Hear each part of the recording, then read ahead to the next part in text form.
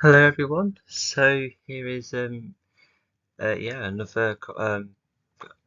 just basically another comic book commentary, and I don't know whereabouts this would be released in, because this is a an interesting one, because as you may have known, the storybooks were created first, the novels were then created as like the superior version, and because the novels were like written first, and then they became the text to speech kind of videos, and then the comic books came along, which had the same canon as the novels.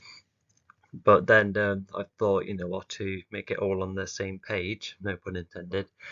They've all made so the main story, as you can see, it was made into a comic as well. So very interesting to look back on this, because I feel like this was actually the last comic book I was making, because there are like some parts which aren't adapted compared to the novels, and because I once thought, oh yeah, better get back to those pages, but then what was happening? I think I was getting distracted by other commentary things, but after seeing that the publicity wasn't very great and still working on what I want to do with the story, sadly this is left as it is.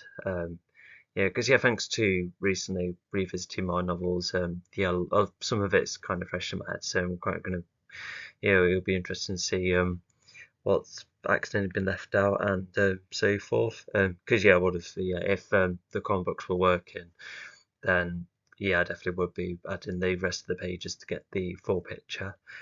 And but also, as you might imagine, in these comics, it's the first time these characters are actually speaking, even if it is just speech bubbles. But even in the animations, it'll all be visual, in some way.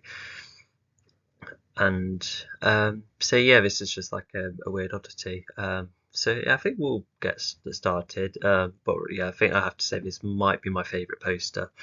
Because called The Main Story, just nicely fitted within Sign for Ears, Vegan in the background, and you can see everyone down there. Like, granted, this is just any title on because Carpo or Vondor have their light blue or jade green shell, but regardless, it's them working with them as well. Sammy Nicole, Pod, Dion Hale, Wolfer, Pasnos, Fletcher, and because as you can see, it has. If I could use the pen actually, creates this nice little straight line. In the end, you have Avenue stands out, and Titran stands out here too, and even with Zone 4 up there, and the titles there, so it feels nicely placed. Because who knows who? I think I will be doing posters when I've created enough shorts to then make a full film, depending which scenes are which. And once again, as you can imagine, I'm continuing to make this my trademark. I think I already talked about the backstory about that used to be a logo I used to use when I was very younger. Then I brought it back, for this very thing, and it's 8-bit as well. So I just thought, it's like a little trademark almost, and Ian, as you can see, the title is it's gone by the elements. And he's even gone by book order. Like, whilst that's the black are just like a nice starting off colour for both word, and then because of how this word was fitted, there's this all element colour there, but the rest is living offals, promoter, and vibra. The colour of the elements in that order when reading book 1 to 4, but if going from book 1 to 5, then it would pretty much be that colour. So quite happy with the colours, and even the letters are quite well translated. I don't like the diagonal letters as much, but regardless, they're still rather cool. I just really like the I think like my favorite poster, and it's even like nice and straightforward as well. It's really cool. I would definitely look at that to think, wow, how nice. So we'll hop onto the first page and see what it's like. So pretty much the first page of both the novel and the storybook. Just introducing the three main players. So you have Arvin there, Nicole there, and Pod here, and you can see how they're fighting their own flame mode pretty much. Flying or getting knocked back. So it's some action there, and there'll be a lot of repeated poses. Some far more reasonable than others. So we'll just wait to see. But yeah, that's meant to be the base, and this is the field. And it's like a nice glance at first, but yeah, I think this should have been more detailed. Should have like a couple more trees or something.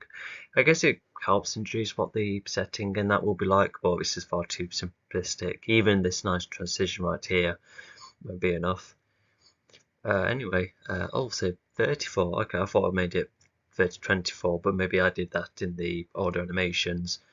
So it's 3034. When the Earth starts to get bombarded by aliens, Earth now has an alien team of their own. So yeah, just like a quite effective starting off point. It's just pretty much the premise. And yeah, can somewhat tell Nicole's alien, no, Nicole's human, and the other two are aliens. So she says, well, if these attacks are going to increase, uh, we need sorry, better teamwork than this. So disorganized. So it's just already hinting about how the team will grow eventually, and yeah, how yeah, I guess you can see how disorganized, well, it partially is.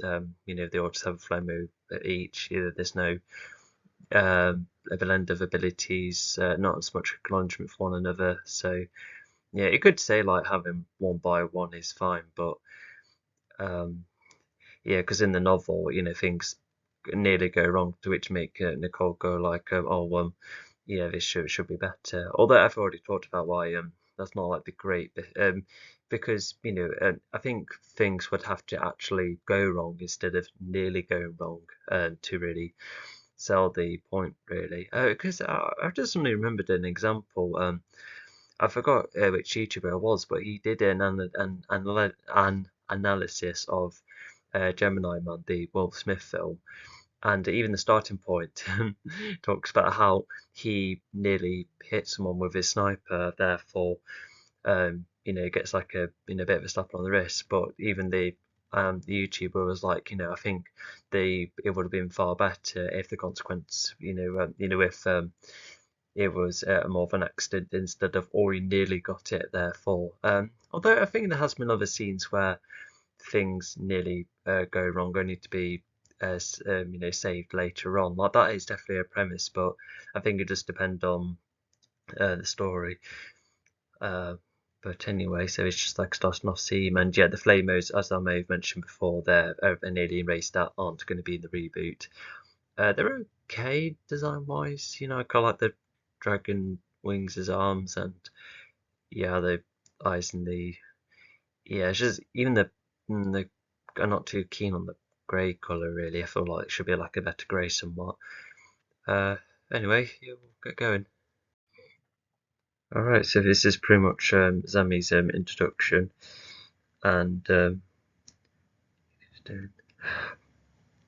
oh, oh gosh, I just remembered something. Let me just have a quick look actually. Sorry, I'm good. Anyway, so yeah, this is pretty much the page that introduces both Zami and Rectron. So Zami, poor lad, isn't saying a word, but anyway. So Retron saying, right, that's enough of your antics of zapping my other inventors. You're out. And then Mike being like, Zami, I know what you are, and I know where I can take you. Retron, keep an eye out for the out for things for you. So okay, so that last sentence is when Retron just keeps an eye out on everything. And I guess Mike would say that because with the flamers coming back earlier, there could be a follow up to that, which could be inferred in subtext. Unfortunately, we don't know what antics Zami did, so he's just pretty much getting thrown out. Because that's another thing I've seen film scenes do. A character like just get immediately kicked out. That's the first thing we see of them. And whilst we don't know exactly what they've done wrong, but if it's like better for pacing, then fair enough. But yeah, it's just often better shown, even if we do get the visual of seeing anyone get kicked out. But yeah, regardless, so Retron's like, although yeah, even the zapping, we don't know whether that was antic, so it sounds intentional, because Amy did intentionally zap others as like a revenge kind of thing. But yeah, but this speech bubble doesn't sound very natural. He's just like, "Oh, a very quickly I know who you are and I know where I can take you," and then speaks to Retron. So we know some names, not Mike's yet. But yeah, even this page is a tad mundane. It's just yeah, this definitely needs to be a more of an effective introduction. Yeah, actually have it in the eventer room, after somebody accidentally upset someone. Yeah, because yeah, this is just all information really. Yeah, nothing that really strikes engagement. Yeah, not really. Yeah, it's a bit too blatant at times too, which yeah, so a real shame. Yeah, you might have guessed that because I know like like filler isn't like good, but you do need enough context too. And yeah, this however yeah, this context isn't very, like I said, you're just not very engaging. Even if there's like simple bits and bobs, but even then, a lot of things are just kind of left in the air. So yeah, I think another page or even two would be needed throughout this segment. All right, we'll just pop into the next one.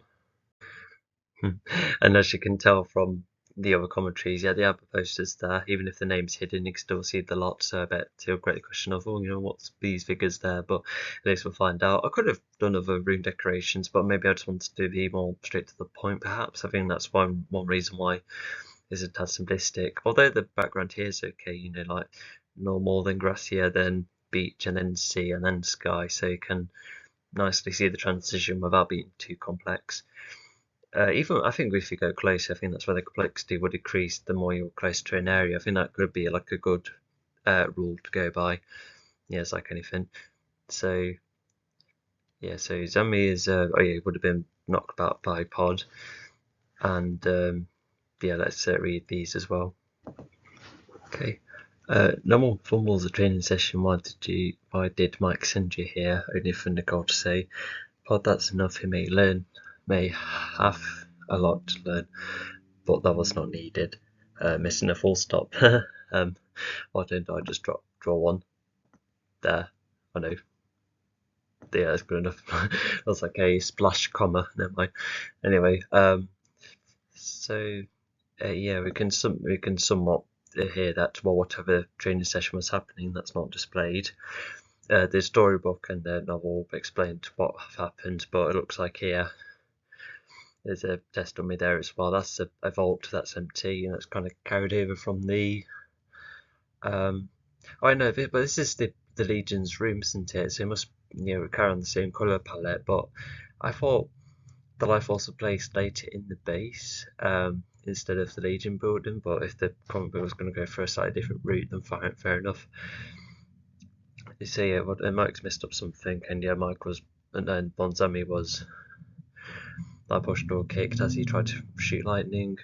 Pod is meant to kick, but unfortunately, that that leg of his is covered up by the speed bubble, unfortunately. Should have paid more attention to that, never mind. So yeah, fumble transition, what did Mike send you here? So yeah, even that's like an intentional question by being like, why did like he Zambi's inexperience, probably been a bit cocky, and so thought that's where Paul's like seriously, but Nicole acknowledges that like she says, a lot to learn, and yeah, and Pod didn't need to be that aggressive towards me. No need to fight him in that manner.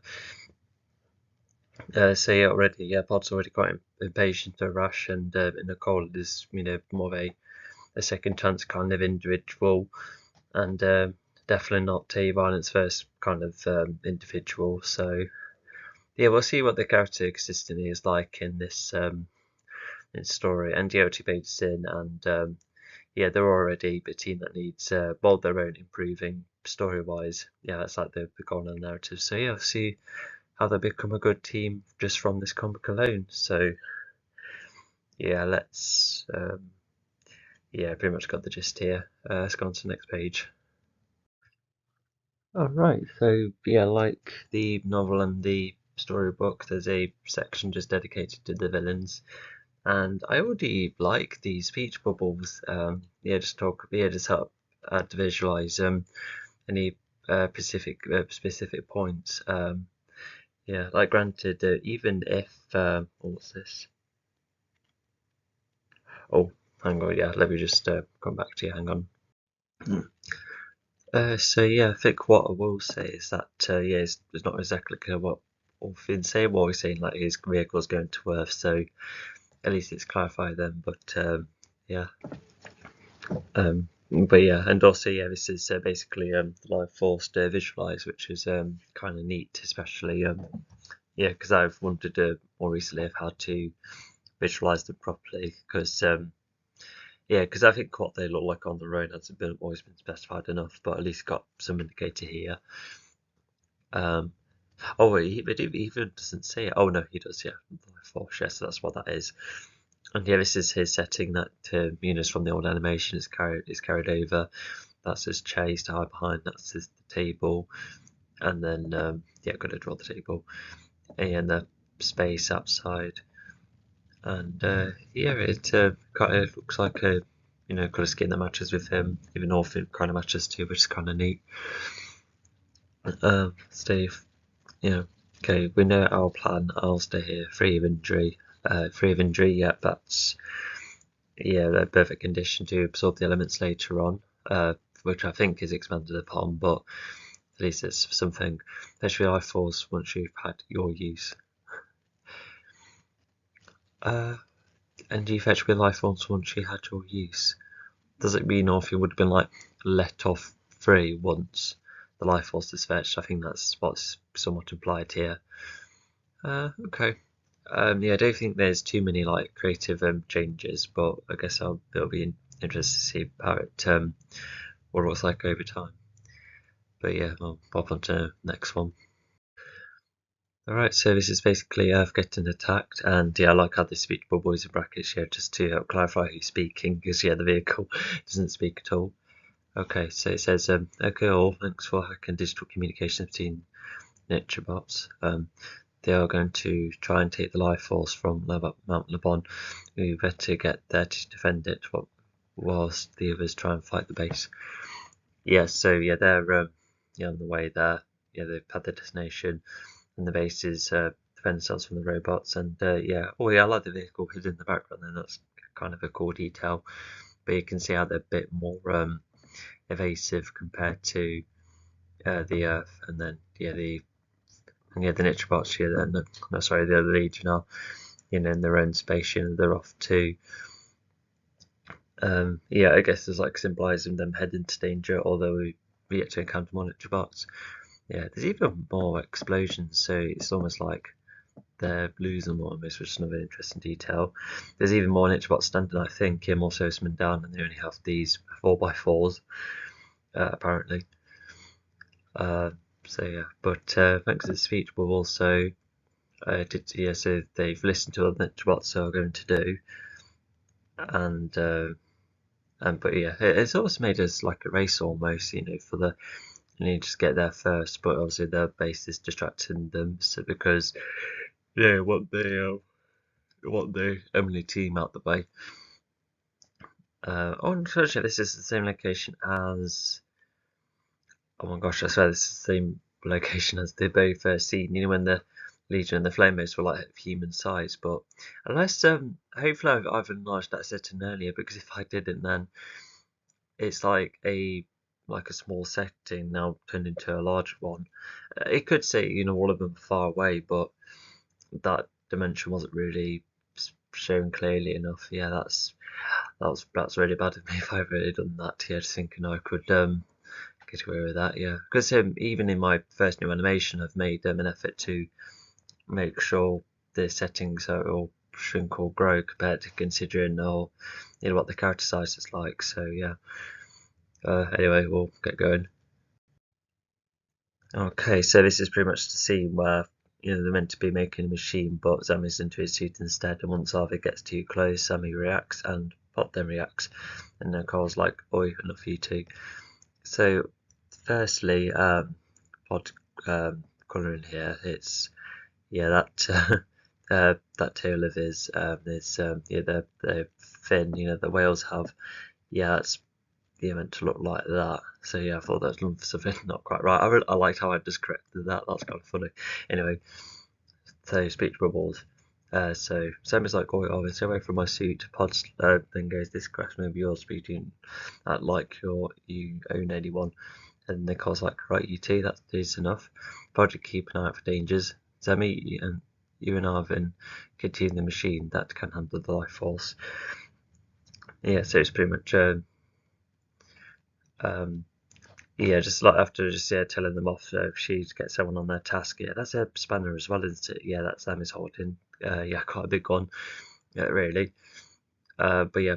So Pod's gonna be looking out and about, and so Zemi and Arvin are in their own area. So yeah, everyone's kind of separated, but it's like almost like a small start in the whole teamwork and bits and bobs. Yeah, and um, yeah. So yeah, even the story is the first hint of more this version. It's a quite a undercooked version. I think it's just pretty much seeing what it was like, until. Because yeah, this is almost like the first draft of this particular story, because would have been updated, with additional pages to make sure all of the story bits are filled in. Definitely the main events have been covered, but as we've already gone over, yeah, there's a lot that could have been covered. Although, yeah, even this version of the story doesn't have Zami like leaving the building and need to come back to the Legion. It just looks like they're all stayed in the area. And yeah, near the niche bot's gone straight to Earth attacking them, and then Nicole, yeah, we're going to see him, after hearing the niche bots are up to, they just go to the life all straight away. So it's like a snappier, quick version of the story almost, but in a way that's not quite the best. I still think the novels are the best version, just because of the amount of detail that's gone into. Keep an eye out for dangers. So yeah, we all do know what role it is, and a machine that can handle the life force. So yeah, even the word handle is just hoping that the machine can definitely, um, go, yeah, just absorb a massive amount of power. So it's just showing how much of a big deal the life force is. So yeah. Yeah, other than earlier with the Zami stuff when it was getting first introduced, yeah, I think these more specific parts are okay. It's like this is almost like the bigger storybooks. I remember the storybook, every single one was down to 37 pages each, I think. But with this comics, because it's pretty much all in one, it's yeah, it just somehow feels longer. Because if this is 108 pages, this first and only version of this comic, then what's 37 times 5? That's 185 pages. Oh my gosh, how did I create 185 pages? That is mad. It might have been less, but I swear it's 37. So 108, yeah, that's really small actually. Yeah, we talk about a lot of potential scenes skipped or missed, because even the storybook covered a couple of scenes, well, like a couple of pages dedicated to a couple of scenes. But yeah, I think this one is a lot more specific, specified. But anyway, so Sammy in this speech bubble, yeah, you can definitely tell he's possessed of his own suit, which there it is. And yeah, Sammy has a much better alien design. Yeah, you see what I mean in the storybook. No, sorry, the updated animations. Part two, ever say, yeah, he's like, oh, maybe on your turf. But even that last line is interesting, because I think it kind of hints of Pod's history, because he used to be just misled by an authority figure all the time.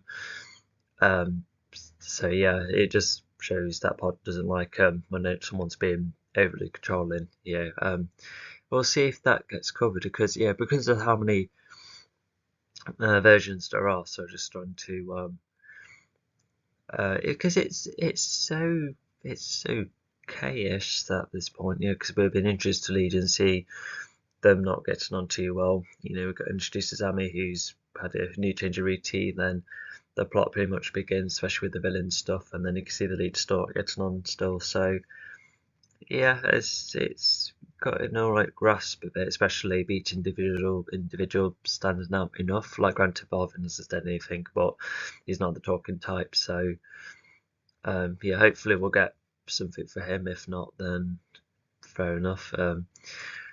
Yeah, we'll pop it to the next page.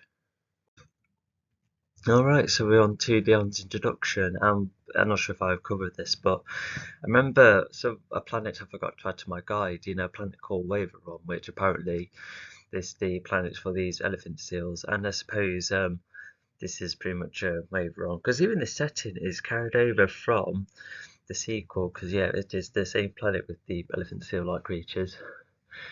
Here they are, yeah, just yeah, slightly different in their design. Sorry, I lose my breath again. Right, and in here, uh, so like I say, it's Dion's introduction, and here's some foes that fight against. Yeah, even this comic did get me to create some new assets, like that unfortunately can't quite see because of the speech bubbles, but I remember the legs of the robotic creature being kind of cool, something a bit like that. So it's like like a cool walking vehicle of some kind. But yeah, I don't think this is. Oh yeah, but not. Yeah, I don't think it'll carry over in the reboot because of the. Uh, what am I saying? Should I? Yeah. Sorry, just charging something. Anyway, yeah, in the reboot, yeah, a lot of the aliens, it will be a bit more fantasy than some sci-fi, as in Earth will have all the technology, and the aliens will just have the yeah, all of their supernatural bits and bobs, which yeah, I think can create a couple of interesting dynamics. So yeah, and even the aliens, because when you look at the novel and then read this, I remember thinking that the adaptation has carried okay. It's just because even this specific alien race and the vehicles that walked in, it was definitely like something I was going to create on the spot when I felt like I should have made more time and effort to make more aliens like these a bit more interesting. Like granted, the Vulcan suit is rather cool and could be like maybe the vehicle design itself could carry over, but the aliens not so much. Because I always had this idea of I forgot what the alien race I came up with. They're like made out of a load of boulders, and because it's boulders all connected by one tentacle alien. But as they disguise away from Signfall, they will then abandon all of the boulders and then go inside these suits, as these, and that's why these aliens look a tad odd, just like loaded legs and that. So yeah, it's a cool idea, like another way to pie from Signfall, I suppose. By ditching all the boulders which they used to attach themselves to, but might not carry that idea. I suppose we'll wait and see. Anyway, so what's this introduction doing for Dion? So Oh, hang on. No, Vin the Goose incident first. Okay. Oh no, it's the Ultimate Guardian, to which is I think what's that? I think that's his name given in the novels. But as I'm breaking them down, there, I haven't seen that yet. But it's still an idea I've always had in my head. Because Dion does zoom around all this space after all. I wish we didn't do this task for Zion for. So yeah. So Dion's given this massive title, even just calling them that, they're like aware that what they're doing is wrong if he's like the guardian or referred to that, because otherwise they would have scoffed at the title or like the rumored title, because they probably don't know Dion's true name, but maybe something a bit more interesting than Ultimate Guardian. Sounds like a first draft name, unfortunately. So I wish we didn't do this as Death Design for. So yeah, so it's definitely hinting a bit of reluctance. They're probably doing it for their own survival, or they were just getting on fine, but then Dion scared them. Yeah, it can be any reason like that. So it adds a bit more to the Design for goons here. We already seen a variety of them who he works with or who has hired, etc. I wouldn't say hired because there's no economics involved, but yeah. But yeah, in the meanwhile, in the during this, Dylan then says to himself, "I sense the attack. I sense the attacking Earth. No, it's Earth getting attacked. The attacking Earth. That's not right. Anyway, it's time to sort them out once and for all. Once I get a star to regenerate. So, um, yeah. So yeah, the star rebuilding that's hinted here. so that's how he can mend himself. Because yeah, he's not like the most robotic looking character, to which I think he should be actually. I think if I definitely could do make him more robotic, like look how machine like all of this does. So yeah, I feel like I could do something a bit more. Since the attack nerf is tanked. So he just senses Earth getting attacked, doing it despite what the sentence says. And then the sorting out the niche bots once and for all. Because even it could be like a bit of a mystery thing. Oh, actually, no, it's not mystery. No, because these, because of the label and these geese are word for design for, so we already know that Dion's another good guy. And even the way he's positioned, he's almost been like, defending this lot, even if they don't really have a say. They're just not like a load of wildlife, or they're just fighting one another. So yeah. Right. I think. Yeah, neither the pose he has, neither the guns he has. Yeah, it just makes you wonder what he can do ability-wise. So, yeah, well, I think before we move on, there's bits and bobs about the setting. Yeah, I feel I would have talked about this in the sequel comic, despite because of the same setting being carried over, and you can see, a couple of islands, a couple of streams, even a bit of waterfall there. So, yeah, I like the area. I think, yeah, not too complicated to look at, but I do wish these speech bubbles weren't, hiding, assets like this. But never mind. And yeah, after having a closer look, you can see that Dion's right here, helping the Legion out. But yeah, like Nagor's defended himself from a laser. Sammy's down. Pod throwing the trident. I quite like that. That's probably the highlight. And now it looks like he's doing something with the life force against that Nutribot there. So yeah, it's some variety in the action. Yeah, I quite like these bits and bobs. Yeah, I don't know what Dion's done, but it's reminiscent of that Nutribot there. So yeah, Dion's definitely wrecked it. And the Atone is being flipped over. And yes, this is the same rocky setting as the old animation, so that's carried over too. The same can be said with the novel videos, but those novel videos were made first, and then the 8-bit comic was made afterwards. Anyway, so Zami's like, oh gee, I thought my gadgets would be powerful against them. And Nicole says, oh no, they've overridden the ghost mode. Please keep an eye on one another. Our ghost mode, so yeah, would have meant we either had a vehicle hidden, no need to be unhidden later on. So yeah, if Hackens involved, then yeah, fair enough. And then then Nicole's like, keep an eye on one another. So it's like, try and work as a team properly, in a more serious situation. So yeah, so just emphasising that, and they're doing okay. Yeah, it looks like no one's been any proper danger. And yeah, whilst we see like a couple of hints of Zamika's gadgets here with the lightning. So he must be thinking, oh yeah, they're probably not good enough in this scenario. And even saying, oh gee, that he's more informal, so that gives him a bit more personality-wise. So yeah, he's overestimated his his abilities, and Dion right here, so he says to himself, no flight, I would have to protect this new alien team. So yeah, because it's unfortunately not specified why his fight is gone, but yeah, because it is due to the energy shot he got earlier in the primarily in the novel version. So yeah, like I said, yeah, sadly not specified here when it should. But yeah, regardless, yeah, so Dion's part of this team now for a bit. So yeah, even the black brackets here sounds like he's saying that quietly to himself, and then so just touch to himself again. Unless he says that out loud to the others, I can probably still see that happening too. Alright, we'll hop on to the next one. Alright, so yeah, even this this page hasn't been edited whatsoever, aside from the speech bubble. This is talked about in the novel breakdown. Yeah, this image, the Earth, space with the stars, which isn't my favourite, but yeah, the star background looks a bit basic. Yeah, because it was actually quite tricky to create style using 8-bit. Yeah, because I did want to make them a bit more prominent, especially when the likes of Dion got hold of them to help himself regenerate. But yeah, here's the spaceship there, so that is just hovering around the Earth. And then Orpheon, yeah, there's no, it hasn't. Oh, wait, does it say about?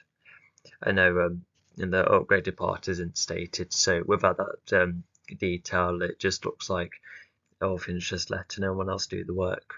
Unless, but you probably can infer that, if the Legion did make it, then they're like, oh, no, let's get some help. And you can see these, I don't know, radio waves and all of Azarmthor's goons, yeah, Ravicon, Morla, Gekron, B, and Astrodon.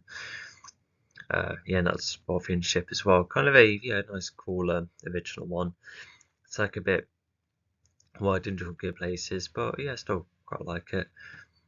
So Orpheon, he says, he's chatting with Zymfor, some small yet varied faction fought off a craft full of mine bots.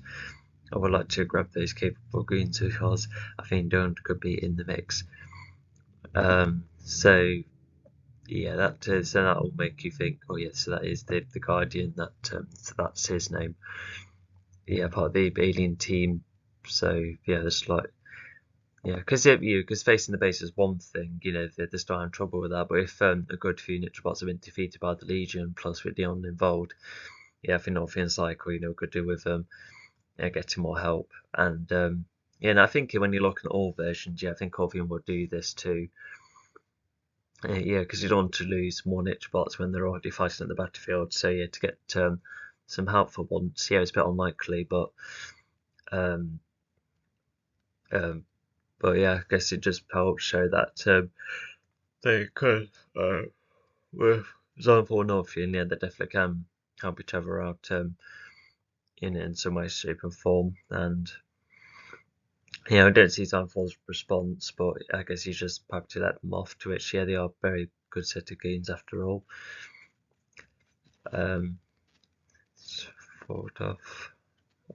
Because even with what they look like, these radio waves, even though they just look like they stand on the radio waves, they should be a bit more transparent. Something like that, to communicate that better. But with what they look like, who knows what they're capable of. It's a bit of a mystery. And I don't know how many times we're doing that. But it's more yet varied fraction, even that's like I've described in in the air kind of way. So if Orpheon's like, what on earth is this? Although how would he know it's varied jet fraction? Did the Nitrobots they explain that that it was just a variety of beings instead of because all the servicemen they all have the same abilities but not this legion. So but whoever told Orpheon were like, oh did you know about this? So yeah. Okay. Let's go.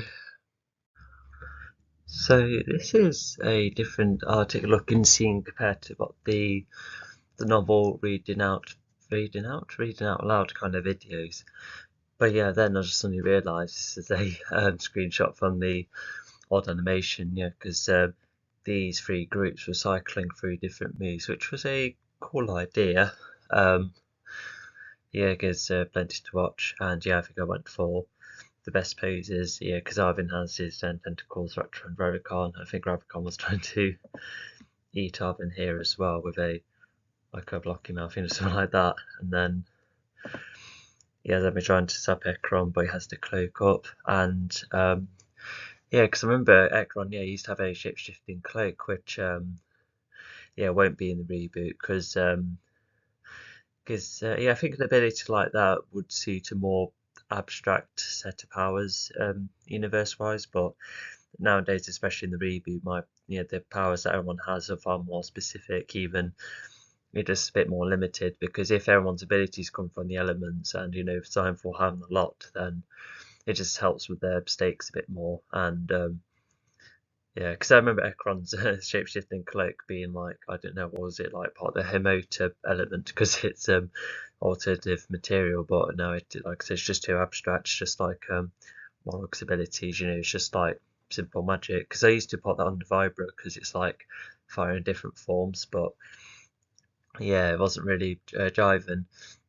And but yeah, that's Bestrodron using his gravity powers to zoom pod upwards, which is yeah, fair enough.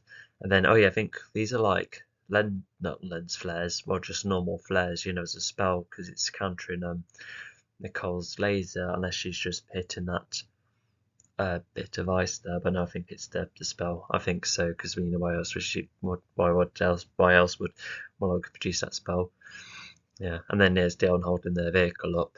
Also, doesn't realise. So Dion last time he was like, "Oh no flight," but now he's like, "Oh, the flight's coming back." Uh, but yeah, so at least it's been explained what he's doing. So you can see that the vehicles, falling down, and flight's coming back. Vehicle in ice is steady from my grip. So yeah, that's good. He'll be able to get it out soon, especially if the flight coming back. So Nicole here, shielded up with a blaster, and she says, "Yes, Semi's training has paid off. Look at all this unity. Not as much unity compared to. It's not. I feel like the previous page showed a bit more, teamwork, but I suppose it's just that stage of the story." But in Monica, these are also varied and difficult. Seinfeld has another problem. Yes, he does. Yeah, Dion, Zamu, all the other elements with the Titrans, yeah, he's just already a lot. So yeah, this Legion could, because I think Black's a Moloch, I think he's aware that the Legion could end up taking all of this down if we're all not careful. And so you can always see that potential, which makes the Legion potentially fearsome, even if most of them are like new fighters almost. Because only Pod's like the experienced fighter, and so is Dion. But yeah, just see what a variety. Yeah, did I wonder about putting Pod in the flashback of the war 100 years ago? No, that was an idea, wasn't it? That I think I discussed in the novel breakdown. So yeah, but yeah, a story like the Arctic setting here, you get to see the edge of the ice, and then you can see how that edge of ice is the same colour, and then the sky and other ice and breathable sea and these ice parts. Yeah, it's like a nice, very dirt location. Yeah, it's looked quite nice. Yeah, just kind of make the Arctic probably one of my favourite settings. I'll probably have it as like a primary Earth location in the reboot as well. Yeah, it's just something about the Arctic which is really cool. So yeah, it's just a lot to see in this one, and I think we'll let's go next.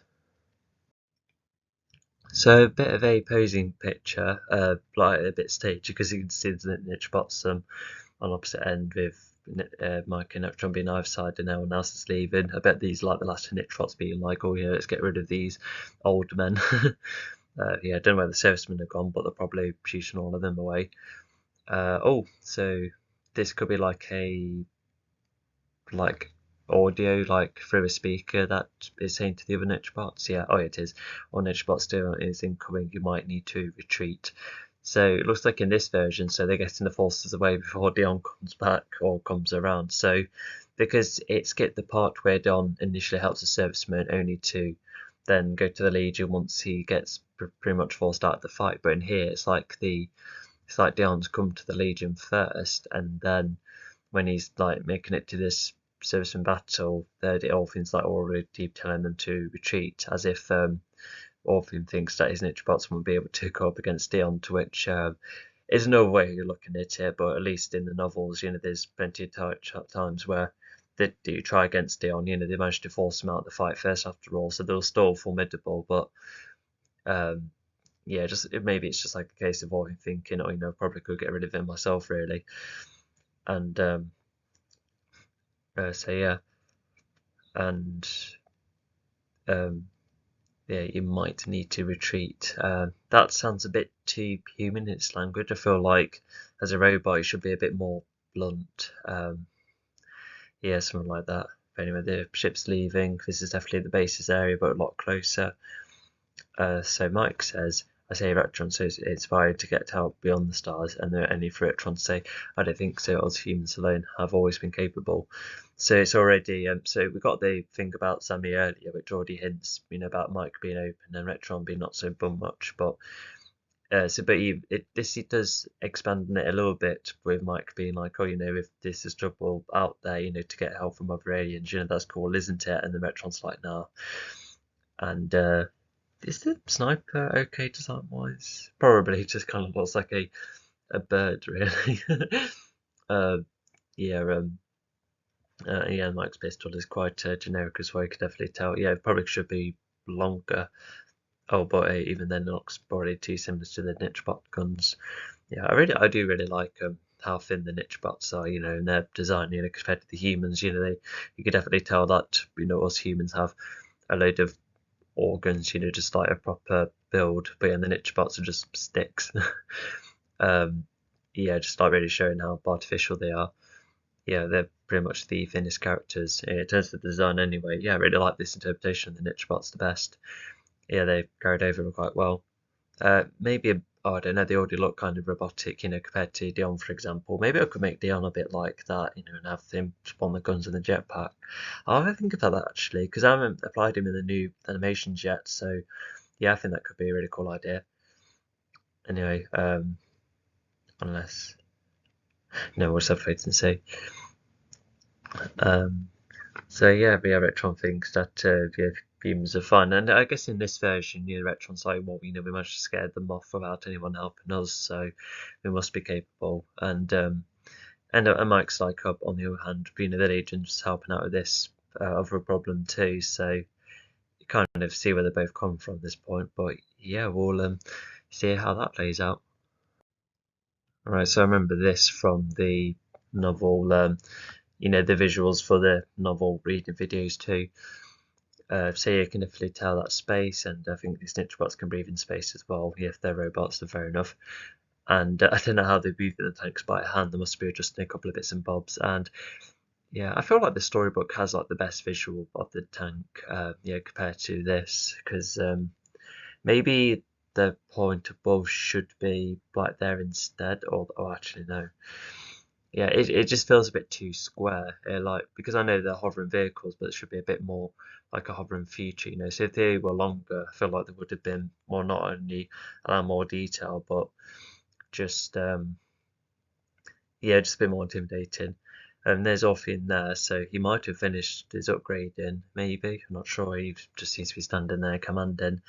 But regardless, but also not to mention, even if Orphean looks drastically different compared to the others, I still quite like his, how all of them have the lime green eyes. Even Dion has that too, which helps unify them a lot better, despite all looking different.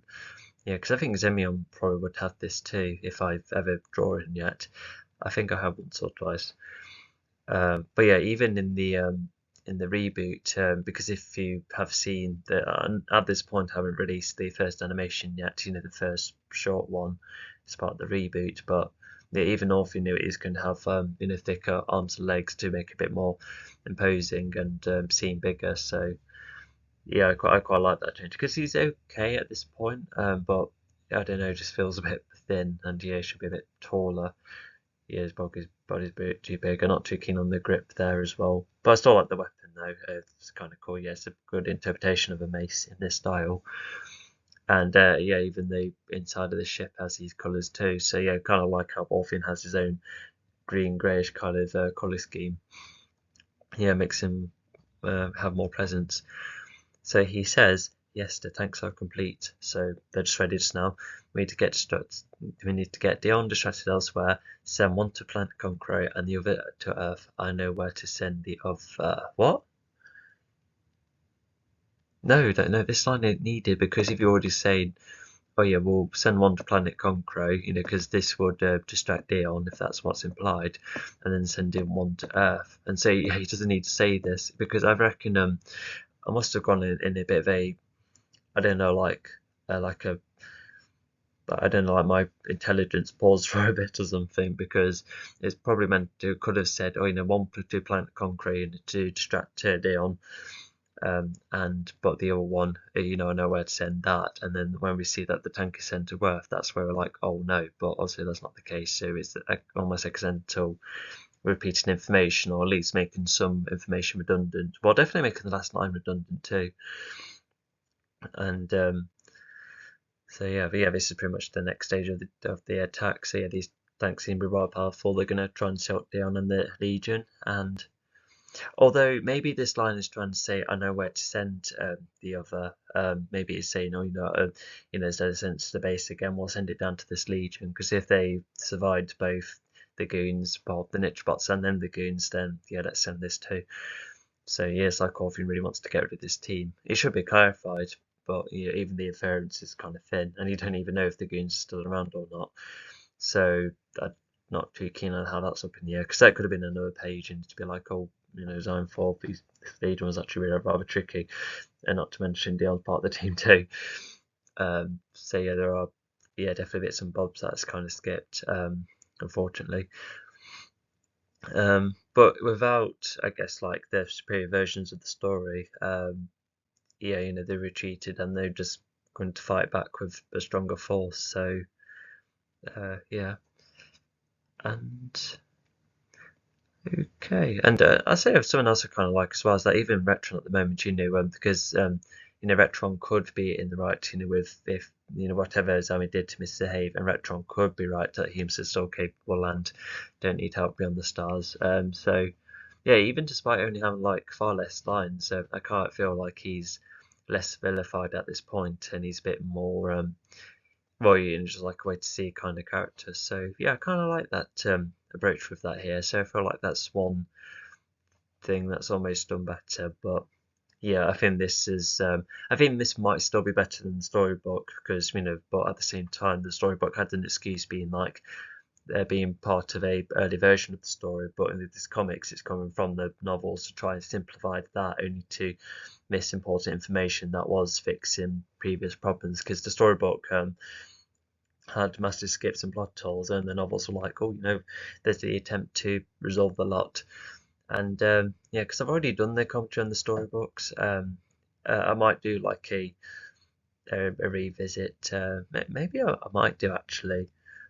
Yeah, we'll just only talk about the plot details, because I've already talked about the drawing side of things, so that is an idea. But if you like look at the storybooks and then actually no, because even the novels, talked about the bits and bobs I missed from the novels, and well, yeah, what elements the storybooks were missing in terms of plot details, and only to come up with new ones for the novels when it was getting updated. Anyway, sorry, I'm getting a bit of a rumble here. We'll get going. Okay, so it's Nicole Shue speaking this time. So yeah, the Legion, because seem have gone into the mountain, they got hold of the life force. Probably no problem. There's no obstacles. Yeah, there's no talk about the defense around the mountains, so the mountain's left unguarded. No, there's no secret door that was in the novel. The novel also talked about what's inside the cave and why it was a struggle to get in and out. But there was like they just went in, went out, but they're still fighting a tank. And yeah, even because they're not even running down the forest, it's like they dropped the life force already, and it's already tangling around this tank. Which yeah, I think that's an asset from the old animation, because yeah, one of my highlights in the animation was to see the vegetation crush the tank. I really like that. And yeah, even Arvin there, he's trying to jab at the tank itself, slightly amusing. Let's have a look. So Nicole says, oh, okay, we have the life force, we've got to go back to the base. So at least when they're going, and we could probably infer that's the machine doing that as well. Yeah.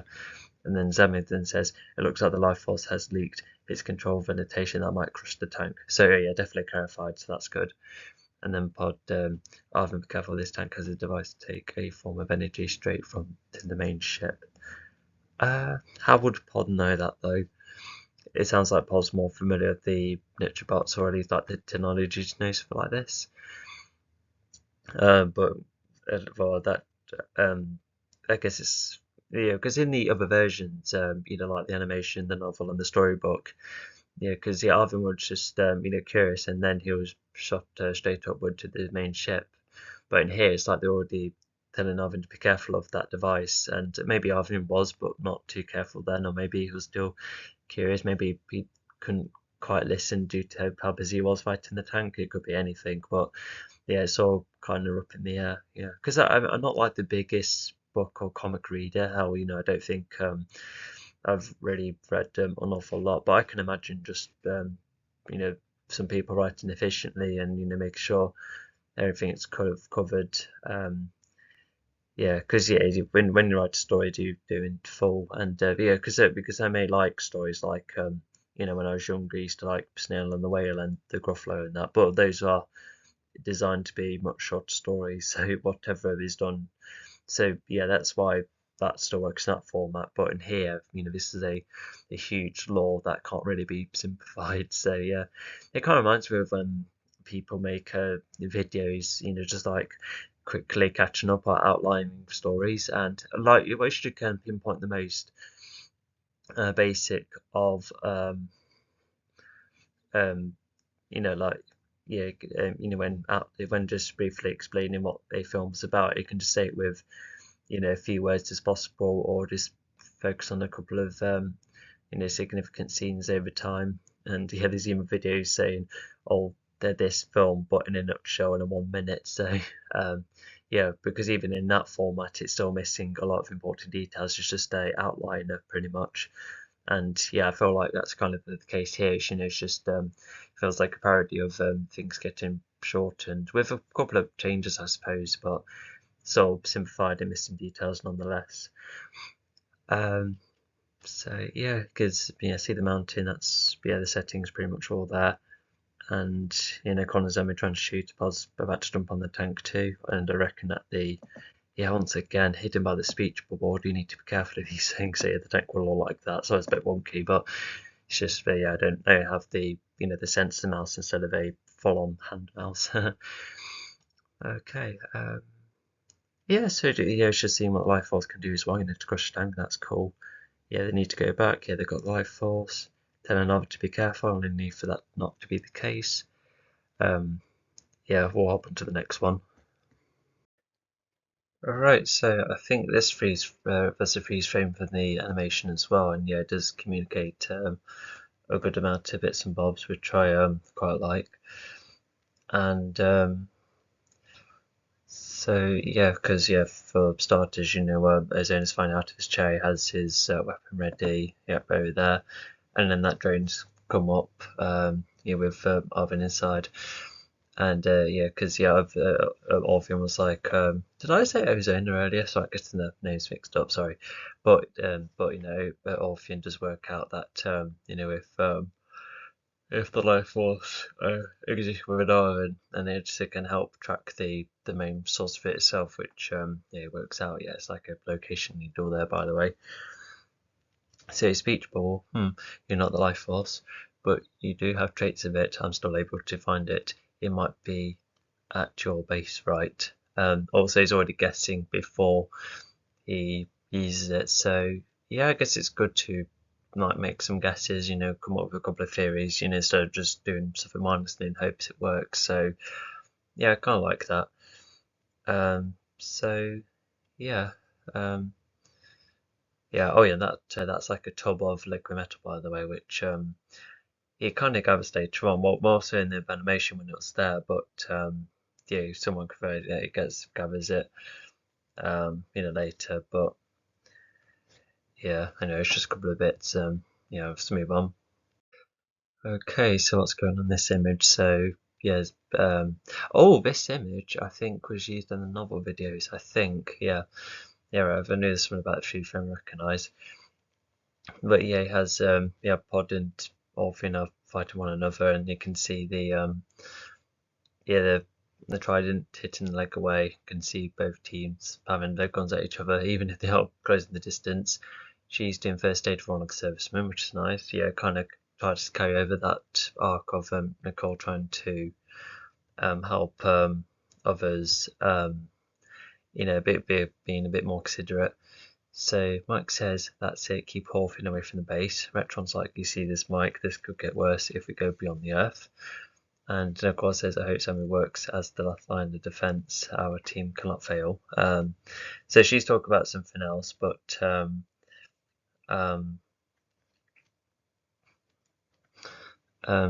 so yeah, like not what the other team men are talking about, but yeah, she's just hoping that Zamin does yeah, that does well, and it does try its best, because in the novel, because if you remember, well, I'm not sure which order these countries go through, but in the novel, yeah, Sammy loses life force because he tries to save Mike, which is an honourable reason.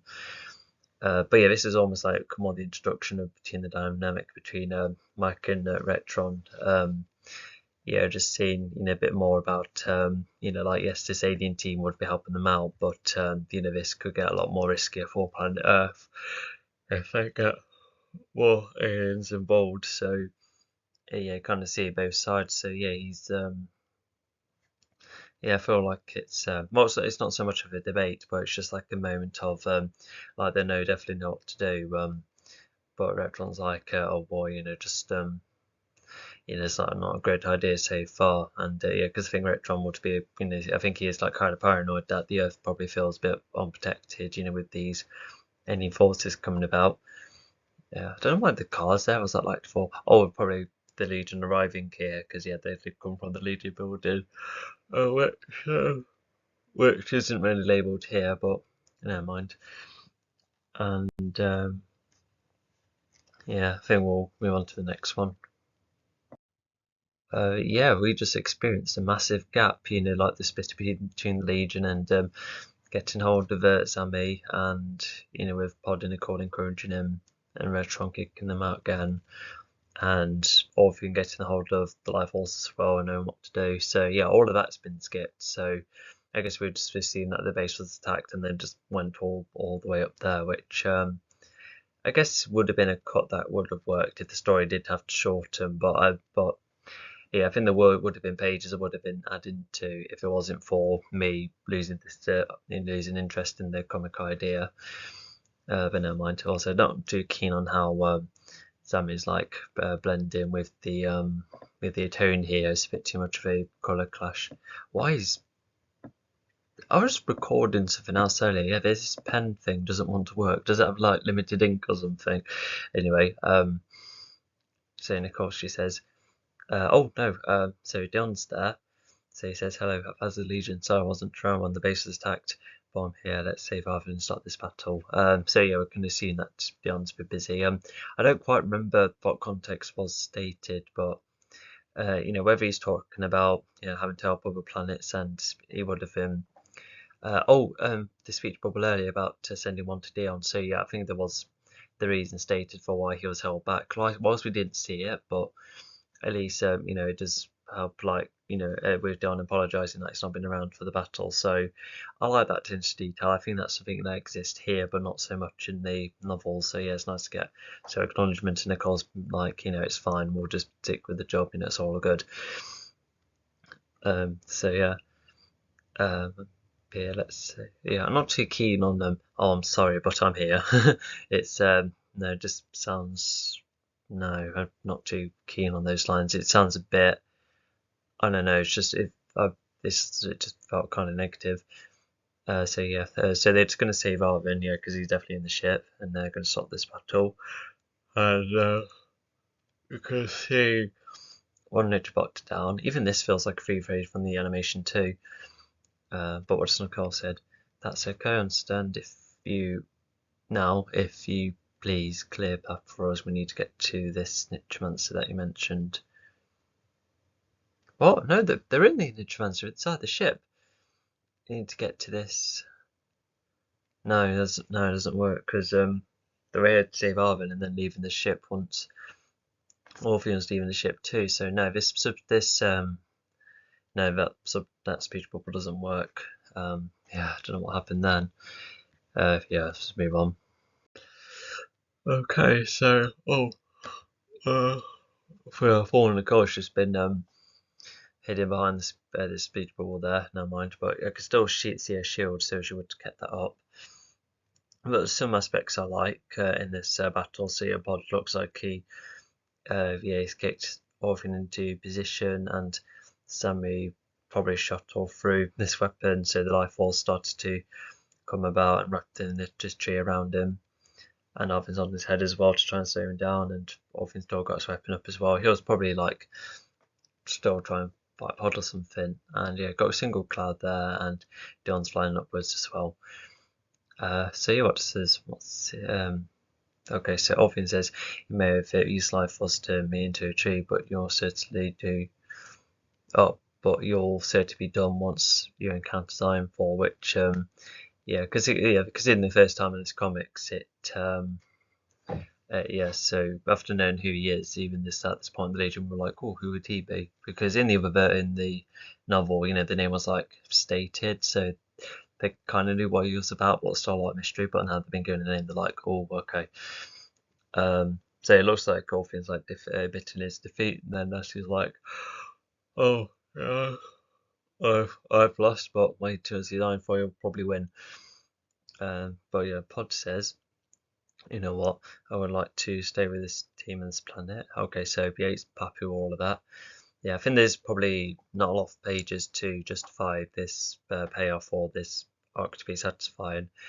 Yeah, it's been quite some time since I was doing the other pages, so yeah, we can assume this is a tad underbaked here because it is missing, you know, skip the low point, so that's already making it not functional. Because yeah, there might have been times where he was like, when this team is fine after not getting on with Sammy and being fed up with being moaned at by Nicole, but even then. And then Dion said to himself, right, it's time to wipe the rest parts off the map. I'll be the last one, which is, yeah, which will be true. Yeah, all of that's true. And it looks like the whole space battle is done, and yeah, the ship will be wrecked. So, yeah, so we don't exactly see it, but we know at least we can infer it here. So, yeah, let's get going. Oh, yeah, they're at the top of the mountain, by the way, which you might infer from a lot of the other visuals I've created elsewhere. Okay, so this is like cutting back to Zone 4. So yeah, this is the Deep Fortress again. So monologue's like, Zone 4, monologue here. Ekron has just come back from Earth. Orphan and the Chabots are no more. And then only Zone 4 looks a bit mad. And he says, which means life force is still kept away from me, just like the rest. Now we have a new enemy. Yeah, so that's talking about the Legion. So yeah, because it did skip the part, and now they were like, you know, even these goons lost the you know, in the artifact earlier. But I think that's something you can somewhat infer, you know, that kind of acknowledgement. But now we got to confirming that Time Forward definitely has some problems with the Legion. And yeah, looks the goons may have made it because, you know, one of the names is mentioned. And yeah, Vecron being a spy as well, so that's stated too. And yeah, even though this is like the end of the first book, this still works like a very good hook for the story. You know, all of that still works as like one big story because, you know, after all, at the end of the fourth book is like the definitive low point after all. So yeah, um, okay, yeah, it's just a lot of handy information. Yeah, we'll get going. Uh, it looks like they visited the president. Yeah, I think so. So that's the base there. Does that mean that his house is like right, not too far from it? That's a bit, you know, with both being close by. Okay. So the president says, "Hello all, I'm the world's president." Yep, that's introducing him. Thank you for your efforts. I'm certain to admit that you are the official legal team of protection. Okay, jolly good. So yeah, that's just been confirmed. Everyone will be happy with that. Yeah, there's no Dion. You can sort of kind of infer that he's trying to do all sorts. But anyway, yeah, let's get going. So yeah, this is pretty much the start of book 2, as you can see with that paragraph on the left. So it says, a couple of weeks later, the Quarros, also allies assigned for, held the president hostage as the attempts to weaken the Earth. Weaken the Earth, is that? That's not quite the right sentence. It should be, in order to draw the Legion. That, you know, that was like the original point. So yeah, ignore that last sentence. That's nonsense. So we got a somewhat decent fight, and I think this might be for the novel as well. You know, like a visualization. Yeah, the salesman coming in, president's transparently behind this window. Yeah, and I like how the house is somewhat translated from the storybook, but not much. A lot of part of this setting is though. Even there's a lot of size inconsistency as well, because they shouldn't be as big as they are. No, not with the president's there. No. So I was trying to go for him, and Nicole's knocked one, and Mike's managed to jump over this laser blast. That's funny. Arvin's head looks bigger, so that's going to yeah, he's going to one-trap the alien. And then Zami has this round lightning. This quarry up there is uses anti-gravity, probably tracking him down. And Retrondra's probably going to shoot at any of the quarries here as well. Oh, so Zami's like, all of these are so hard, I should be more powerful. So that's right away setting up about Zami wanting to be more powerful. So we'll see how that continues. And then Retron's like, it can easily take my credit, I should be the one saving him. So yeah, it feels a bit undermined. You're not being able to do much when the Legion are close to save the president, unlike him. So yeah, that's some setup there. Alright, what's next? Okay, yeah, they're also from the visualization from the novel too. So yeah, this is the part of Planet Gidgery with their slash shoes. Yeah, this is one of the casino arcades that they've come out of. Yeah, just simply called O. Yeah, and some kind of idea, get the setting. Yeah, definitely looks slightly alien-ish. But yeah, we've got Ozone already talked to Hailwolf, so that means it skipped the let's see. Oh yeah, they're meeting in the Deep Fortress when Necron went to see Ozona for his help. Well, no, it's like kind of implied that Ozona was just already onto it. Oh yeah, especially when it's being. Oh yeah, so what's said in the speech bubble was kind of stated, so that's all caught up. But yeah, I think it's missing the Legion coming back. Oh, actually no, do go back to them. Okay, so it's caught up enough. So he shouts to the crowd saying, "Almost gone with between you all, and Zynville will show you no mercy." So yeah, he'll arrive, and you can tell that his only works for him. And then he speaks to Hailwolf and says, "Right, one of Zynville's allies has communicated with me. We have a job for you." And of course, we would see what that job later is. So yeah, let's go. So here's Legion building, and yeah, once this is taking like the shot from the first ever scene, I suppose you can infer that someone managed to catch some footage. Although, I don't know, would it be a security camera though? Instead of, because if it was just like a public member, then they would have leaked this alone. But no, the point is that everything got leaked. But anyway, so Mike's there, just let them all know. And yeah, it's like a holographic projection. That's what it's trying to go for, but it's not communicated the best way. And yeah, it's not. I like the soft edges around the frame. I'll say that, but even then. So Mike says, "Bad news team, the many minutes of different footage that was once deleted has now been released to the public. The public is now mixed about this, not to mention we have an intruder." So, okay, that's a bit much. I should have just stuck with the intruder, but no, I just had to keep in this plot, which I didn't really like. Looking back at the second novel, not rather. Yeah, I just thought this plot was a bit tedious and just felt like over stuff in the story in a way. So yeah, not too keen on that. The vault is closed though, so that's keeping the life force still in there. Yeah, it is. Alright, so what's next?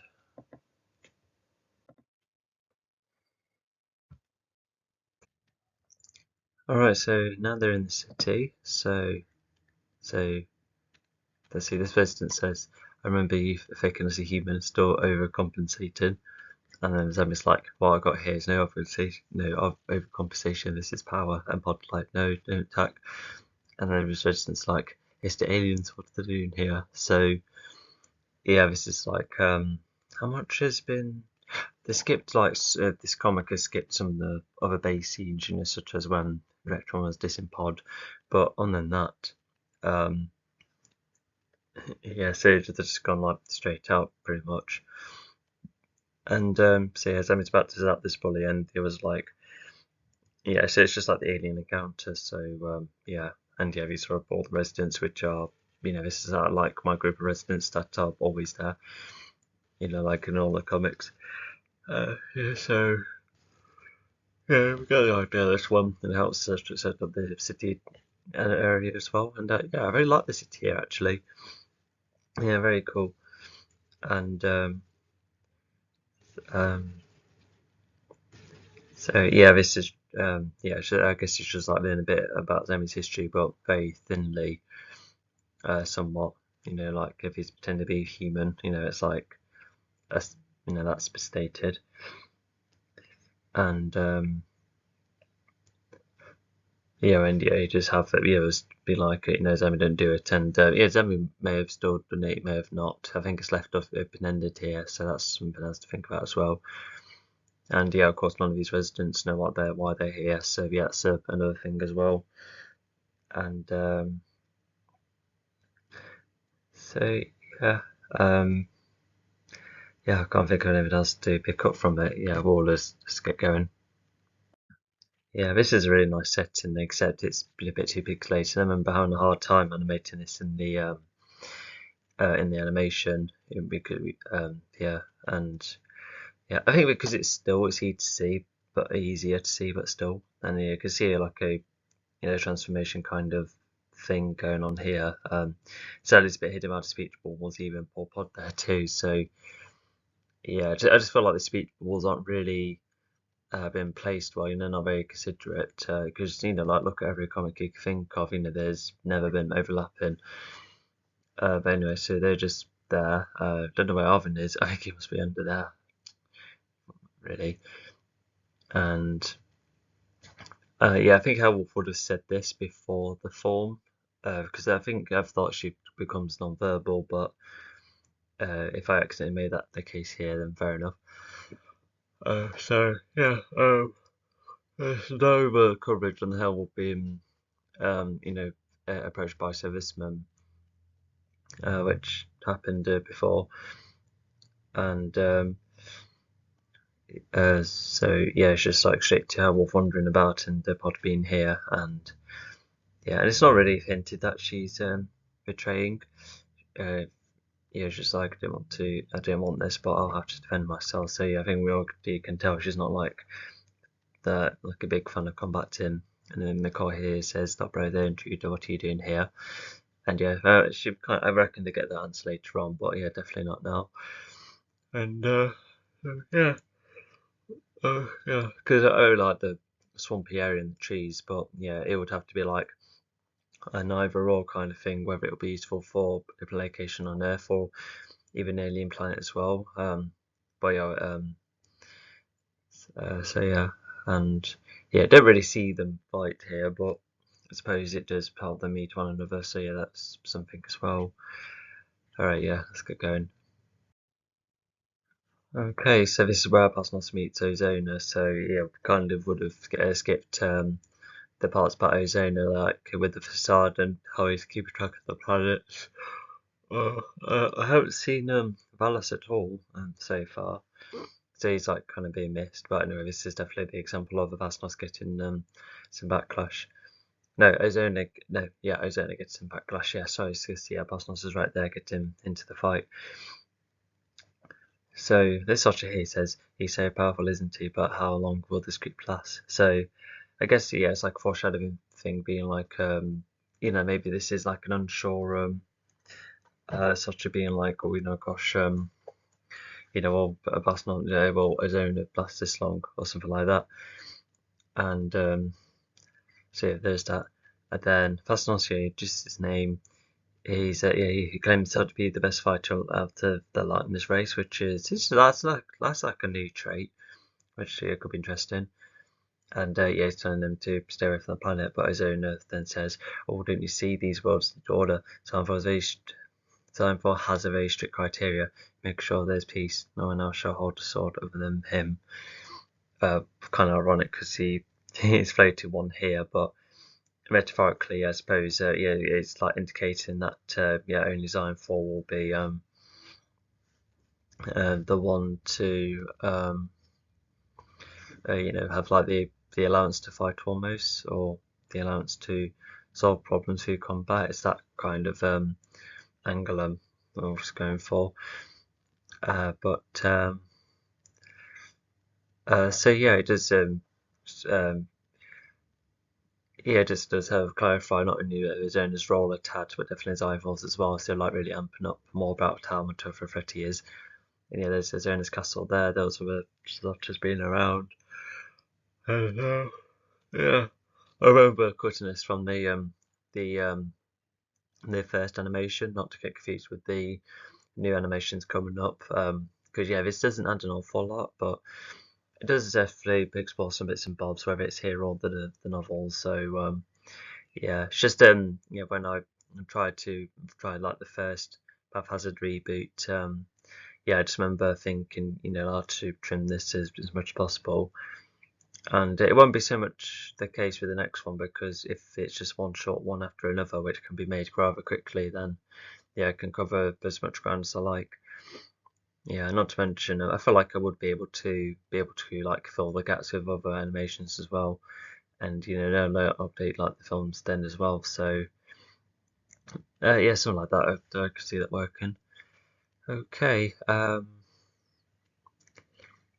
So yeah, I think that's all I can say for this one. So yeah, let's get going. Yeah, back in the Legion building, especially as evident by the upper poster. Um, and then so yeah, I think Nicole speaks us. Yeah, so unfortunately, can't really see all of the speech bubbles. I feel like I made more of an effort with that with the early comic books, especially the first one. But in here, if someone has to figure out which one you want to read first, which I feel like you shouldn't do, because even when I used to read like a couple of comics, I could still at least tell which one to order first, and then which other ones are like background ones. But anyway, so Nicole was saying the company and yeah, time all's tied up. She's like, right, what were you doing on Earth? Our lad resigned for, and I was like, no, I was in Arizona. I've been forced to work for him for ages, and I had enough. I wanted to run away. I was sent to give Earth, sent to Earth to give Arizona its location. I wants to oversee it, and not in a good way. So yeah, that's pretty much straight to the point. And yeah, and with Hellwolf continuing, not to backstab the Legion in any way, shape, or form, yeah, Wolf is pretty much truthful. So yeah, I think they kind of keep the guard up, but not really addressed here. It's probably more of a novel thing that happens. And then Pod says, "Oversee with an iron fist." I don't think so. We better go and see him. So yeah, that's definitely confirming that they want to sort him out. Because yeah, they do. Yeah, they do. None of them want to see power being misused. That's definitely like one of the main themes across the story. And so yeah, center of the circulation wants to see it. Yeah, so Airwolf's just expanding on that motivation and yeah, like her role in the story and somewhat, how she can help lead the others in some way, and all of them keeping their guard up as well. So there's that detail, and so yeah, she seems honest, and yeah, it's just like their next step essentially. How do they go from A to B? And well, yeah, there you go. And yeah, let's we'll get going, shall we? Right, so now they pretty much have their goal. Like it's weird because even this comic card does like the problem where it's like, oh no, release footage, and need to be like, oh, but this intruder's happening too, and the one of the plots gets prioritized, which is um, yeah, it's yeah, I don't like the duality. It just should have been, just about the intruder and then seeing what to do about it. Um, so yeah, got to Zemi sat down with Arvin there. He's keeping an eye on things. And I don't know what they're doing, but they're trying to chat with Hellwolf, and yeah, even she has like a second speech bubble, and you can see Zatra's overtaking this world with Ozona leading too. So yeah, it just helps visualize it, which is rather good. But Hellwolf, so um, oh yeah, so it sounds like she's at the end of the conversation, and not to mention, other than some of them sounding more informal than others, a lot of them don't really have a definitive speaking style, which is yeah, it's like a massive shame. I felt like they should, I think nearly every character should have like their own kind of speech. What words they would like to use. How informal are they? So yeah, but Airwolf, so she's like at the end of the competition, the end of the conversation by saying, so yeah, then I got my race card just because I want to learn how to defend myself, letting the Zona have control of me regardless. Let me guide you where he is. Okay, so now it's said about how Wolf being a guide, which is good. And it got out some details such as it's not really clarified that Herewolf, like traded herself so her race could continue. So yeah, this is like an oversimplified version of the novel chapter, and so yeah, it's just like a bit more about the history and what Ozone is all about, and we can assume that the abilities he has is told too, but yeah, not explicitly said here. And also that the Dutch left Earth as well, just at the back there. Okay, yeah, and we don't, and I don't think any of the version of the story really covers what um, oh yeah, like what has Harold been doing all this time as she was like a henchman, like a reluctant one. What she was doing from time to time. I suppose this last year planet is like an example. She's like an extension. A fear almost, but reluctantly all this time. But I don't know how long she's been in this position too, so that's not clarified either. So yeah, third time coming, and yeah, still nothing on that area. But oh well, let's just continue.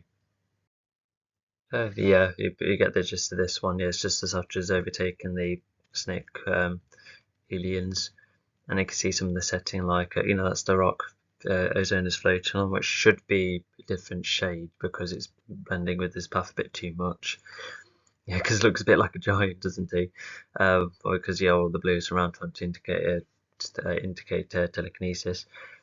Yeah, some in the sea, some in the beach, they're flying above, and yeah, some of the windows. So, I don't know. So they even talked about this in the commentary about how the architecture with this 8-bit stuff isn't very, the architecture hasn't really varied enough, which is also like kind of a shame.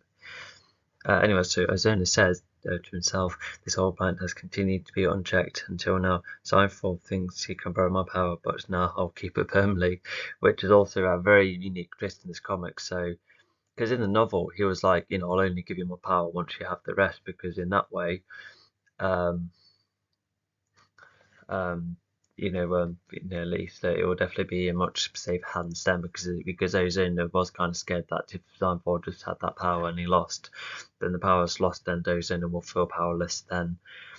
But no, in here he's like willing to keep it, so that could have been like a subtextual thing in the novels, but to say it more blatantly, it's just like a different take. So yeah, he's very possessed of the power, and I can see why. I can see either reason, but in this case, it's to keep his reign, to keep his reign to continue. Just make sure he kept rolling, etc. And I was gonna say,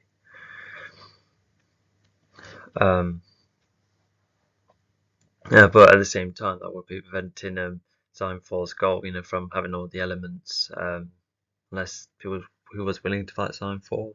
Well, good luck with that. If Signfall had to have got one or two other elements. So yeah. Okay, and then so yeah, it's just an example of let's see, of Ozona like managing to nab another planet, which I don't think was 100% needed, because you already got what they're all about really. So to have it like once, knowing that he's already done it before, it's going to happen to Earth. Yeah, we already got that gist. So yeah, but yeah, regardless, yeah, let's continue. Okay, and then oh well, so they've gone to the cove and probably met the Tengus briefly, and then Valis just appeared then too.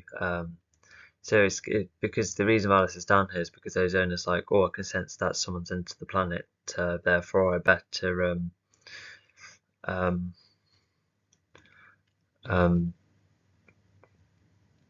sent Valis to check it out. So that part's kind of skipped, but I guess you can assume that it's yeah, I guess Valis was like wandering around or down in luck anyway. So yeah, this is been quite a big skip, because I think when creating this comic, I was just remembering like some of them are significant moments and then going over time with it. And I guess I was trying to make it briefer in some cases. And whilst this brevity, could have worked, to see the Tingers briefly, only to have them on ice, but or the Gordy. Oh, and actually, no, the reason they're in ice in the first place because Valis, they're taking um,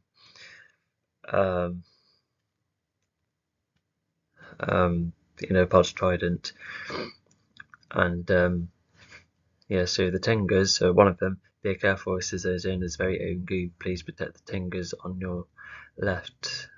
They are the original owners of the world. No, I should say the Tingers. Oh yeah, on his left. Okay. No, it should also say we are the original owners of this world. So yeah, that's a bit mixed up. But I suppose actually no, it would have been intended that the Tingers, were already on this planet,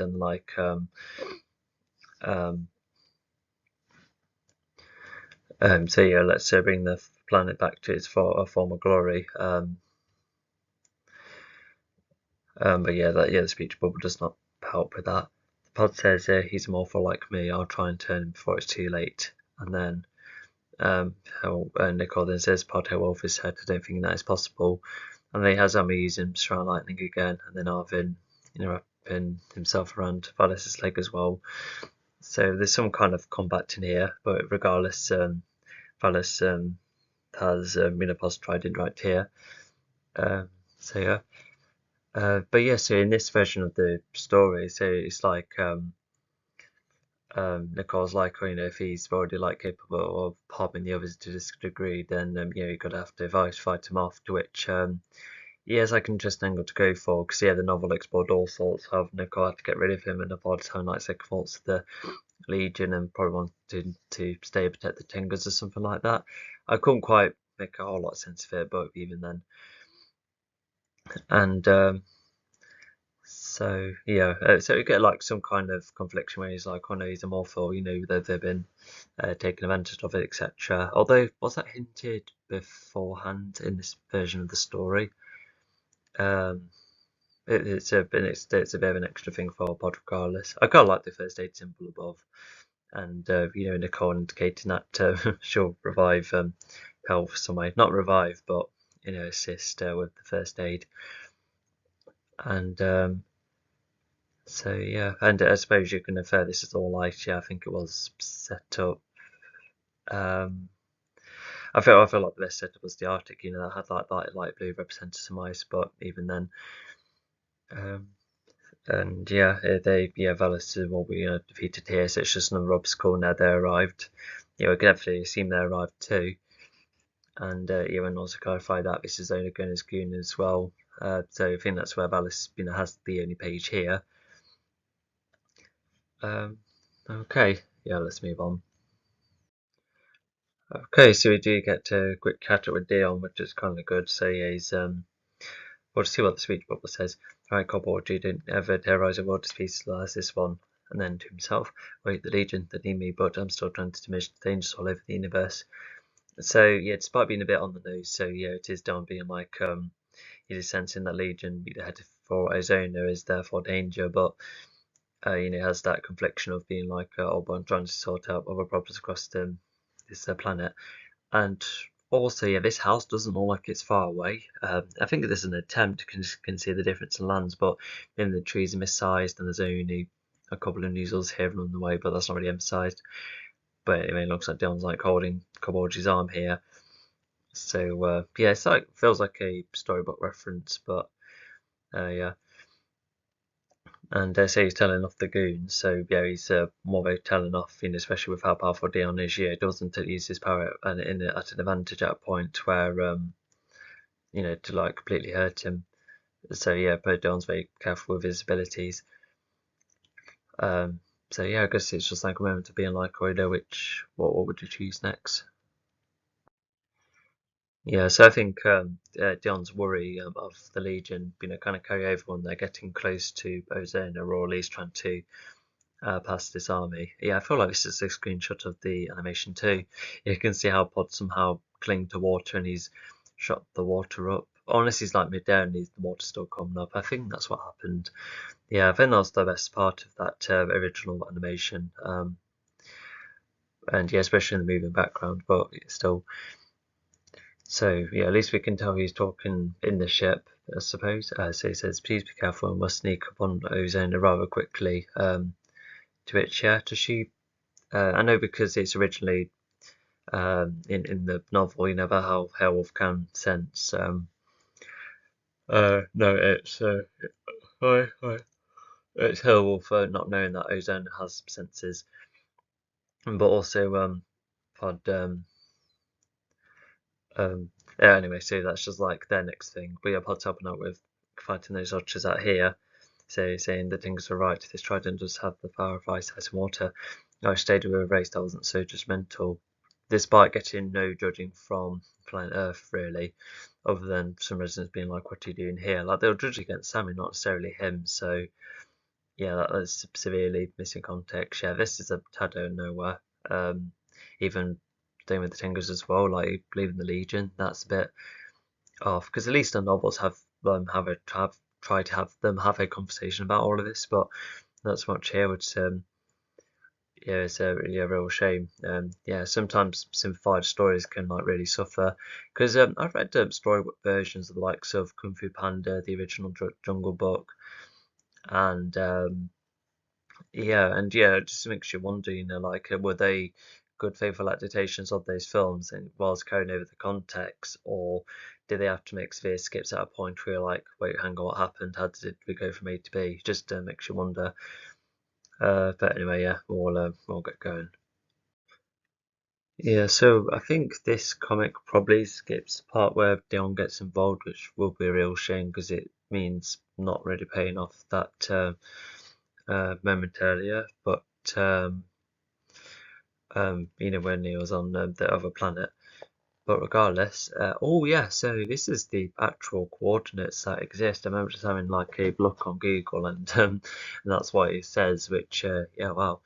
But how would she remember those numbers, and when did she get it from? Because I know the novel says that she, you know, said where it was, but um, I mean, the solar system is already like a very good indicator. But yeah, why did I want to get extra fancy? But I get to remember a load of numbers.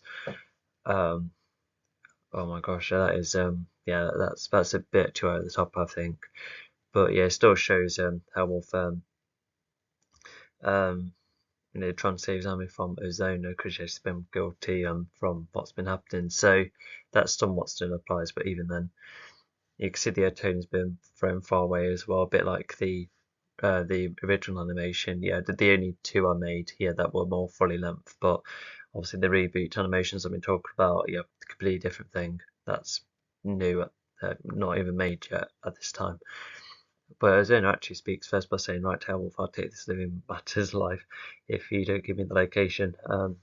So yeah, and then after she says this, and then Ozona then goes, "I think Hellwolf now better do my other favourite for sign for it, get rid of your mock," which yeah, you know, pretty much going for the Legion. Although I'm kind of curious to see what the next page is like. Yep, so it completely skipped the part about Dion. Yeah, we don't know how they got out, and if Sammy had extra power, that's not explained. And what did Ozona mean by mock? Like get rid of the rest of the Legion, or even go back to the Nubians? Because Ozona does like trick the Legion in that way anyway, but yeah, it's just given very little here, which is a real shame. But anyway, so a bit like the original animation, so Dion, it's Retron has used as a turret instead to zap the lot. And oh my gosh, yeah, it's not even explaining that you know Mike was stunned too, and why Pod left there was done on the planet. It's yeah, this is probably one of the worst skips. Yeah, these jumps are too severe. Like I feel like the storybook gets more of a pass because that was at least on an early version of the story, but in here it's you know the story was far more told in a more complex way. You know, in the novels, well as complex as possible, and then to simplify it again, it just means missing a whole heap of important details. Yeah, I feel like the storybook's already kind of better because it's already suits and goes along with the simplified approach. But anyway, so Retron says, well, and getting in trouble again. After all, I was the one who released the footage. Oh, well, they're just suddenly omitting it. Okay. I wonder that's going to pay off. Yes, even skipped the part where Mike finds out it was him. But for him to admit it, at least that subplot was minimised, but it was still introduced like a bit thing earlier. So, yeah. Nicole here. Okay, well, I thank you for trying to save Emmy's life, but once we get out the Legion building without getting stunned by Electron again. But once we get out the Legion building without getting stunned by Electron again. No, no, it should say for like, thank you, but, you know, brought the trouble here, but we'll fight the trouble together. That's what it should have said. Because in the novel, where it's, yeah, Nicole gets so slightly annoyed with Werewolf that, well, you're like, yes, Sammy is alive, but you still traded, you know, the location of, therefore getting us into trouble. And they could have, and I don't think they got to talk about it again. It's just going straight to help. You know, once Retron stuns them all, because really Retron wants to control the situation. So isn't really stating much here. Like, I know Retron's jealous, but I think he's now indicated that yeah, that he just probably wants them out of the way, especially with getting Earth into trouble. So there's something there. And but he's also skipped the part where, you know, not only was Emma getting sapped, you know, because he was already getting hurt, but the Legion also get hurt too. You know, with some lightning from Ozona. But yeah, at least it's kind of somewhat stated that, you know, once they leave, they do need to be mindful by Electron, but it's just, yeah, this sentence doesn't quite work. Yeah, where's the lightning going? Unless it had stunned them, but is that the aftermath of the lightning rounded up? Is that what's happening? Anyway, um, yeah, let's get going. Okay, so, oh, okay, yeah, this is yeah, just simply the city battle in a nutshell. And yeah, because in the shortened animation, well, like the first one, yeah, because the Ozona came to the city and it shortened the battle a bit. But you're in here, so yeah, it looks like Izami just doing all the work, you know, indicating his power, and some of the servicemen are down, and Retron's even down as well. Herwolf's head is right there, and yeah, they arrived in the Return on Wheels, and that's a serviceman's vehicle. And then this Register's being like, oh, this Legion, they are helping us after all. And so yeah, it's like a sense of relief. Although, unlike the novel versions, you know, it wasn't really explained what specifically was released and what made it so controversial and made them like so wary of the Legion. So that's sadly skipped too. Yeah, even without knowing that context, yeah, it's just far too brief. So Zemi's like servicemen help the residents will finish off this army. So yeah, that's pretty much what they've normally done. So yeah, okay, yeah, that's clear enough. And then even Dion's around. Yeah, it's also skipped the part where Dion also yeah, like he got beat by his own zapped into being stunned and then brought back thanks to Pod and the Star and the Tengas. So all of that stuff later on is skipped, including when Dion's like, oh, in a pod, you can always read the Finding Race like I have.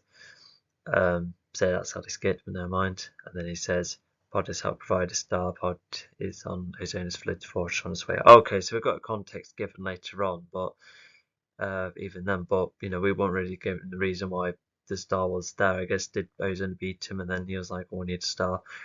So yeah, um, so yeah, it's just very like extremely brief. I like him being airborne though. That's like a nice part, you know, and also that's meant to be the chain as well, but it's not very clearly outlined either.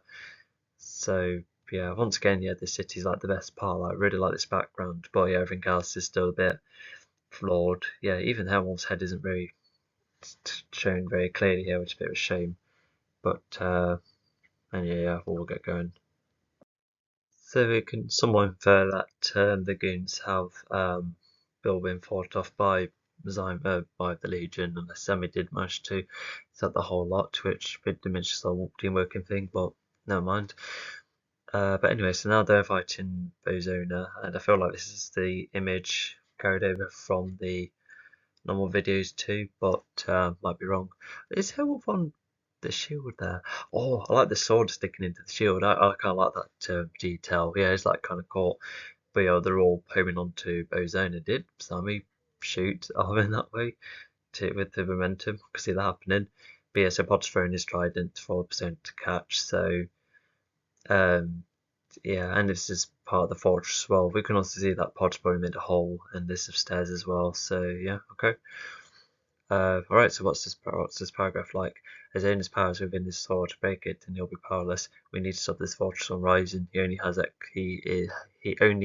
access to breathing his own air. So yeah, so even without power specifics or how might Ozona can do that, but at least the stakes are somewhat outlined, and with Ozona having like traits of air-based abilities, yeah, at least that's something we can somewhat infer. And so yeah, it skipped like the part that Dion was saving the residents all this time, and Dion was also creating this. Ozona was creating a storm, and the fortress was the rising fortress already been stated too, so that's an extension of his telekinetic ability, and yeah, and also outlining how to defeat Ozona as well. So his power is within his sword, so at least that's like a element hint, sort of. I guess it's clarified more so later on, but definitely not at this point. Yeah, Ozona's abilities has been demonstrated kind of little from time to time. I don't think he's ever shown to have lightning like at all, which is a bit of a shame because he actually had some proper relevance, but never mind. But I do like I said, I like the sword being stuck there, so it just shows that Ozona was getting um,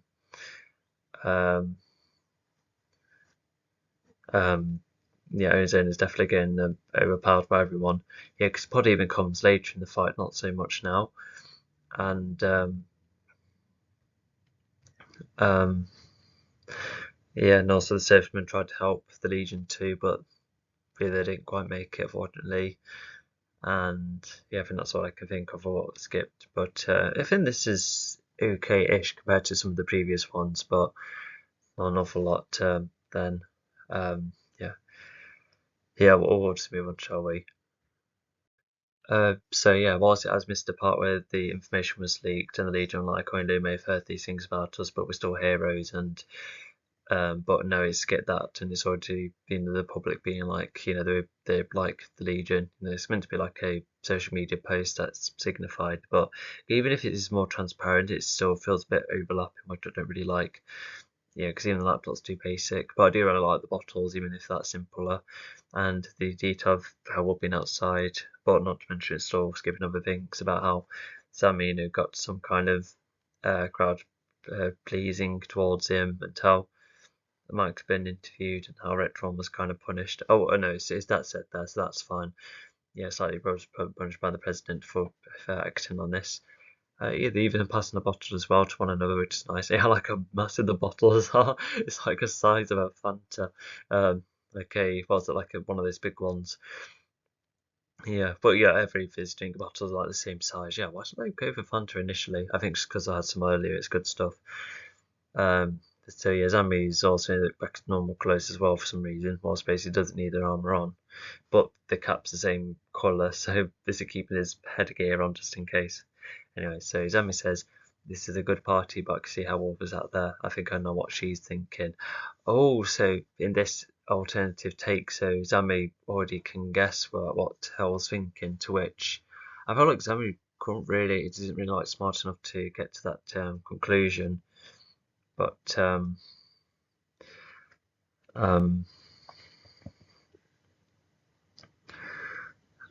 but yeah, it's kind of like the other novel, the novel's approach a bit better, where the like Queen of Under she's out there when she states that she's ready to go back to her planet. The rest kind of understand, but I guess it's left a bit in the air here, which is kind of a effective way. But even then, and I guess the audience who reading this could be like, oh yeah, I can probably make some guesses too. Like because she did come from another world after all. Would she actually be ready to settle with the Legion? And yeah, the answer's always no. Regardless of which version you look at.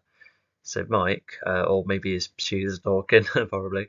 So well done, Legion. The public has been rather positive. Retron will be punished for the leaks. Sounds like he's getting thrown in prison, but of course that's not what happens. He's just getting like a severe warning almost. So anyway, yeah, let's get going. Alright, so Elmo's dropped off, the vehicle opened at some point, and then she's arrived. Yeah, I've also like the design of the Nubians. I don't like how they all look the same. They would all actually have different kind of cloaks, which was an idea, but I think it just must have been loose on time. And although I feel like this is a screenshot from the film too, and still a nice location though. There's northern lights in the mountains, the colour grass. Yeah, it's like really good colour grading. So Hellwolf says, "Hello Nubians, Ozon's no more, and we're free from them. I will protect you from any other danger if you forgive me." Only for that new human to be like, of course, Hellwolf, we all have Vistia thanks to being given one of the satellites. We heard that there has been an uprising against Ironfall's goons. We're on one more step towards peace. So yeah, I quite like all of this catch up. So yeah, of course, Hellwolf was said this, with Ozone out the way. So yeah, because I would know her long enough for her to know that she's like very honest in that. So yeah, and also just also this feels like a hint, like a future hint for Book 5, where the Legion had the idea of, like yes, we could, we'll still say that we saved the world, but if you still don't forgive us after all of this, then fair enough. So it feels like a minor foreshadowing here, which I quite like.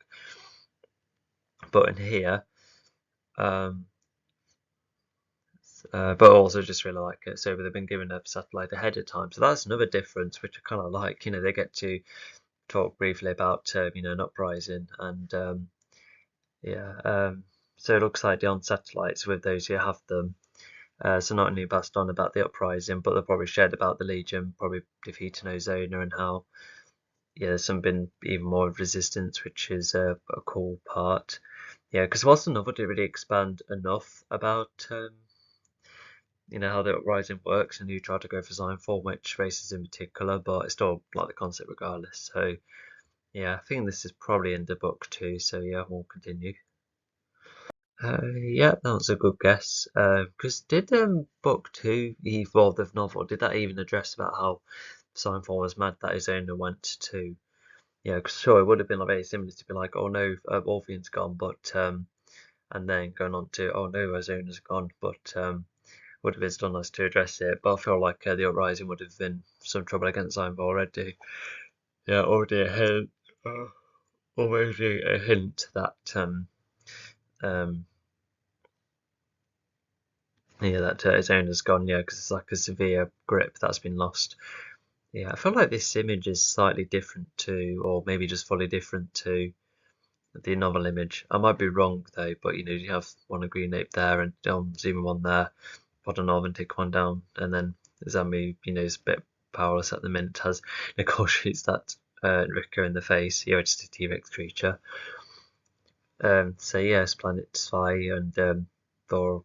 The Green Nuts are getting protected. Yeah, this is like the Legion in the Golden Age. Yeah, like the main group with Dion even helping out as well. So yeah, even Dion helping out, it's definitely like already like a sign of Dion having like more time to help the Legion, with far less going on. But it is. Yeah, it's just like a very good because whilst it isn't really specified on who's left, but we can already guess, and Dion already helps tear down loads, even with the main villain still being around, and Slivrock being the next threat here. Anyway, so paragraph. Another set of weeks later, Legion are on top of the game, helping multiple planets. Signfall is losing more and more allies. So I reckon once these Rickers are additional allies, and they'll be losing that fight. And because Legion don't kill, but probably would have dissuaded these Rickers. I don't know forgot what the actual ending was for these characters. Wondered if they did like completely abandon, or I don't know, because they don't get palmed later on. So yeah, I'm actually missing some context here, which is a bit. Although that's more of a novel problem, I think. Oh wait, no, sorry, no, it's just it's me forgetting. No, sorry, yeah, because the novel probably answered. Well, I hope so. Anyway, so Nicole's saying, "Sammy, please help the Green Apes defend this." please help the Green Apes defend the source locations from the Riccos. They are not going to give Xylem any advantage. So, because also, even if I don't remember a lot of the novel's approach, but at least it's clear here that they don't want to give Xylem any location details, because otherwise that would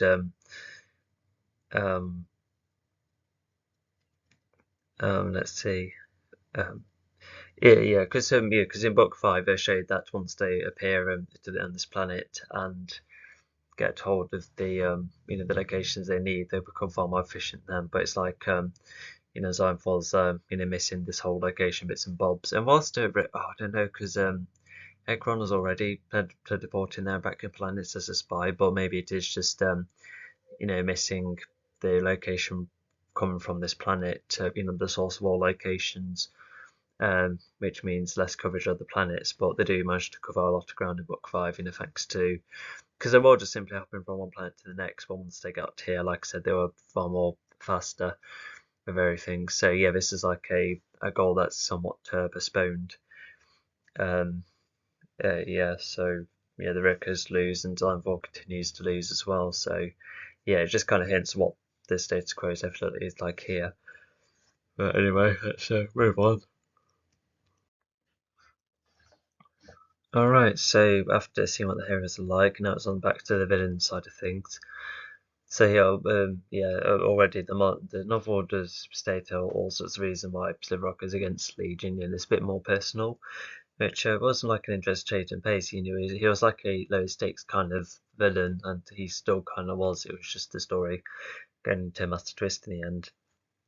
Anyway, so that's like a board, and you're full of Legion stuff, including an Abba poster again. So you can kind of tell. But you can probably infer it's like a fan club of some kind. And even this is where I first designed the Spidgeos, I think, in this 8-bit form. And I quite like the look of them. They're very cool in their simplicity. And this is the upgraded stone nose. So they're already the army equivalent here, and there's Slivrock himself. Looks kind of imposing somewhat. So he says, Slivrock here, I can see this world is starting to get too giddy about this Haphazard Legion. So the whole world, not just that particular race. Okay, that's definitely different from the book. Because not to mention, because in the guide I did the video on, it's because Planet Snope was like a war between two factions, and maybe it wasn't. Maybe that was kind of out the way here because of what Seinfeld's been doing. So maybe a lot of them are gone, and then the Spidgeos municified. But even Slivrock here is just like stop celebrating them, as it kind of implies here. But it even says trust me, they're not celebrating, which means I guess that could be foreshadowing how the Legion will later fail. But I guess Slivrock's thinks he'll be that one to do that, but no, it's kind of Torrid does it. So I do question my interest if it actually was working or not, because there's some working parts, but even then, but I like the building and the frame in the windows. That's kind of cool, but still. So it's an okay introduction. I wonder if Slivrock's backstory will be revealed after this unique line later on, but anyway, let's go. Alright, so the arrival of Pasnos and Torrid. So it's not stated that Arwen went out and about, so it just looks like they're intruders once again, and then they go and see him, which is this already makes book 3 a tad too similar to book 2 somewhat, but never mind. And then so Pod says, "I'm not your average No, I think Kamikaze here starts first. Oh yeah, and this is a personal sweep. So hopefully you remember that name from the previous couple of pages. We only come to watch the Legion, but Pasnos accidentally scared Arvin, making a small full attack. Watch the Legion. No, that's not right. No, they come and meet him because despite the facade, it's meeting the Legion to get their help against the storm. But I think that's like stage later on. But anyway, but at least the scaring is kind of true, even if I don't really believe that reason. But regardless, yeah, Rasmus, he's been very competitive, and whilst Nicole's like, what's all of this, indicating that the brawl probably nearly happened. Whilst like, I know, very awful, who knows what they're doing right now. Wait, to himself, who knows what they're doing right now. So I guess there's already like a untrusting kind of behaviour he's having towards them, which is definitely accurate. So yeah. And I average more for, yeah, that's definitely true as well. And this is Earth, like later on in the day, from how dark the scenery is. MQ is kind of blending with the background a bit, but never mind, let's get going. Okay, so what's the subtitles? So, pods like I saw a personal show that show only for those disguise devices. I wonder where he gets that from. Only for MQ to be like, it's a dangerous one pod. We have to be meaner to face the meanest. Okay, so once again very bad skip. So we skipped, what they even where they even going, why they're going, and the storm, and line about who was behind it, which is Sliver Rock, and why they're even hushed to in the first place. I mean, discussed the plan for what to do with the elements. So yeah, that's oh my gosh, all of that is skipped. So now just like so they just encountered Namakum and a Basnos somewhere they're off to. And if they start dropping off elements here, I guess you can imply that they just kind of keep them on the person for protection, which is possibly a neat idea because it means they're getting endangered and not, planet Earth, which that's like a change I somewhat like, but that's like inferring, not really explained. But here's the conference. Well, once again, that's skill skip too, and possibly a lot of this exploration of Nahashtu as well, which was partially interesting in the novels as well. But anyway, this is like kind of a scene where Bod's like, so firstly, it's not even describing how the disguise devices work because how they worked in the novels is really clunky. Although I blame the storybooks for that because they came first after all. And so he's like, Boston was interested in that dude, and then Pod like infers that's Amaku's doing, and for Amaku to be like, with how dangerous the world is, but what he says here, so. I kind of like that Mickey already because even if he didn't seem too mean, but I reckon he felt like he has to be this antagonistic to survive. To which it's like a fairly interesting idea. Just makes you wonder what's going to be expanded upon. And I guess you could forward to see that how Mickey's like passing that kind of influence onto Basnos, which is interesting nonetheless. Yeah, although aside from these two, and you could definitely tell who Arvin is, but can't really tell who the rest are. But he is Fasnos, Nicole and Zami, so yeah, not very clear. But oh well, let's just get going. Well, I say the blend in the green is not very good here, and even Arvin somehow overlapping the Fasnos here, unless he's climbing. I'm not sure. Oh, I don't know that matters here. No, this is very convoluted. Yeah, because I like the setting, but I think it's just like I said, too mixed up, and even you can see how they're mixing up there as well. Yeah, that's definitely something I'm going to watch out for because I guess if you look hard enough, you can somewhat see, but yeah, it's not enough. But I do like the detail of how they have like different coloured fins on their back to indicate that's Carper and that's Ondor, because of what they're like with um, how they are painted, who's the leader and who's the deputy. But yeah, looks like a lot could go through here. So, sorry, that's my pillow falling again. So, Carpor says, well, who's the best one? Okay, Nicole. So, Titrans, thank you for having a word with us despite our disguises. And then Pod goes, no, Amaku probably then says, well, we would need to think about getting the life force back. Or are we all protected enough? And Pod's like, don't we think that you tried to say exactly help, did they?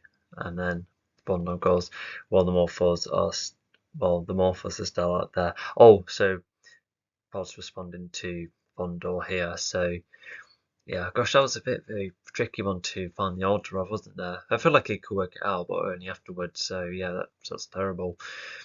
Like the way you're trying to order these things. So yeah, but you're from this exchange, so despite missing details, it's kind of cool. The basically they're like you know, they talk about the life force and probably you know, with their Tartarans getting it back, but they just wonder if they are well protected. And Vondor's like, you know, the other Morphos is still about, which confirms that part, and Project then gets triggered by being like, well, the Tartarans didn't really do much either. So yeah, because whilst that could have done with being answered, and this is possibly like a newer conversation compared to what was done in the novels, but you know, as the comic's own spin, but even then.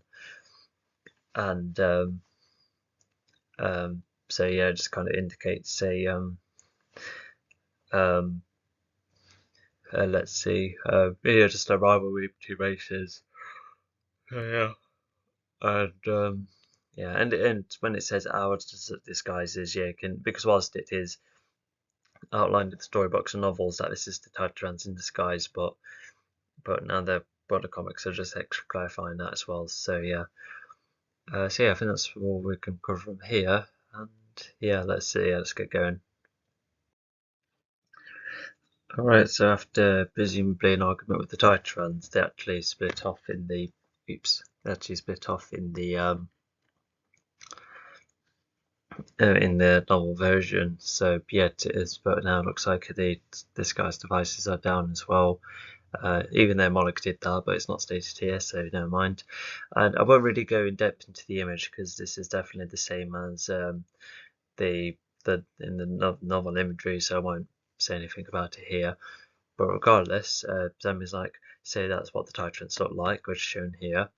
Pod is like, he's just the same goose in the Arctic. Let's try and get them out of the way, which is, yep, so Goland reminded us of this, which is handy. And then Necron's like, we're going to have to leave. We need to face the Legion when they're weaker, which is true in Book 5. So I quite like that line as well, because even though they've never been given speaking lines until now, it's you know, for the main story anyway. So yeah, it does enable like an extra bits and bobs to share. But anyway, but regardless, this is like a new bit of context, which makes this part of the comic stand out. So yeah, I quite like it. Yeah, because yeah, they're all slightly outmatched here if you look at the broader image. Anyway, let's get going. Now this is the original image, and I still can't believe I don't remember on many of these alien races their names, and yeah, the A for the aliens. So yeah, that's like the cat creature controls sand, the Pete or chill things far away, armor who can roll, the long neck alien, Slipu seaweed, the badger, a resident option, a the pufferfish alien, the deer alien, the half motorcycle alien. That's also at least, yeah, with the bone altering, yeah, really cool superpower. So, but I'm not sure whether this is legit or their disguise, but okay. I just feel like a lot of them would have, a couple of them would have like gone because they were probably like capable against Nightfall, but maybe they've been hidden and made it all this time. I don't know. I just feel like it should be a bit clear because even in the reboot, I was thinking of making Nightfalls a bit more specific, like you know, no supernatural abilities, or maybe just strip them of the power as well instead of taking Elijah. You know, that could have been, you know, something that's just as, you know, with the stakes, because you know, I reckon as Armfall's race could have been like quite scared or angry that the elements have been and given their own abilities everywhere, whilst the Navashes were, you know, extremely strong. I feel like they should have like the power and would be wise with it, but obviously that's not the case.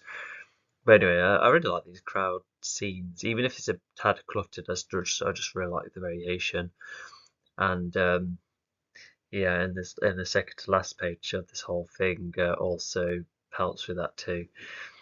Um, but anyway, so oh yeah, this Titrans, yeah, Voldor combo, Carpo and Vondor, sorry.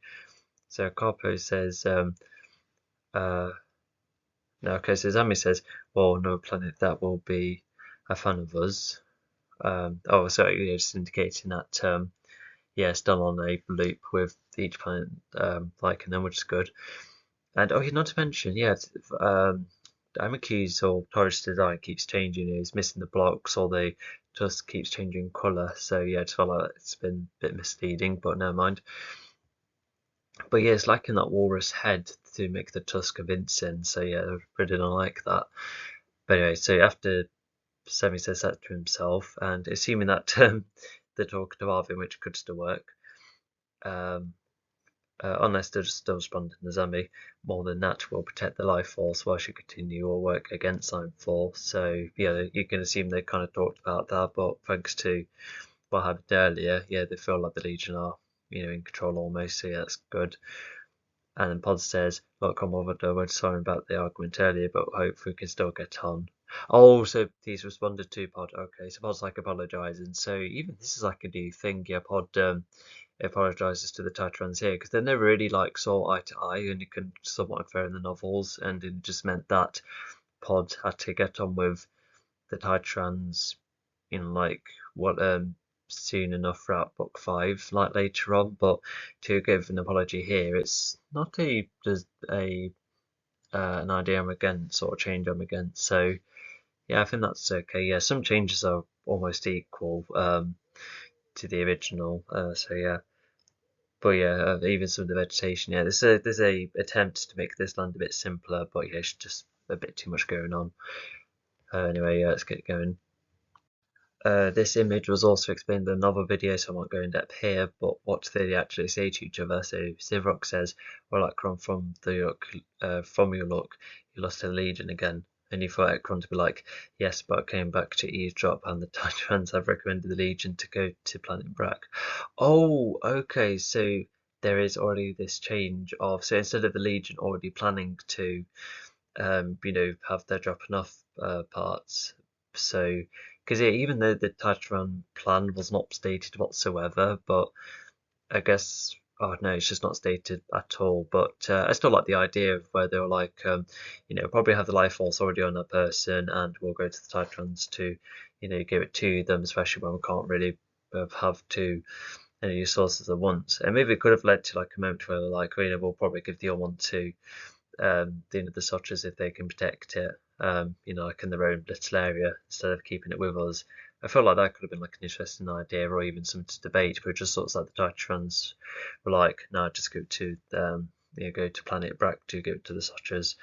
So I would have liked to see that. But also this is like a new addition too for Ekron to like teleport away and then teleport back to be like, oh, see, so that's what's going on next. Okay, so because yeah, I don't really know how Slivrock found the Legion in Planet Sucher, unless oh, it was because the Slivrock chose that planet to bait the Legion, and so once that army is down, he's already on his way.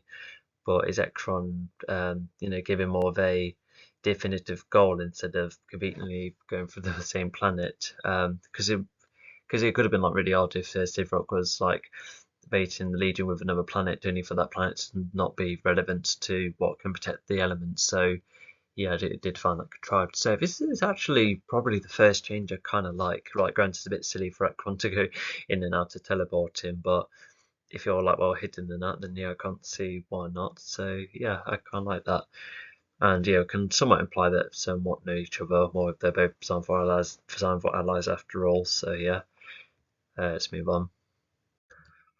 Alright, so I think this is the first time why we won't be so jumpy. So yeah, so now they're in the combat front, which is sizable, and I think this is like the first time we've seen. I know it says that never seen the combat front in the storybook. Yeah, of course we did, but if it's an interpretation which I like, okay, because there's the table and chairs and the console, we can assume that Pasnos is driving the vehicle while standing up, which is not a bad idea. And so Sazami here says, "Well, thanks for finally trusting me to have a keep have to go with the keep ability, which was not set or whatsoever unlike the previous versions. But never mind, at least he has it, even though he's not really practicing. And yeah, not to mention wrong overlap. He's above pod when he shouldn't. Anyway, Torrance says." That's fine, but you lot to do have to be careful because all of this alien race mixing it has led to misery in the past, especially with the tale told in this perspective of Torrid. So yeah, we'll see if that perspective is actually carried over. If not, then that's contradictory and then just just a flashback for flashback's sake.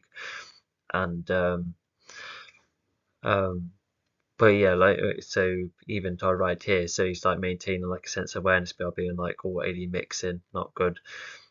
So yeah, and but anyway, yeah, let's go on to this flashback. So yeah, not really told from Torrid's perspective. I don't know which one is going to be Torrid.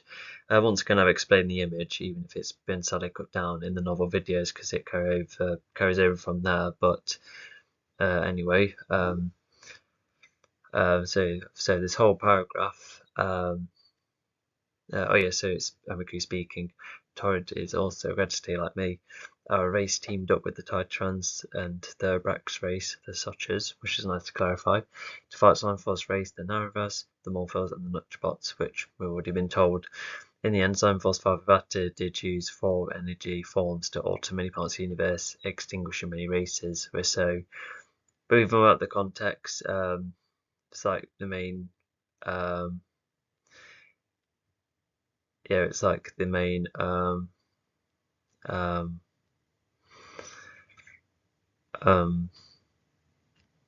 what would you say? Yeah, just like the stakes and what the main villains are up to and what happened before and to the race mixing as well. So yeah, MQ could have, come up with a couple of like convincing arguments, but didn't, fortunately. Yeah, it wasn't really that well done in the novels, unfortunately. So yeah, just what a shame. So yeah, it's just nice explaining, both sides what they're up to. This is Planet Orivon, by the way, so I forgot to mention that, which is the Narabas's home world, but it's also missed the part about how the elements split off and how a lot of these races were like badly damaged, especially number, especially with Zanfa ended up being the last one and Bata went missing, and yeah, how the planet got wrecked because of the elements too. So yeah. Yeah, it's missing that, but I suppose it's the basics, I suppose. Good news, I think we're getting somewhat halfway. Yeah, it's 110 pages, and I'm in the mid-50s somewhere, so yeah. And yeah, Dion and the clone is fighting. Oh yeah, even the Sliverock is speaking through the clone, which is a somewhat neat idea. And so Dion says, "Well, Sliverock, I can see you have made a clone of me. Delay me won't stop me from helping the whole galaxy." Which, yeah, we definitely would have heard that of Dion. Only for Sliverock to say, "Oh, Dion potted the Legion, right? The unity that totally wrecked my race's way of life. Do you save lives? Or do some races have to suffer more than others?" Oh, that's actually a fairly good line or question.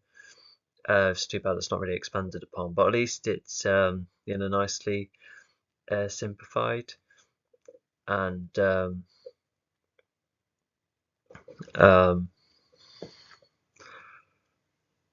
yeah, because I think oh yeah, so not to mention this is answering what the Rock is like what did he mean by that line earlier, but now it's like, I don't know, it's just all bit in the air by saying, "Oh, the lead directed my life." Okay, well, how? So those details are missing, but never mind. But even that's like a really interesting question, because if Legion fighting others and saving others, yeah, I just really like that question. Yeah, because you can even say that with a lot of like vigilantes, you know, uh, they actually making a difference, or just putting more emphasis on, or like shifting the focus almost. Yeah, that's actually like a really good point. That is, yeah, it's like, yeah, sorry to blown away about how good the question is. Yeah, it's so weird because this is just like a miniature boss fight, but it actually has done rather good things for all 3 versions of the book. But I think I like this because it's like hearing the villain talking, even if Dion doesn't really see Sliverock again. It's like the main Legion, but even then. Um, so yeah, it's still skipping the other parts, especially when Dion nearly got hacked and turned. Where even then this is like a original idea where Sivrock is speaking as they fight instead of Sivrock being communicated by Dion once Dion wins. So yeah, this is another change I quite like. Yeah, to book 3, which is the most flawed one of the 3, and so yeah, just very complimentary here, and um, yeah, and also yeah, I think these subtitles are also kind of helping you, just kind of specifying who's speaking when. If it's not coming from then where is it coming from? So yeah, I just like that emphasis. Is this the original image? I don't remember this from the novels, but it is like saving the the goons from the Sotchers, which yeah, I don't think was visualized before. So, but I have to admit this is far too cluttered. So the Sotchers were all there, and yeah, they've been defended by the Legion, and um, looks like that Stono was probably meant to be behind Pod, but it's just all the way at the back for some reason, and Zami's clearly trying to zap him, but once again the layering's wrong. I've interacted around with this one. Nicole, someone gets knocked over, and I don't know what's happening. Oh, I think that one's crushed, and maybe that one's flipped because of MQ's cubes, and the Pasanos maybe flipped this one whilst Nicole's not back. Something like that. Yeah, not very good fighting image. Yeah. But one such as like, oh, this is Legion. Our satellite's communications from Mother was describe them so well. So that indicates that they do have a satellite, which is a change from the book. One that I kind of like, because why not give them one as well? Although, if they all have satellites, why didn't Legion need to like update themselves with other races that were Guardians? Because they don't seem reluctant, or well, they don't really. Well, I guess no, actually, no, don't remember really be described. But even the novels, they weren't really described in the role properly anyway, other than protecting the element eventually. But MQ says, such as you might need to build up some defences. Dion has told me that Sivrock has admitted to knowing our location. Okay, so that's what else happened in the conversation. So did Sivrock oh no, Evercron told Sivrock anyway, but Sivrock must have admitted that to Dion, probably creating like a sense of he's probably trying to divert Dion, but you don't want to bring Dion here, keep him away. So why admit their location? Yeah, and I don't think Sivrock Dion would say, oh, go to the Legion. He might have done in order to retain his focus, and the Legion or would have already got this because Sivrock's not that hard, so maybe that could have been what happened, but. Anyway, this is another change once again. And how did they communicate? How did Dion communicate Torrid? What else did they speak about? Unless it's just the plan. How did Dion know that they joined the team? Because as the aspect about Dion interacting knowledge had been established properly or something. I'm not really sure. And so yeah. Yeah, if we'll get going, yeah, it's a couple of bits and bobs I like. Yeah, this is probably like trying to carry over from the storybook page, which also has a scene like this, but that was so much more clearer compared to this. And so yeah, because I remember seeing of looking at pictures like this, thinking that the 8-bit approach was flawed, but actually no, it's knowing how to use it properly. It is like an art form itself, and you can say that with like any drawing, just not going to over the top with the visuals. I just feel like that's a drawing basic or an illustration basic with a with an image with this much detail. And so yeah, let's just get going. Although actually before we go, no, I've already talked about the Sotchers having the satellite here is a good positive thing. So yeah. Alright, so now this is where Sliverrock's fighting them, and yeah, I think this is a visual image as well. I don't remember this. So that's what the vault looks like, which is carrying over from the storybook. So yeah, and so poster wise, or imagery wise, so the Sotchers shooting that one up in the air, and Nicole's shot this one despite lying on the back, and Sammy's probably defending Amiku, and Amiku's formed a fist to punch another one, probably trying to fight this one too, and Parsons standing by whilst Bod tried to kick Sivrock's claw away, and Arvin's charging towards him. So yeah, a bit clustered once again, but I feel like this image is far more approachable compared to the last one. And oh yeah, there's that block breaking as well. So it looks like the Sotcher did something. Okay. So he says, you remember our power tips for you. More concentration and imagination will add to your abilities. Imagination? Okay. It's a bit up in the air despite being new. But even then, this line is too abstract as well because, we actually went into specifics in the novels despite the flaws. But, once again, it's just too much in the air. Don't really see any of that payoff. Well, maybe Arvin's, but even then. And he also likes to get the part where Amiku was again worried about Zambi too. So, and Nicole's telling off. So, yeah. Skip that, but never mind. So Zami says, Arvis greatest form, Pos exerting more energy, Plasnos being able to absorb power, and Sami merging lightning with cubes. What a treat. So he's talking about himself despite using his own name. That's a bit odd, because he should say, and I've been taught this as well. So yeah, we don't actually see it, it's just been told it, which is not great, but never mind. And so yeah, it's just carrying on that conversation, which I kind of like in the novel, but it's just overly simplified here, which I'm not keen on. But yeah, just we can infer that when the sort makes these defenses, some were helping us with these tips. So okay, oh yeah, not to mention Apostolos and Mimi and Zami are walking on lava here, which is not great. So yeah, low points for that. Okay, so yeah, I remember this page I wanted to add on. Well, of course, it's that important. It's talk about the elements themselves, and also I get bothered by he's kind of hovering a bit, which is like I said, a bit bothersome. And but yeah, this was like before I think I got distracted by something else, which made me discontinue this, even though there was the idea to come back, to add all of the relevant pages. But then I was also finding out that it wasn't working so well social media wise. So yeah, this was possibly one of the last pages to be made for this comic before, like I said, kind of giving up on it.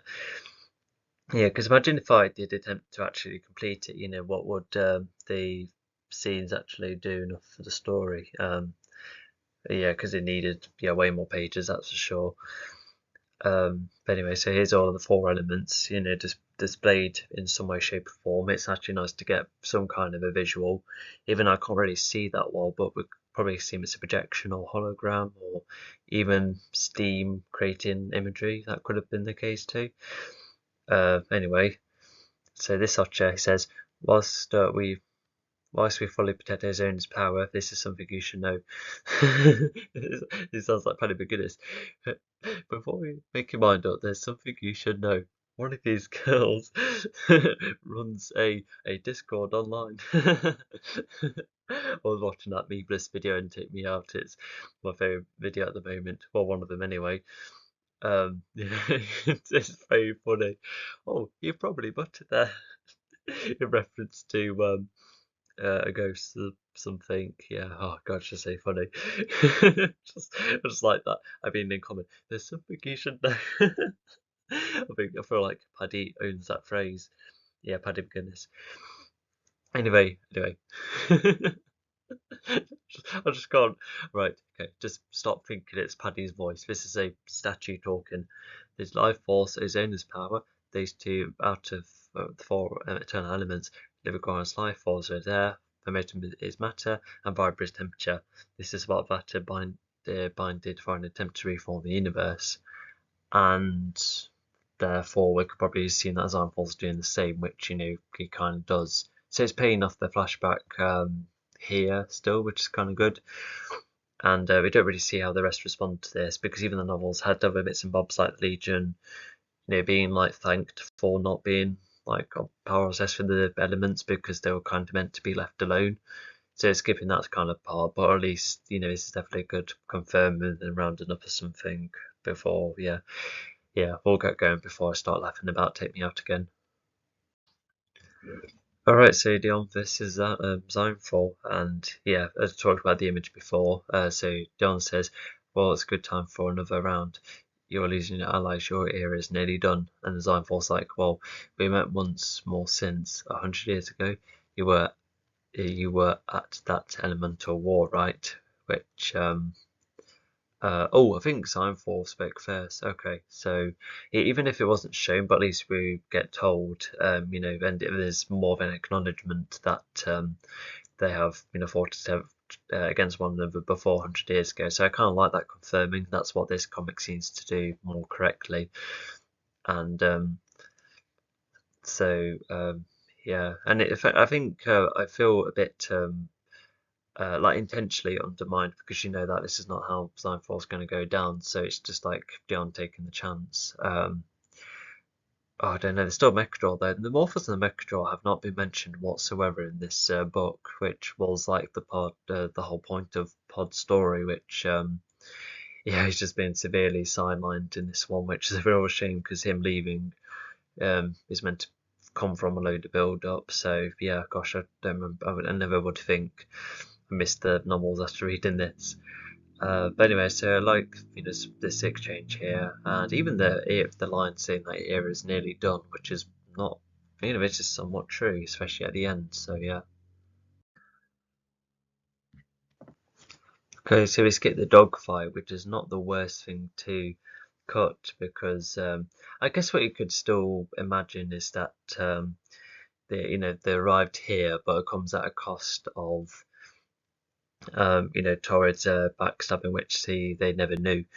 But yeah, the dogfight was still an obstacle, which is why it had like some use of the scene. But regardless, yeah, like the media without the dogfight, and what else would we be skipping?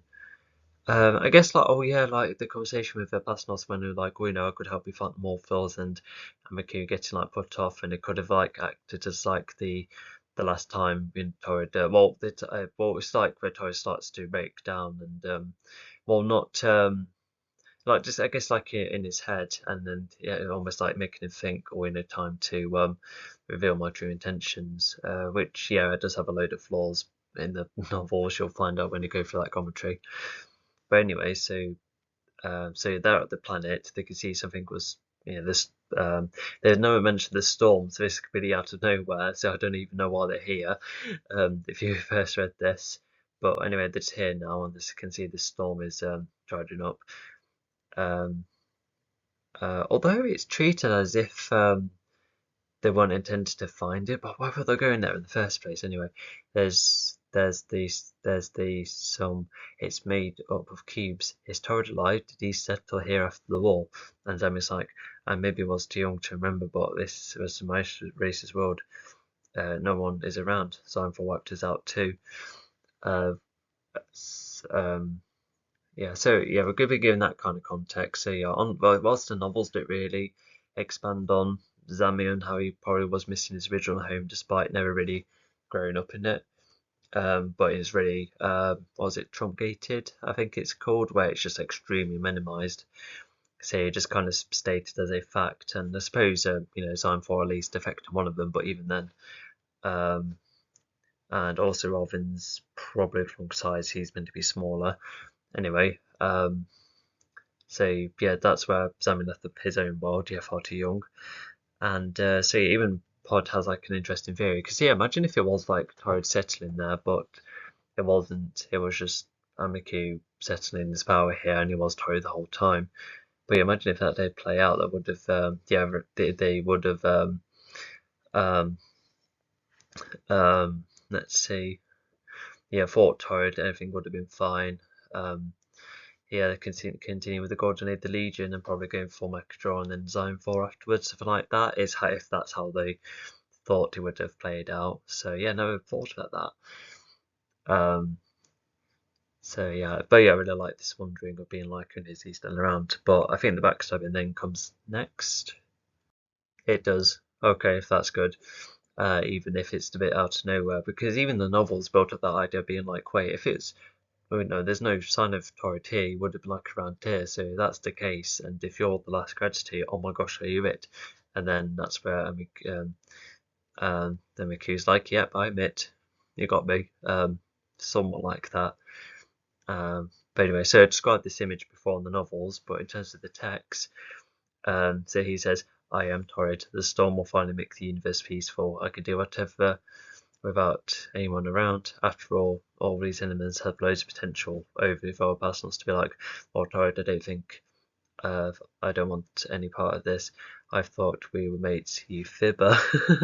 Which is, oh, that's such a, that's like what your mum would call like, their own kid, a fibber, because it's a, it's like informal and kind of fun. It's like I like telling off by being like, "Oh, you fibber, you likely lied about this." Yeah, I just can't really see a person not using that word.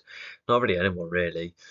So it's just kind of funny. But just have like that's like the original story idea where Vassal's like, no, I'm backing off. Be lied about everything. And yeah, whilst Torrid's motivation is a bit simple by being like, so yeah, he wants to completely get rid of everyone so he can explore the elements. Which yeah, I'm not too keen on the motivation, but at least it's simplified-ish, and um, yeah, because the novels were completely going completely messy. I go from that commentary. Yeah, that was a nightmare. That was. I swear, book three took the most because of um, how messy it was in that. But anyway, um, um, yeah, I think we'll just move on. Yeah, we kind of understand what's happening here. Alright, so this is the original image, and whilst it's a bit mixed colour-wise, but there's the tone getting made, and even a blue comet front, which actually looks kind of cool. It says I'm using the cubes all around. Although I actually really don't know why they are in the planet. No, I'm really lost. I don't even know what's the ground or the sky, because even pods walking off on the sky here, which is not very good. So Nicole says, from what Torrid said, I think we need to stop this multi-planet attack. And yes, they're going to try and stop the storm. Asnos is like, you destroyed my ship.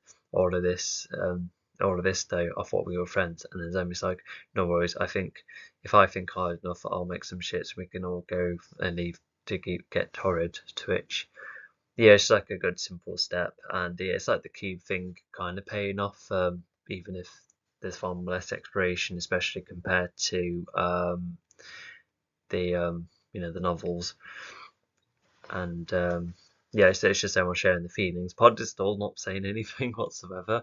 It's just the part where Pod's like, "Oh my gosh, you let all of this slide," yeah, which he wasn't very impressed with, but he's not saying anything, which is, yeah, once again, he's severely undermined. Like, imagine if I like finalize this like the definitive main comic story to go with the rest of the comics. Pod has been very less characterized when he's meant to be the most characterized, but one of them at least. So yeah, it's a real shame. But anyway. Now this is the first ever visual of the cubes attacking Earth, and it's not really doing much with seeing that servicemen are all around and the cubes are landing, and we can see these are craters, but they're not really great. And then the cubes come from the sky. What's this blue block there? Oh, is that too? No, it's over. Oh, it's the sea. Okay, I was about to say I thought it's like a detail to show that the table was left behind, but no. And yeah, so Mike's seen this from afar by being like, well, Mike, thanks to the satellite, all of this. Well, Mike, thanks to the satellite, all of this is the Legion's fault, and I was the one to tell everyone. Okay, we'll come back to that, but Retron says, oh my god, I remember that they got the text the wrong way around. Oh gosh, because I remember, because there was like one day where I've um when I was going through these comic pages, finding out which ones were missing, and then I remember a unique note that yeah, the text was mixed up because yeah, it's Retron that they're meant to say, well, Mike, thanks to the satellite, all of this is Legion's fault, and I was the one to tell everyone, which he means telling all the aliens. So even without Retron eavesdropping on Mike talking to Nicole through the phone, at least Pod Electron can see that this is Legion's fault again, and he's going to be like, oh, this is Legion's fault, by the way. Which I guess emphasizes what everyone already knows, especially with oh, sorry, I've got an itch now. Hate that.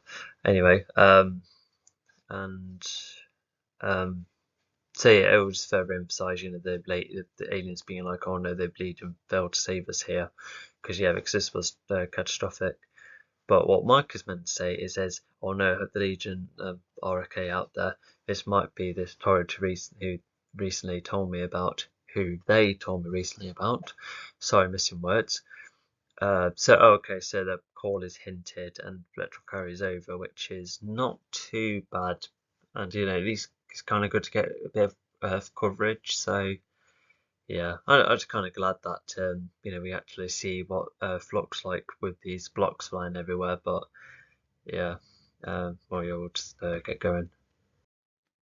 So yeah, I immediately thought that it skipped the part where Dion tried to fight against Torrid, only for Dion to lose, and now he's currently shut down to prevent himself from getting hacked. So yeah, this image is described in the novel as well, so I won't get into that. Although, what's the text? So Torrid's like, nice form pod. These elements do offer a lot. Not that you will, not that you will, but imagine going against Line for a Mechador with this. And so it looks like this line alone will probably put Pod off and lose the fight. That's what I can personally infer, because I read the other versions of the stories, because I made them. um, but yeah, this is like Torrid trying to make a jab at Pod, pretending to compliment and that. And yeah, this is like more of the Socher's tips paying off. So yeah, I like the Sochers for being that. Yeah, I feel that's like a really good aspect. Elements do offer a lot. Yeah, that is true. Oh, hang on. Let me just charge up something quickly. So that's where I'm at. Okay.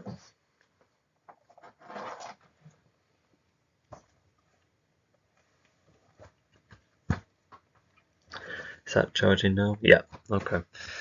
That's one device charging nearby. Sorry about that. And so we kind of get the gist here. So Nicole, Sarah passing us to take too long interacting with the motor. We need a big enough, not a bead. We need a big enough strike to completely destroy Downfall. Destroy Torrid. So we're getting worn out. And then Mikal's like, wait, Arvin, now what are you thinking? Please don't do what I think we're about to do. And yeah, this is where Arvin grabs all of Nicole's equipment and goes chucks it all at Torrid with Arvin being in the crossfire. So yeah, it's Arvin later on sacrificed himself. So in here it's like treated as a mystery, although it's not really. I guess it's somewhat implied that Parsons trying to interact with the literal element to hinder either Torrid, well, mainly Torrid, as it's kind of explained here, when they're meant to hinder the storm as well. But Cole's like, yeah, this is taking too long, and then that's why Arvin decides to sacrifice his life. Although none of the stuff about Arvin female left out, etc. All of that's been completely cut from this version story, which is a bit of a shame. And whilst it was a bit overdone in the novels, at least it was there. Yeah, gosh, it's just undermined once again. But anyway, let's get going. Alright, so this is presumably the last page of book 3, and yeah, I've already talked about this image before elsewhere, but subtitle wise, so Pod just like, me and Parsons leaving, letting my friend die, I'm not having any of that, to which is a good reason, but could be seen as a bit rash, especially without any of the setup. So yeah, so that's what's happening. And then Parsons is like, well, thank you, Arvin, you saved us, especially when no one else came to help. What happened? So yeah, it's kind of strange he's asking the question, but never mind.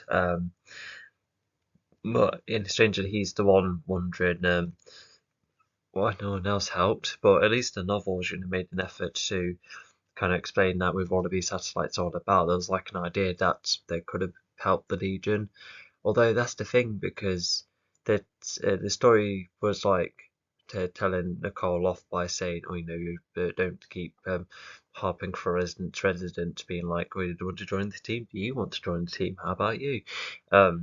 Only to be like, all the satellites will still help us get to the Alliance anyway. So yeah, because whilst the story, this particular chapter is about how the Legion are a strong team regardless of number, etc. But I don't know. I just feel like it's a bit contradictory. What do I prefer? I kind of like the idea of like additional Legion members helping them out, but then maybe they could have lost their lives as they try and help the Legion, which would have added to their guilt and added to their failure as well. So yeah, and then that's where they probably come to realization that oh, yeah, maybe trying to expand the team in this magnitude wasn't so much of a good idea, as that they have no choice but to stick to the limited number. So I reckon I would have gone for that route. So yeah, yeah, never mind. I suppose we'll get going. Okay, to start to book 4. I've talked about this image too, but Mechador's very own gun speaks. No, just kidding. It's Mechador himself. Yeah, is there really the story where the weapon speaks? I'm trying to think of an example. No, I've got nothing. So Mechador, that's it. Only preserve the wildlife. A more natural universe is in order, but I need a way to last longer. So hopefully it'll expand what the last line means, but we already get what his motivation is like. And this introduction would have also missed or skipped, a bit more context for why he wants to go for a more wildlife approach, and still not talk about where they've been all this time, and also the conversation with Zainfor later on. But I think you could still at least see that he's still in leagues with him somewhat somehow. But anyway, let's get going. Yet another image explained in the commentary, so it's just speech bubbles again.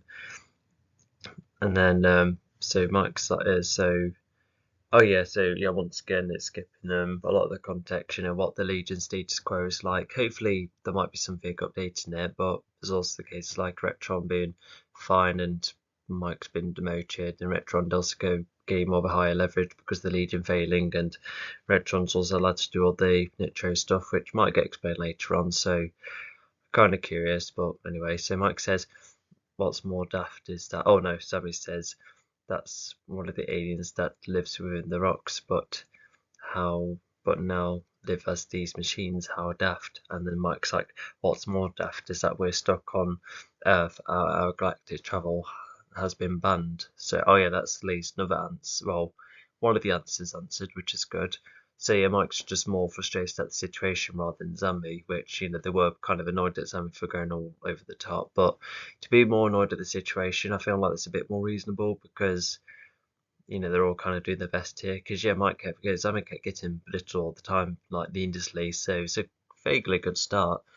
But also, I kind of like this line. So this is actually come from the guide where, um, yeah, the oh, what were the no, I forgot the name of the squid-like creatures that pretty much control like a load of boulders. So that's their true form, but they abandon the rocks to go in a disguise to assist Signfor out of fear, and so that was like that disguise. Although would have Signfor been like, what on earth are you? But I reckon the aliens lied and said, "Oh, we're a new alien. We're in these tanks. Just tell them what to do.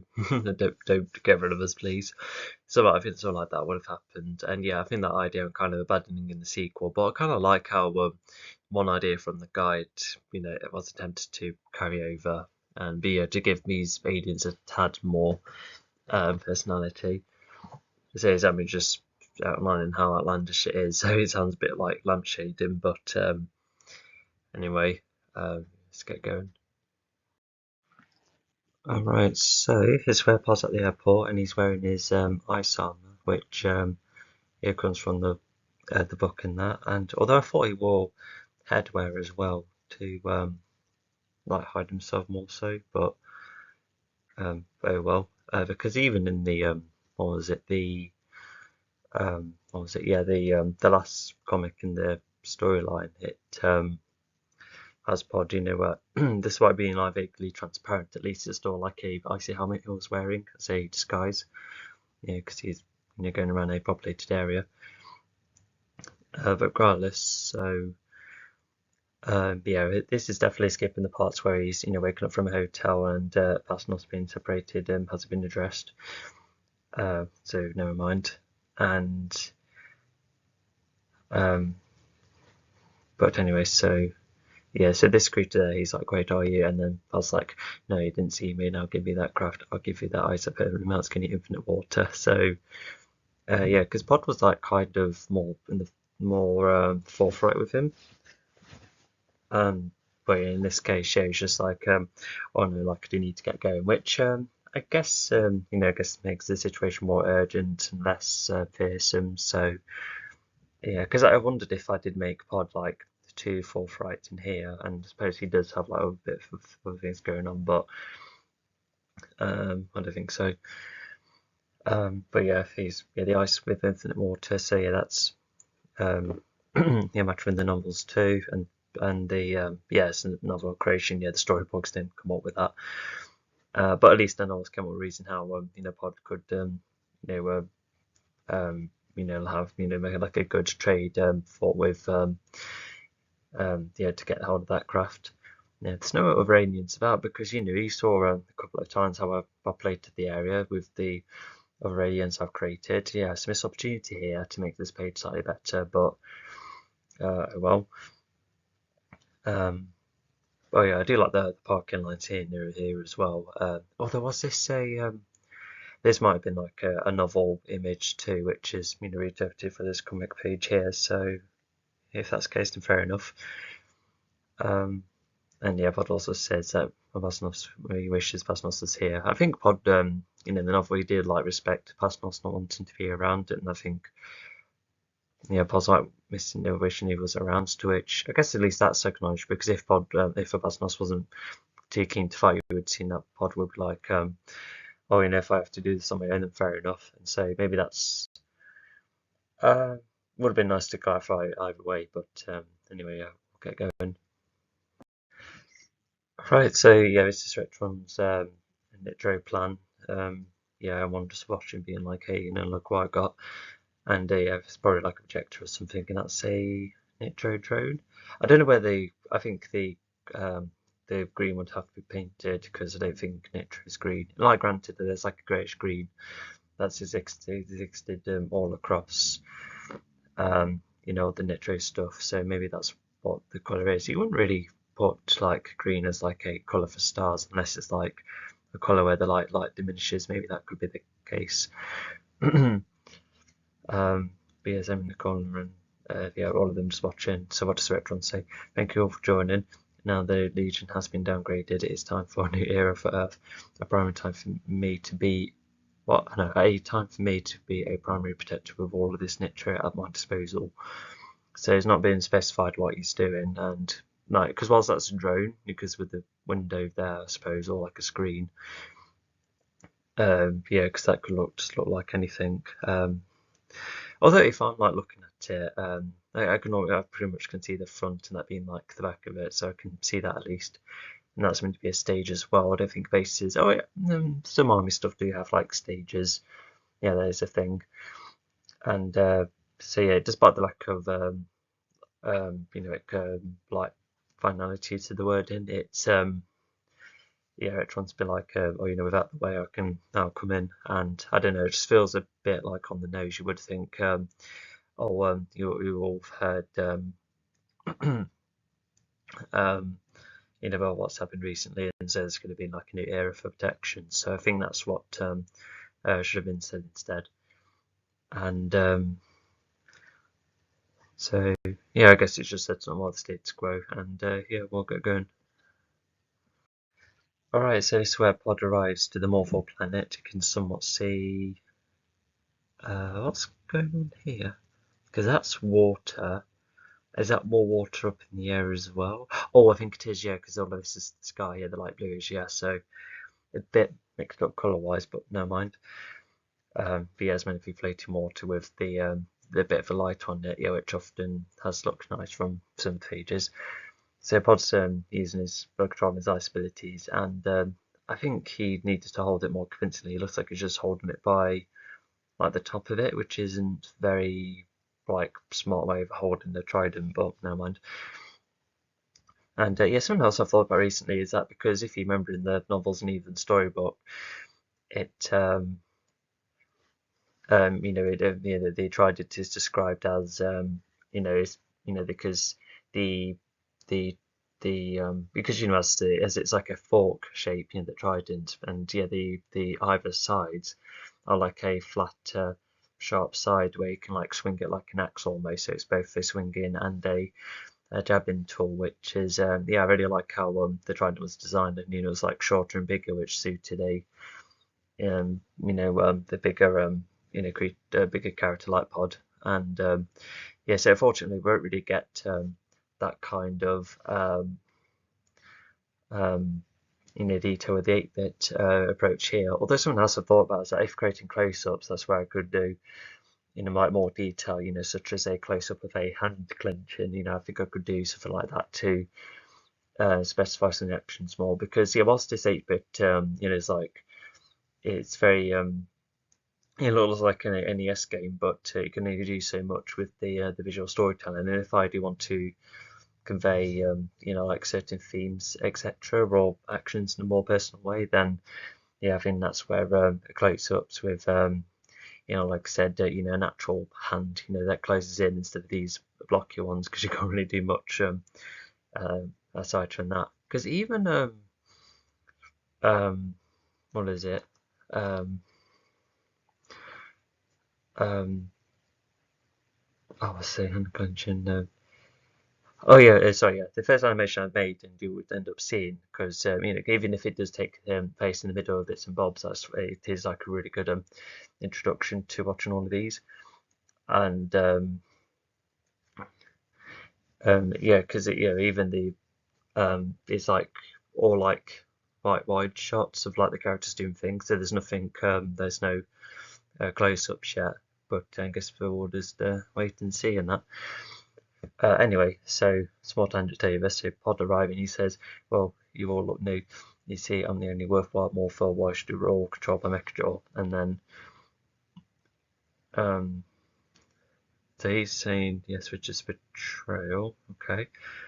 And this one says, "Wait, guys, don't attack. He's Pod, the special one who's chose to leave." Oh, I thought he was responding to him. Yeah, okay. So let's break this down. So firstly, Pod's been on the nose again.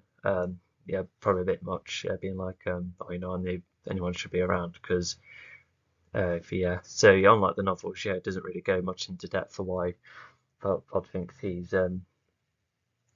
Although I think he can somewhat infer, because if he still thinks that all of them are controlling Megadraw, even these new ones, then yeah, I can see why.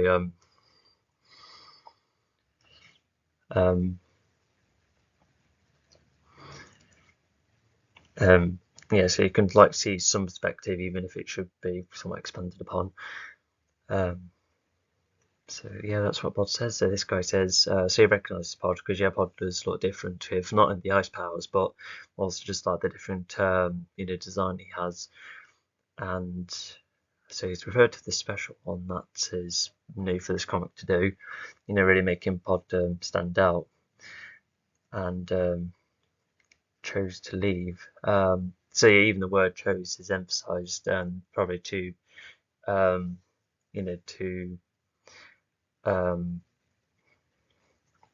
just emphasise like why he was out of the clan in the first place. So there is yeah, so it's like that part that's clarified, and what's passed on, what everyone has taught to one another, and they see that's a bad thing as well. So even they probably have like a similar mindset to the Titrons, where they think all of them should stick together. So I think that's probably one thing they have in common, and I can see that happening too. So yeah, and we've also got some kind of idea with what the land is like. Well, not really, like the colour of the land and some floating water. Yes, not much, but anyway, yeah, let's get going. Okay, so now we're in the jungle, which yeah, I think once again this is a yeah, I think that's a novel drawing as well, just like the previous one, in fact. So yeah, so I won't go into the visuals here. That also explained in the novel videos. Although if we look at the speech bubbles, so Dion says, "Look, Leiden, I am sorry, it's terrorist technological hacking. It's hindered my mind, but all is 100% except my flight." Yeah, like even if there's no flight, yeah, everything else seems to be working fine. So yeah, good for him. And Nicole says, "I know we aren't very favoured, but we could at least try the Titrons. We need to settle somewhere." So yeah, from this, so yeah, we know that Dion seems to be all right, and he can't fly, so that's definitely important to state.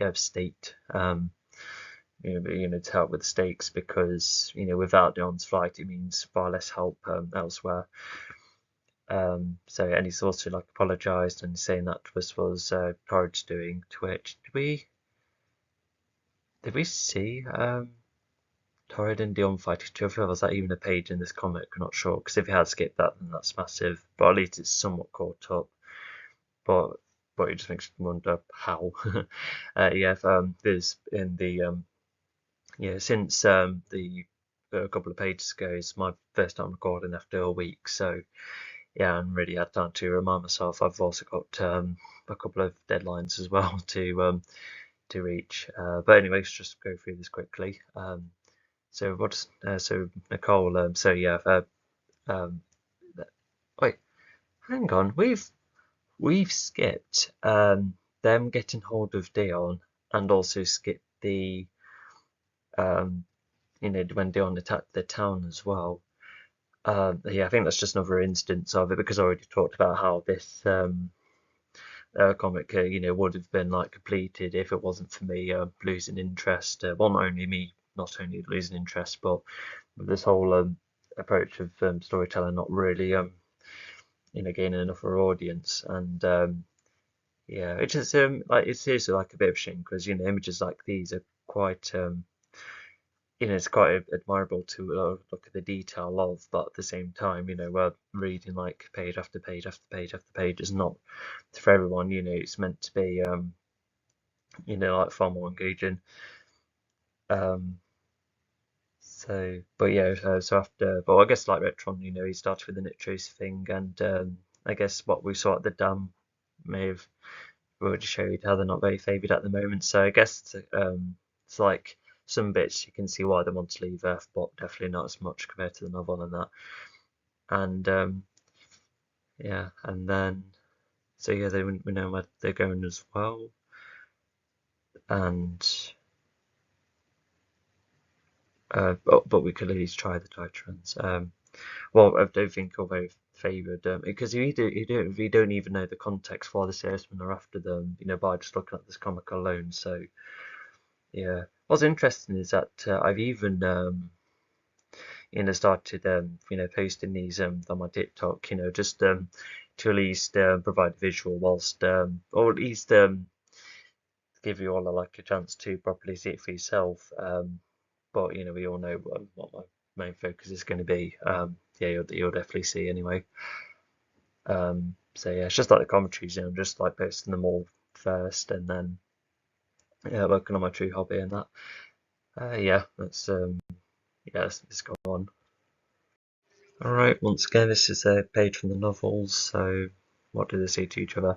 So, firstly, I still really like Michelle's design. I really like the pale blue here for because yeah, that had to be a bit more grey, because because it's 8-bit and a Photoshop Photoshop file. That's the term, the correct term. Yeah, because you can't like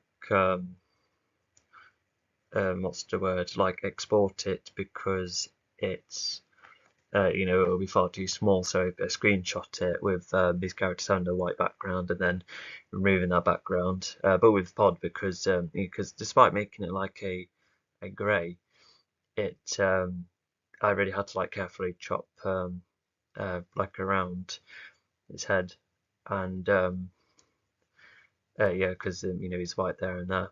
I don't think I had that with Microdor, because it's more pale blue in that. So yeah, and so yeah, but yeah, regardless, yeah, I do really like that kind of Orca interpretation. Even yeah, it just makes you wonder what other colour choices I could go for. What if I made it more like a green Orca and it's like a pale to jade there? Like that could be really cool, but I would have to be a lot more careful with how I not to mess about with too many colours, because I do need to be more coherent and purposeful. Can't just like swap colours on around to call it a character design. But Pod and all the morphos in Mechdor all have their own designs for certain purposes. Anyway, so what does Mechdor say? Well, not for very long. no, Pod speaks first. Well, we meet again. I can't believe you added to Seinfeld's Carnage, and then for him to say, well, not for very long. I need to do energy source regardless. So you need to be punished for leaving a fraction. I'll let the Muffles sort you out. Which is, yes, a tiny bit in line with the novels again, you being like, oh, stay at the Marvels and they can do the attacking for you. It's a bit weird for the villain to be like, oh, I'll this is what I want in that. Because villains don't really always like talk about what they want. It's just once again sit that on the nose again. It's not really. I don't know. It's not very engaging, not very like fearsome, and like there's not really much tension. Even what Paz says doesn't really get that sense of, feeling the rivalry. Because I want to say one of my favourite rivalries I've written in the comic. I think one of the better ones was when the person also really wants to get out, get at Gara in the sequel comic because of how Gara defeated Hellwolf. That I felt sadly a bit more compared to this. It's a real shame. And but yeah, Pod regardless is so his next draws added to in his own falls Carnage as it said. And yeah, to be like, I can't believe. I guess it's like Pod hoping that we would all be different, but no, just be part of Signfall too. So yeah, and it's not really much to like to go in depth with. But yeah, apparently, so that's apparently a punishment for leaving, to be thrown in the arena where you all get beaten up by other Morphals. It's a bit, I just don't want to make of it. Even the novels of Courier talked about, some of the rules I couldn't really get my head around. And for this to be oversimplified as well, it's not, it's not very smartly done. So this is not a very good hero or villain reunion. It'll be definitely far better in the remake, that's for sure. Because I thought of a more unique idea where Pod initially was the the alpha of a whole orc family, only for Mechajaw to take Pod's place, and they're going to be like a normal alien race, not one that's custom made. And for Mechajaw to to not only take over from the family after winning the fight, but also for Pod to be pushed out of it as well. It's not only something that probably feels a tad more personal to me, but it's just more of a more of a understandable, more of a unique idea within this world, because we've all seen too many any infractions are all doing similar things in that, and because even the Morphos, because if Morphos are quite powerful, then it's kind of would be like a kind of a fresher idea to have like a select few, but they're all so effective instead of having this massive army yet again. So that's what would really help. It's so weird as well because for a long time I just felt like this is like the definitive story to expand upon, and with the comics and the guide tidying up a couple of things, but it has been. Because where did I? What's the timeline? Oh yeah, because I was doing other things as well, such as the commentaries. So with that creative kind of stuff happening in between, I think that's going to be time to think, what to do next. And I'm thankfully getting there, thankfully. But this must be, oh gosh, September. I think I stopped about October time. I think because this was the last comic attempted. I think that's the case. Anyway, come on, let's move on, shall we? Okay, speech bubbles only. I think. I definitely noticed that from the. It looks like Pod's resuming some ice upwards too. Oh no, I think this might be original image actually. I think it is, because I did create another arena picture, but it was the one where Pod fights Mechajaw, but here it's just fighting Morphils. So I don't know why this one's standing on top of one another. I don't know how that. No, is he meant to be? Oh, is he? I think he's crouching as opposed to being lying down. So it's like a way to lift him up almost because of Pod going upwards from the ice. I think that's the case. But yeah, I do like I quite like this format because instead of just being a casual circular arena, you know, it's like somewhere some can sit and some control through water. It's something about that which I kind of like, and with it being water, you know, means they can just climb up and join the arena. So yes, something I like about it. The stage here is a bit generic, and I feel like there's not a natural design when we get back to this. I don't know why I didn't carry out design, so that's a bit of a contradiction in there, but never mind. So Pod here says, you Morphals, you all know the fighting ability I have. Yep, which is true, yeah, Legion and the powers and that, so we can already infer that.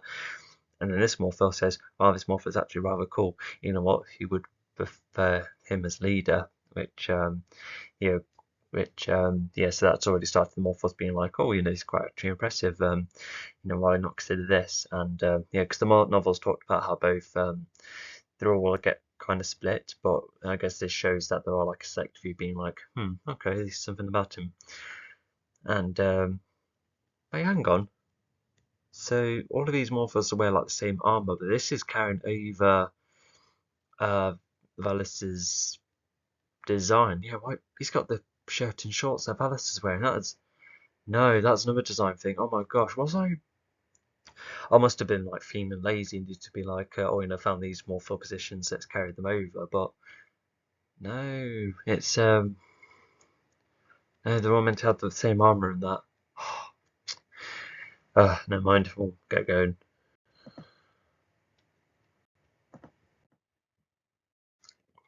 Alright, so this is them seeing the Titans, and I think this is the original image as well, just to you know, juggle a couple of things all at once. Yeah, because it's almost like a storybook approach, except you know, there's way more pages here, and I feel like yeah, I did start to put the whole pentology into one single story instead of actually splitting them, you know, like in the storybooks, even the novels too.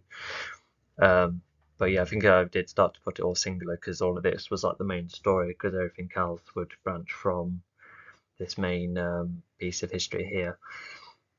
So anyways, Max is like, thanks for having us, Campo, we are healed and fed thanks to you. Alright, so they've been treated, and that's all well and good. So this is most likely skipping parts like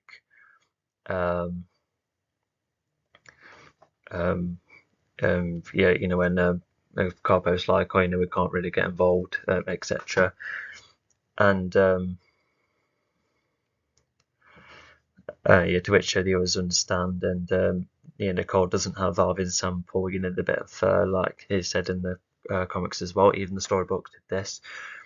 And there was also yeah, even when Pod, you know, was like thrown in this, how, you know, didn't get the context that he lost the fight to the Morphals due to all sorts of beliefs he had at the time.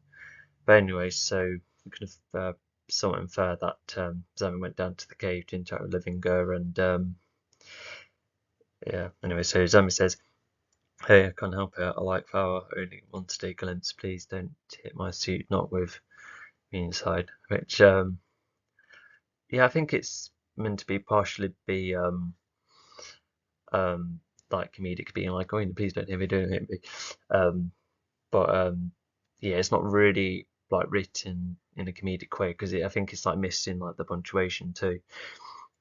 And but yeah, it's even yeah, because even with him saying they blew away from our resurrection work, you could have ruined our progress. So if the comics did talk about all the cloning they did and how the life force can make it better, then fair enough, that's where we could probably infer it then. But if that was not stated enough earlier, then yeah, we don't know what they're on about.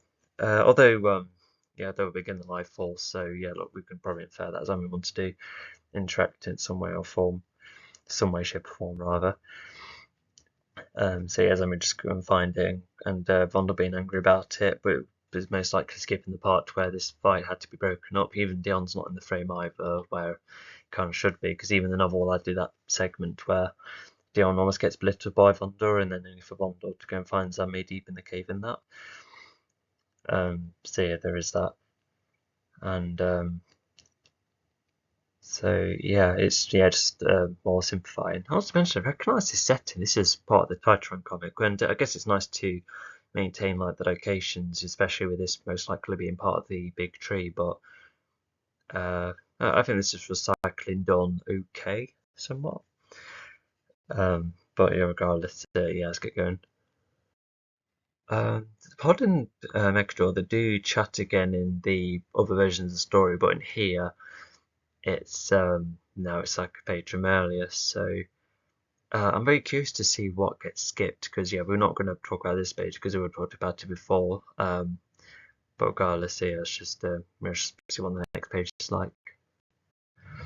Okay, so after yeah, whilst they do go well, we don't know if they're gonna go well. If just like watching the comic, we can just infer that Megador just joined the fight then, and Pod, could have had his head interacted with earlier or in between. I guess either way can be inferred, so that's fine. So Pod's like, don't ever get into my own head again. I do not want to relive memories of my times as a mindless manic. And only for Megador to be like, oh, you're fortunate enough for the Morpho. Some are even started to get mixed up now he showed up. Now I'll show you who the true boss is. So that's probably inferring that Megador is picking up on how some of them are being inspired by Pod at a point where Megador probably feels threatened, which I don't think that's even done in the novel. So at least that's another like cool original idea which the comic does try and introduce, but once again it's just not enough context. And even Megador says that power seems familiar, which yeah, definitely hints that Pod while Megador seems to be aware of either just his power or just the elements in general.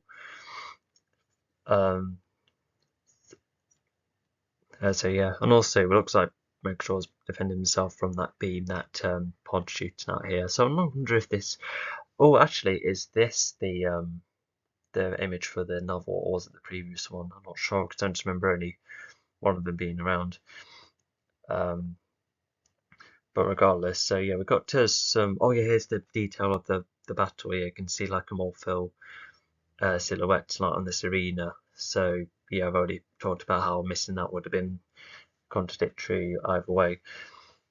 So yeah, from the speech bubble, so Pod's saying, he's got memories that he doesn't want to relive, and so yeah, that's adding like some kind of history, how we because when you talk about the Morphos being mindless, even that term inferred that the Morphos don't always have like enough agency, and Pod managed to gain some to leave by choice, and so there is that, and yeah, at least one thing for sure is that at least because the novels even said, oh, they even have memories of being a natural orca too in the ocean, which was really convoluted. So I'm glad that the comic hasn't really touched on that. It's just like the Morphle stuff only, without the whole stuff about being the Morph, like the whole stuff about being an orca as well, because like it's too convoluted. So you talked about Metrical being threatened, and yeah, and his brother's been fighting a lot more Morphles too. And yeah, Megador definitely still wants to remain as top dog. So yeah, let's move on. All right, so yeah, this is just the segment where Retron, his all of his Nitro inventions, they've all come up, rather built, etc., rather quickly. And no, maybe they were like in development and before Retron did the presentation, but I don't know. I felt like the time's too short because whilst I wanted the time gaps to be short, because the longer you leave gaps, the more you have to cover, and that I wanted to avoid because it's just make the story like quick and pacing, but it could come at the cost of members like this. But anyway, so Retron's with this, it's got a subtitle, speech bubble. So, no more bank robberies as I have these crafts up. Yeah, a bit on the nose again. Because I know that police etc. say don't move where you're surrounded, so I should have written something like that. But it got cool. And oh yeah, so they found the Legion. Yeah, servicemen found the Legion. because all of the detail about how they were located is definitely skipped, because the novels at least try to explain that. Even if I did struggle to get my hand around it, and Retron's like, "Oh, I know what to do." So even the planet strike has been set up, but we'll see what's happening later on. Okay, and then yeah, well, yeah, you already explained this image in the novels too. So in the novel commentary, sorry. Yeah, let's move on again. Yeah, I just suddenly realised, so you can't even tell that these Titrans are with them, because it's even skipped that part where the Morphos and the Titrans fought each other on the planet, therefore the Titrans being like, oh yeah, let's get going. I think all of that coverage on their ship is probably skipped too. We'll wait and see about that. Not that there was much here, it's like a bit more later on, but I'm still curious about that. Because in the comic it could just look like the Titrans just showed up later on. But anyway, we'll see what this image says. So these are green explosions, which, yeah, I kind of regret making them green. Like, I don't want to do like more of a like a narrow color scheme, but I don't think I shouldn't be this narrow. And thanks to adding orange every now and again, it has added some moments. So yeah. So anyway, so Mike's like, I recognise the explosion. This is the new planet striking missile from Retron. Okay, so it's explained. So that's good to catch up, even if there should have been set up somewhat. But okay. And it's like, why some of these are innocent? Well, how do you know that? That's a brand new thought from Mike here. Not in the novels at all. Mike doesn't even know, well, not even know what the other Morphos are like, because they do talk to one of the more innocent ones, but that's after this strike. So yeah, I don't know why Mike's thinking this. Like, I know where Mike's like more of the open-minded kind of individual, but still. Anyway, so Nicole says, whereas Pod Microdor looks like he's robbed Pod's power, which you can somewhat tell with the showing of the Vibra power here. But yeah, let's wonder where Pod's gone, because even the Vranic planet hasn't been given any setup either.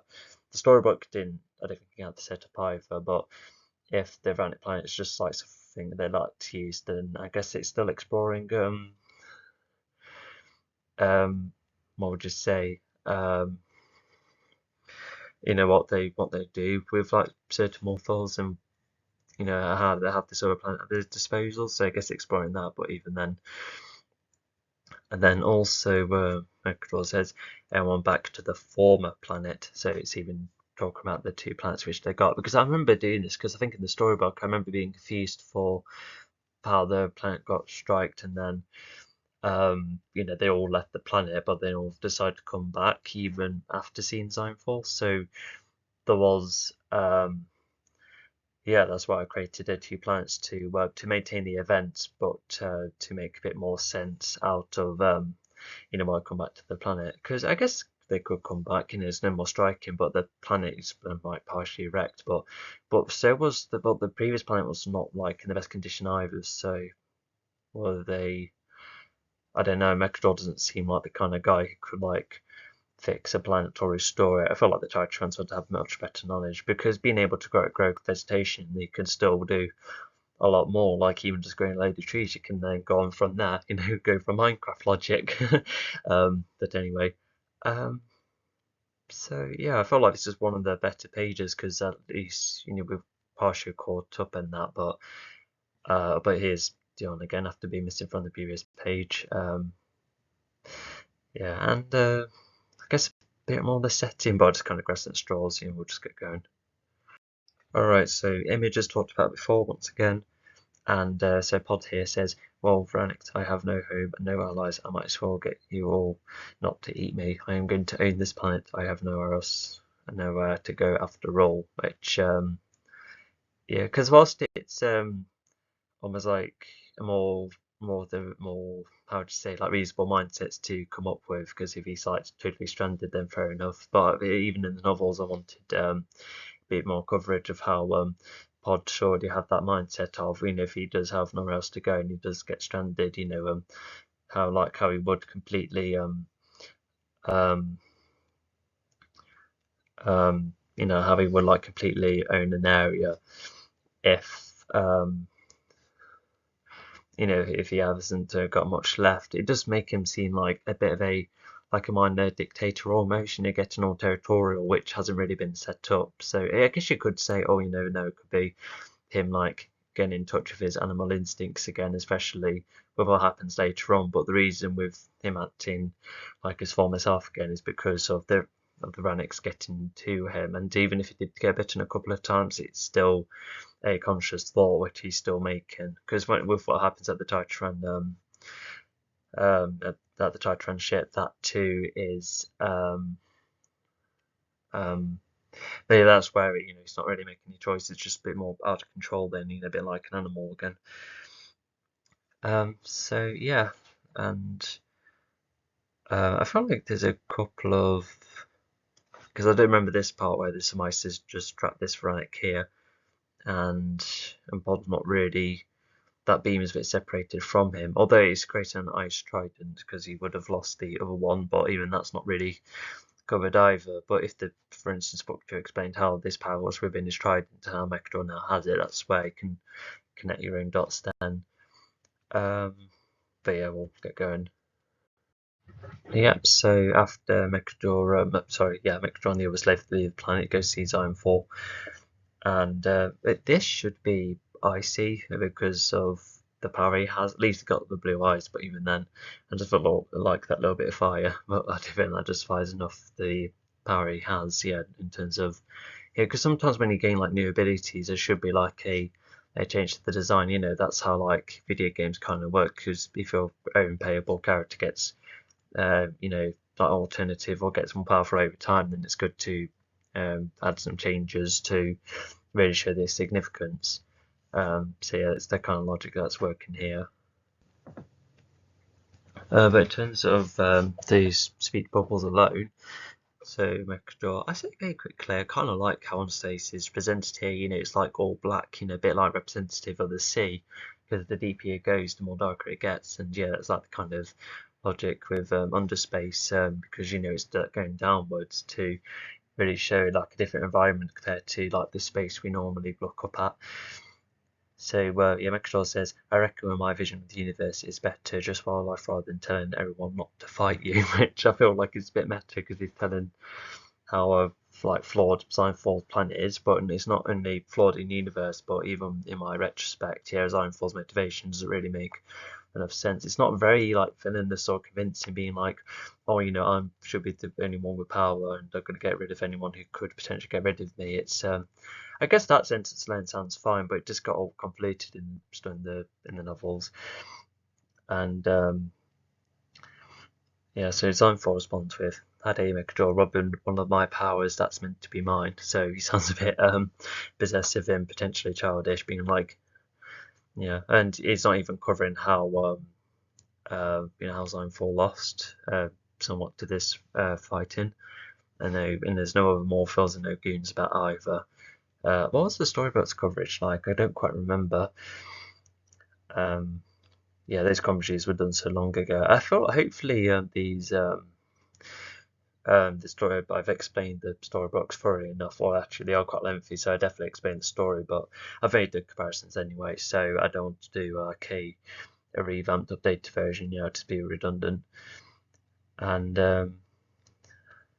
but yeah, you can definitely see how both of them different perspectives and a bit more clarity on their motivation, but it's not. But yes, it's just a tad on the nose again, and yeah, even the whole wildlife thing, not touched upon at all. Yeah, definitely the same with the novels too, and yeah, it's not an awful lot here. So yeah, we'll get going.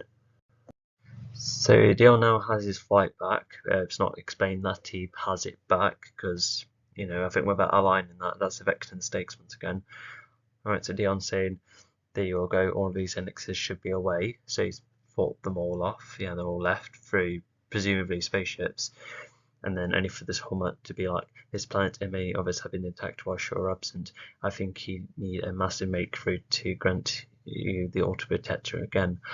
Okay, now this is a different spin because in the other two, in the storybook and the novel version, they don't like how Dion's been absent, and and how the saving isn't done enough, isn't well not done enough um, because of it's like too little too late, kind of a mindset. But with this one, which is like, so I think he's kind of talking about how this is he may have been trying to help, but it's not been quite enough, and other plants have been damaged as well. So yeah, you got to do something like really like impressive to get one over it again. So he's suggesting some advice alongside some minor criticism, which like I said, it's like a different spin. I quite like that because I think it would be like really repetitive and cliche, especially in other media when like no,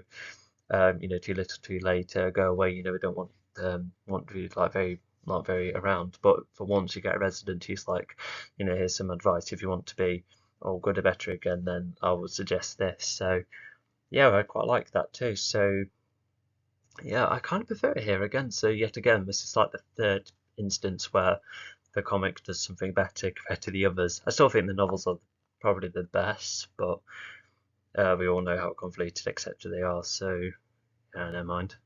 Let's go. Okay, so this is where they fight off the Ranniks, and I feel like this is a original illustration compared to the novels, which is kind of cool. So you see some Ranniks flying towards some other bones around as well. Touch around for this vegetation. This one's grabbing or punching one away, and then and this one's slamming one to the ground. I think, yeah, I think that's like the best thing. But yeah, these are like other like Tatrons as opposed to any of the evolving ones. And yeah, I don't like how thick some of these tails are. They should have been a bit more stretched out. It should look a bit more like this, but okay. And then Mike here, so he says, I'm going to have a word with Retron about the planet strike. He nearly got us. Yeah, I'm not sure if this phone call ever happens, but at least that's like his own little story continuing, so that's something.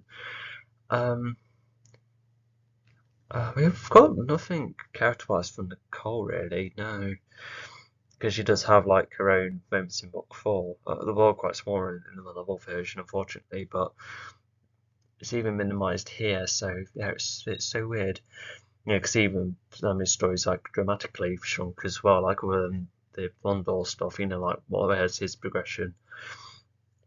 Yeah, no wonder I make him Pod the main character. He has like the most agency, especially from these novels alone. So Nicole, what she says, there he is with no trident to fight off these. Oh, there he is with no trident. So yeah, they're going to include the trident, and she then says, "Part of Veronic's bring into the Titran ship." So from here, we can probably infer that the Titrans probably came along to help eventually, but they were meant to be with them all this time. It's just they were just absent from a couple of pages, weirdly. So yeah, it's just an introduction. Yeah, they find Pod and they're going to save him after fighting all of this lot. So yeah, even the novels kind of emphasise how dangerous this planet is, but yeah, no mind. Yeah, we'll get going. Yet another original image, and yeah, once again, another Titran's keeping Pod here, and his eye is green this time. And whilst this could be down to like the the how poisonous the Vranix biting was somewhat, and also with Pod still been in the middle of healing, and also I kind of like this detail here because this looks like parallel parts of the engine which Pod crashes himself and others into, which Sammy then has to fix. And I think there would have been like another page of the Sammy fixing the back of here, but it's good to visualize that. But I'm not sure if the whole ship being in danger is probably acknowledged in the story, which is a bit of a shame once again. At least it's nice to at least acknowledge it and knowing that I could have expanded on it. But yeah, just looking at here, yeah, I suppose it just shows how, I don't know, it looks like where Pod came from was like on fire or some damage to the ship, but just makes you wonder where else is the other damage. Or you could see that Pod is like restrained, so he doesn't damage anywhere else, which is like no way of seeing it. But also Nicole has a weapon up. Like hopefully this has outlined the stun lasers. Well, I like to set them up because yeah, it just looks like Nicole could potentially get to Pod if it goes too far. To which that's not great. Yeah, I always wanted stun lasers or fatal lasers as I call them. And okay, so we already see the restraining, and even the core here says Pod's out of control. His editing psychology and bacteria from the Vranix is making him go berserk. Hold him and complete the healing process. So yeah, I think that covers the lot. It is skipping over bits, like I said, was repairing the ship, and Dion has to get back to the ship because it accidentally like zooms ahead and nearly crashing into Earth. But yeah, like aside from that, yeah, it's enough character. Yeah, this is where these extra pages, including this one, that's probably added a bit later, it does really add to it somewhat. So yeah, we'll get going.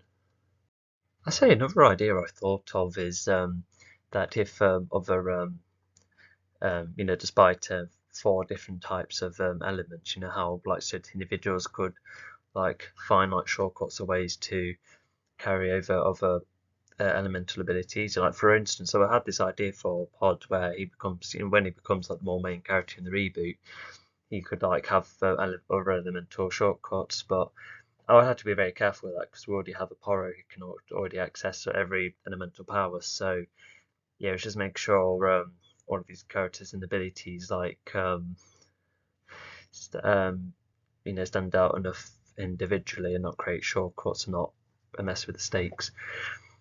Anyway, this is a city battle, to which I think is explained in the novel. I think, yeah, the image itself. Yeah, because I don't know, because you got the four characters here. You can see the town is flooded-ish. It's not very outlined, but I don't mind. You can see how the small ones involved. The Titrons are here as well. The flood fight one another, and one of them's tried to fight Megador here, and Pod's over there as well. But they're meant to be chasing after Pod, so yeah, it's a bit weird why he's just there. But okay.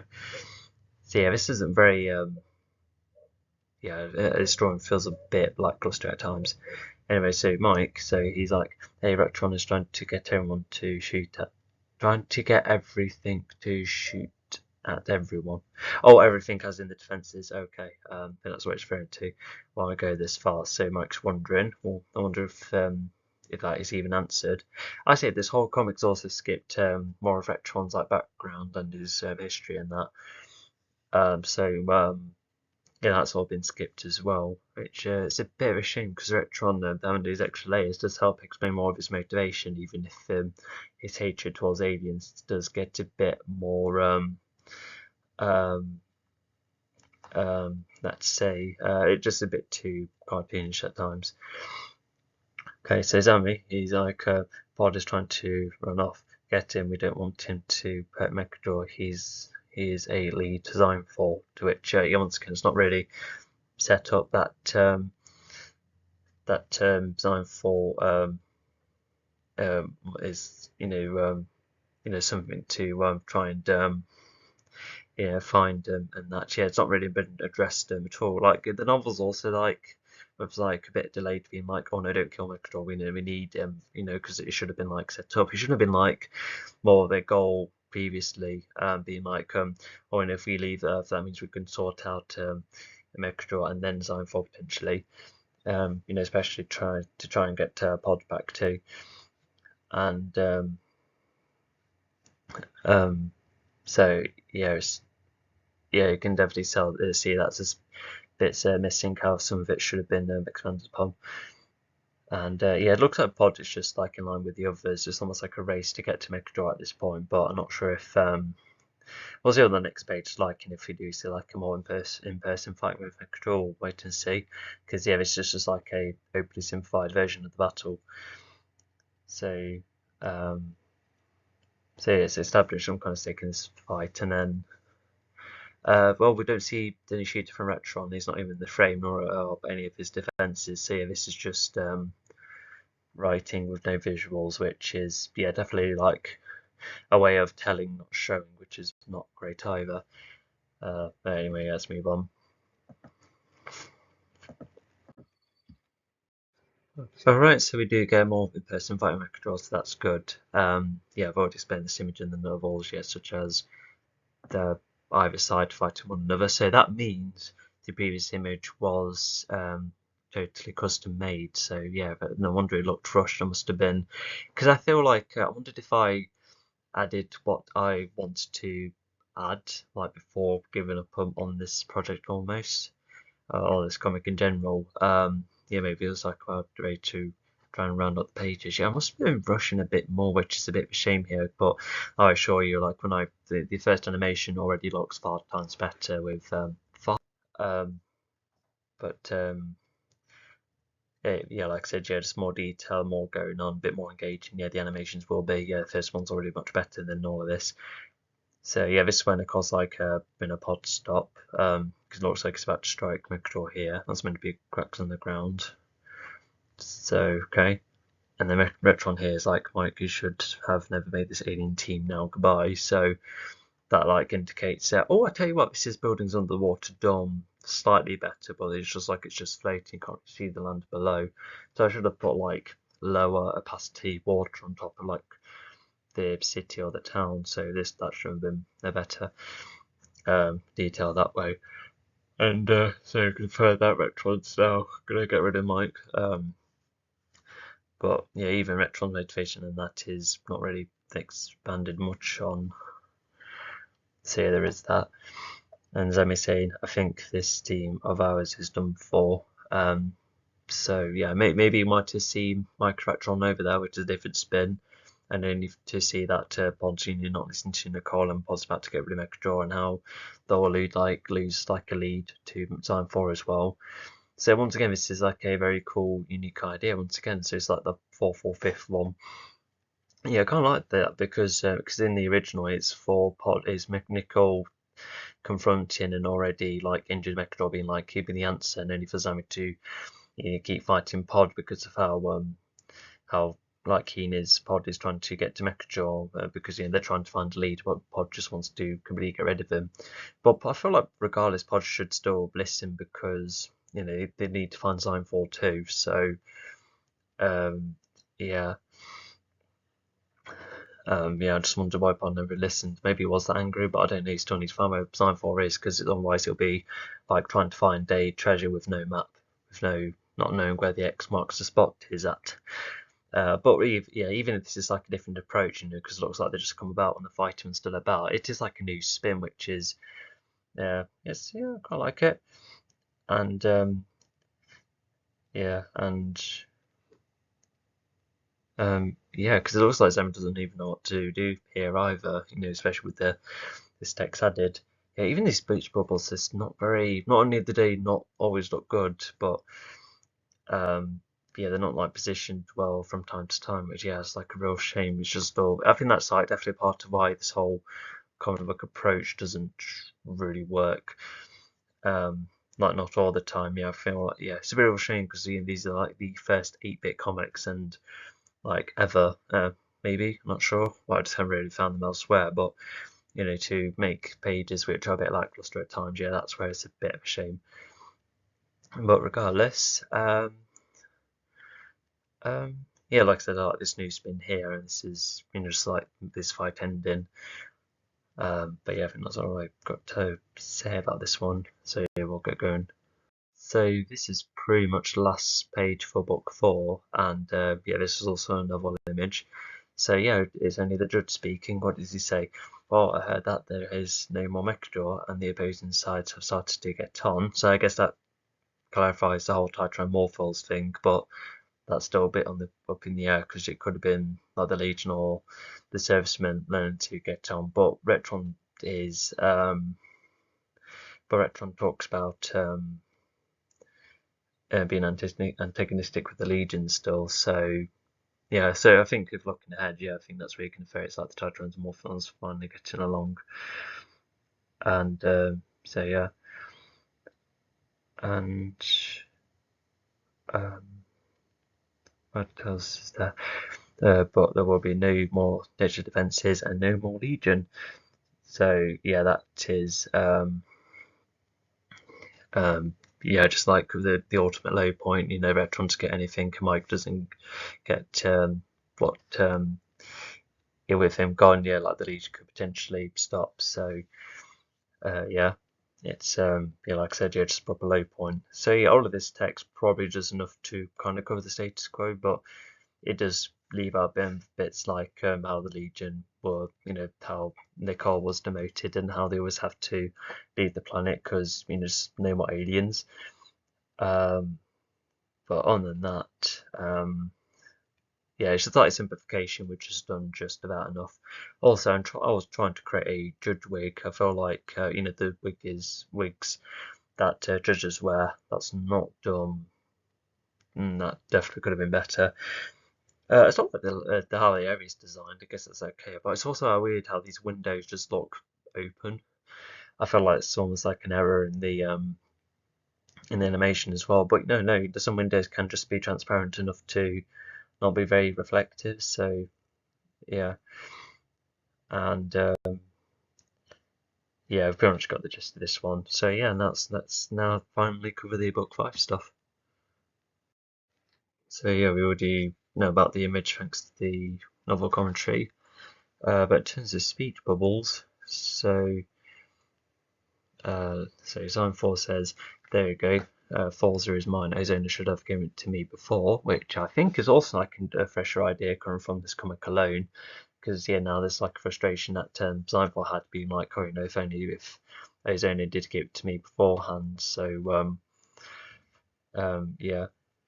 Yeah, it's like a detail I kind of like, being like, guess I finally got it, but if only if I got it earlier. And so yeah, and so yeah, now he has it, so that's clarified. And Wallach here says it should be easy, no suches, and even no legion around. I don't know why that comment was there, but I think I was just trying to create a bit of a pause, but I don't know. I feel like I should have.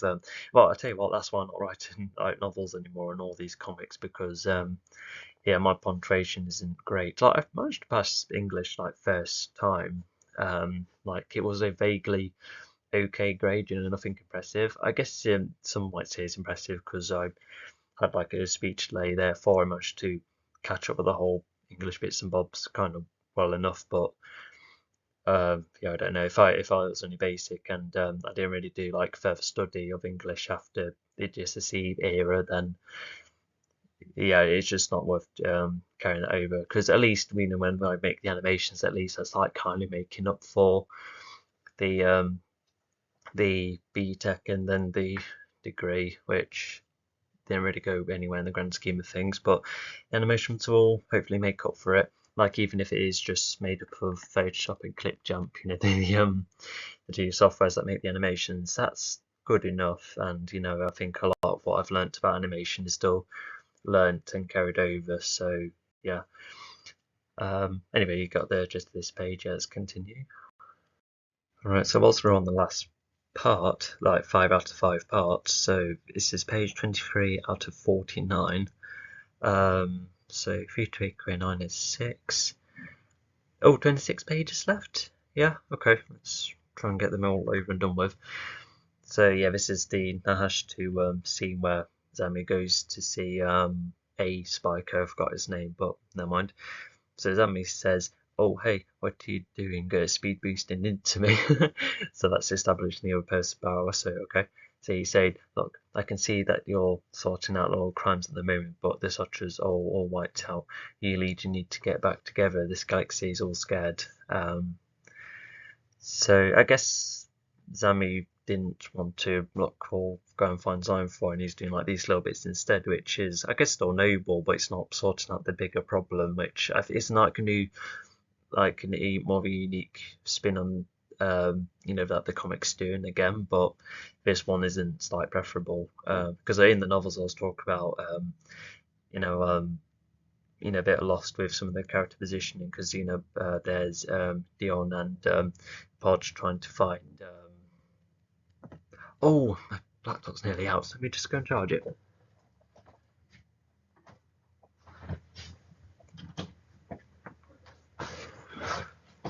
There you go, that's all sorted. But yeah, in the novel commentary, I was got a little bit lost, and I wanted to talk about an idea where McDowell's like, oh, Zone 4 is actually, gone, I got rid of him. And yeah, it's like something I actually probably forgot to write in because it would have explained, all of this delay and all of the need for the Legion split off, only to be like, no, Zone 4 is actually like still around, you need to unite and get together. So yeah, it's a bit of a shame I missed that out because that would have really like strengthened this segment of the story. How you found out about the Sotras, I don't know. You would infer like the satellites from the novels, but this isn't the novels. This is meant to be its own context. So yeah, it's got a plot or how are we trying to find that out? You know, you're not like you can speed boost through space, definitely not. Um, so yeah, they all need to go back together regardless. So yeah, let's see their reunion. So yeah, that is now around. So the whole like small catch up before Pod comes about is skipped over, but never mind. I do like Vata's design. You know, he definitely like stands out compared to the storybook where he was essentially duplicated. Yeah, that's a real shame.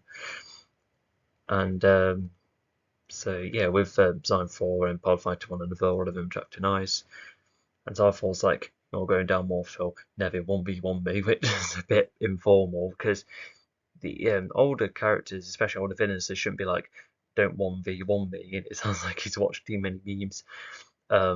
Yes, like I said, yeah, too informal. So yeah, not a great line. But yeah, I think Xyphor's not wrong where Bod does go down. So yeah. And even Vata here, so he says, "Well, my son has done very well. What an icebreaker after 100 years." What? What a nice break. No, okay, so firstly, that's a really weird, cheesy pun. He would never say things like that, especially from what we read from the novels. Because, it's like an ice pun almost. Um, what a nice break after 100 years. I guess it's like a way for that to be like, oh, wow, Saffron knows how to use power and he still maintained the fighting. But I don't know, I just feel like despite 100 years passing, it's not really been that different. Like, Zone 4's already knowing of the elements and being able to fight in that. So yeah, it's yeah, I'm just a bit unsure. And then he's like, "I wish I found you a lot sooner." To which could imply that he's been trying to look around for him for a while, especially with with Vata being down in under space. So yeah, that explains why Zonfal's a bit hidden. But even then, yeah, it's just simplified moments again. Um, So yeah, we'll go and get this one again. All right, and this is this is meant to be like night time. Oh, no, I like it. Nothing's lit up. This is the rocky area where the Legion fought the Nitrobots. So recycling of land, which is vaguely okay, and yeah, because you could say it's like a significant area because it's where the Legion first struggled, and you kind of it's like representing the struggle again. So yeah, kind of graphs and at straws, but I think that's I just like I said, just go to ease locations sometimes, not only for efficiency but just to add a bit more meaning to locations because sometimes locations can just be visited once and they're kind of forgotten, but even then, and then yeah, even so yeah, what did they say? What are they saying? So Fetch's like, "I'm the first Arawak after a long time. This Titron's brought me to life." To which, yeah, we hopefully book 3 update us enough about that. So that's all explained. And state me to you. Now, what's our plan? So yeah, it's also skipping the other parts about how he's got this much wisdom, despite literally being born hours ago. But anyway, he's like up and ready, so that's fair enough. Okay. And then Cole's like, "Well, hello, wait, oh hello, Nicole. I'm sorry that you've been." No, that's meant to be for Zami, and he's meant to be looking at Nicole as he's saying that. So if redirecting the speech bubble in some way, shape, or form, so he's saying, "Well, hello, Nicole. I'm sorry that you've been demoted, and who's this?" So, oh gosh, yeah, this is another error with speech bubble. Thankfully, they've not been common, but to allow these mistakes and to be, I guess I would have liked. Oh, well, I did like check at one point because when I was like trying to find out what other pages to add, especially um, what to add and what to alter and what to improve. I did do that document, but of course, as you all know, I discontinued. So yeah, this would have been fixed in another timeline, but we're not in this timeline now. So there we go. Let's get going. All right, so this is where they fight Rectrons. So yeah, so they're definitely not getting on. yeah, because the judge, like I said, was referring to the Morphos and Titrans despite their lack of clarity, but regardless, so Nicole's like, I'm not the biggest fan of the way their heads are tilted down. I feel like, oh yes, if it's lowered down like a block more, I feel like that's better because when you bend down and look down, your chin meets your chest almost. But in this case, it just looks like your head literally just spun. So yeah, at least that's how to do this. How to do that 8-bit approach for future, but at the same time, um, yeah, it's just knowing how to do it, and not to mention, I don't think the characters will be looking down at things much at least. So yeah, well, yeah, it's another design thing. It's also still dark outside. I quite like it because even if it's not really selling that this surface has been flooded and attacked so forth, because there's no cubes or flooded water all around. But for it to be darker, at least that's something. But the details should definitely been added way more in that. And Nicole here says, "Well, Retron, the president has said him and some remaining servicemen are around to help fight some info out in the stars, but you would rather fight us than help us, and I thought you would like Earth to be good again, and you can't do that by lying there, thinking you can't be a hero again." Okay, so because this is meant to be an aftermath of a fight, which you would know if reading like the storybook and the novel, but in here it just looks like Retron's just lying on the floor, which is not a very human thing to do. Because if he was like downtrodden, he would have been sat down at a desk, maybe just staring into space, if that's the case, but it isn't. So instead of, because it's meant to be Retron, enough of your ego actually help us, can't just be like here all the time. But now it's looking like, hey, stop being lazy. I know your defenses have gone, but even then. And so yeah, but if breaking this down further, so the Sword President and help find some info in the stars. Info in the stars. What does that mean? So that this is another fresh thing that the comic is doing. So does that mean trying to help locate Zone 4, or is this like a way to get a star out there? But Dion's not been neutralized yet, not till much later, so they won't do that either. But also, they're all too busy helping out with the Earth. I thought that's what the novel's inferred, and not to mention the servicemen refused to go with the Legion. Because preferring Earth and a whole lot of other reasons. But to put on this new spin, I'm a bit confused. Also got a couple of spacing problems in the text here as well. Although rather fighters and helpers, I guess it's somewhat third, especially with him getting his weapon ready as well. Yeah, it's crossbow aside, it looks okay, but I don't know. It's just I think that's why I'm not really been. Not despite having to go with drawing a crossbow, it's just I think this is definitely like put me off making arrows because the arrows aren't very convincing. I guess I could have made it like pointier and make it smaller. I think that's how I would have done it. That could have been cool. But we've had a lot of characters with not only bows but crossbows too. So yeah, it's weird because I still like swords, but even then, um, it's I would say. Yeah, so it's still like maintaining like some melee weapons, but not a lot of these characters have their own weapons, and even the laser guns I guess stand out enough because of the 8-bit approach. But even then, um, yeah. Well, we'll see what Retron's redemption is like in there. I think we do see him once more in this comic. So yeah. Anyway, yeah. Let's go on to the next page. Yep, so analysing speech bubbles only.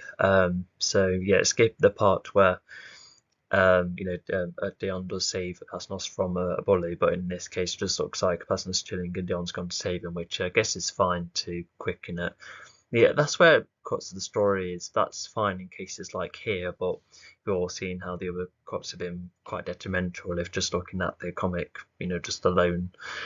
But anyway, so yeah, it's so weird because I was just trying to like read through, and I'm just overly comparing at a point where, because initially I was trying to read this comic as like its own thing, but I just can't help making the comparisons. But I think with the comparisons and what story parts are missing and the same plot was being created as the storybook, that's already showing how much this can't really like stand on its own, which is a real shame. So Pasternos, I think he speaks first by being like, "Hey Dion, thanks for lending that dude a star." Okay, so not really addressing that properly. Who was that dude and what did he do? Not explained, but okay. So, but you should let him beat me up. Oh, okay, okay, that's explained. Never mind. All right then. After all, what happened with the Keeb attacking planets, was particularly my fault. So that's showcases a sense of guilt that Aposnos has. Um, with what happened. So to have that on his conscience, yeah, I think that's the case in novels too. But Dion then says, "Look, Vasnos, I have been blamed for being absent, and I cannot get any positive feedback at the moment," which is set up from earlier at least, so that's fine. But I think we'll be fine once we define sign for, but we need as much help as possible. Are you in? And then it's like a tiny cliffhanger. So yeah, for this actually, yeah, this page is fine.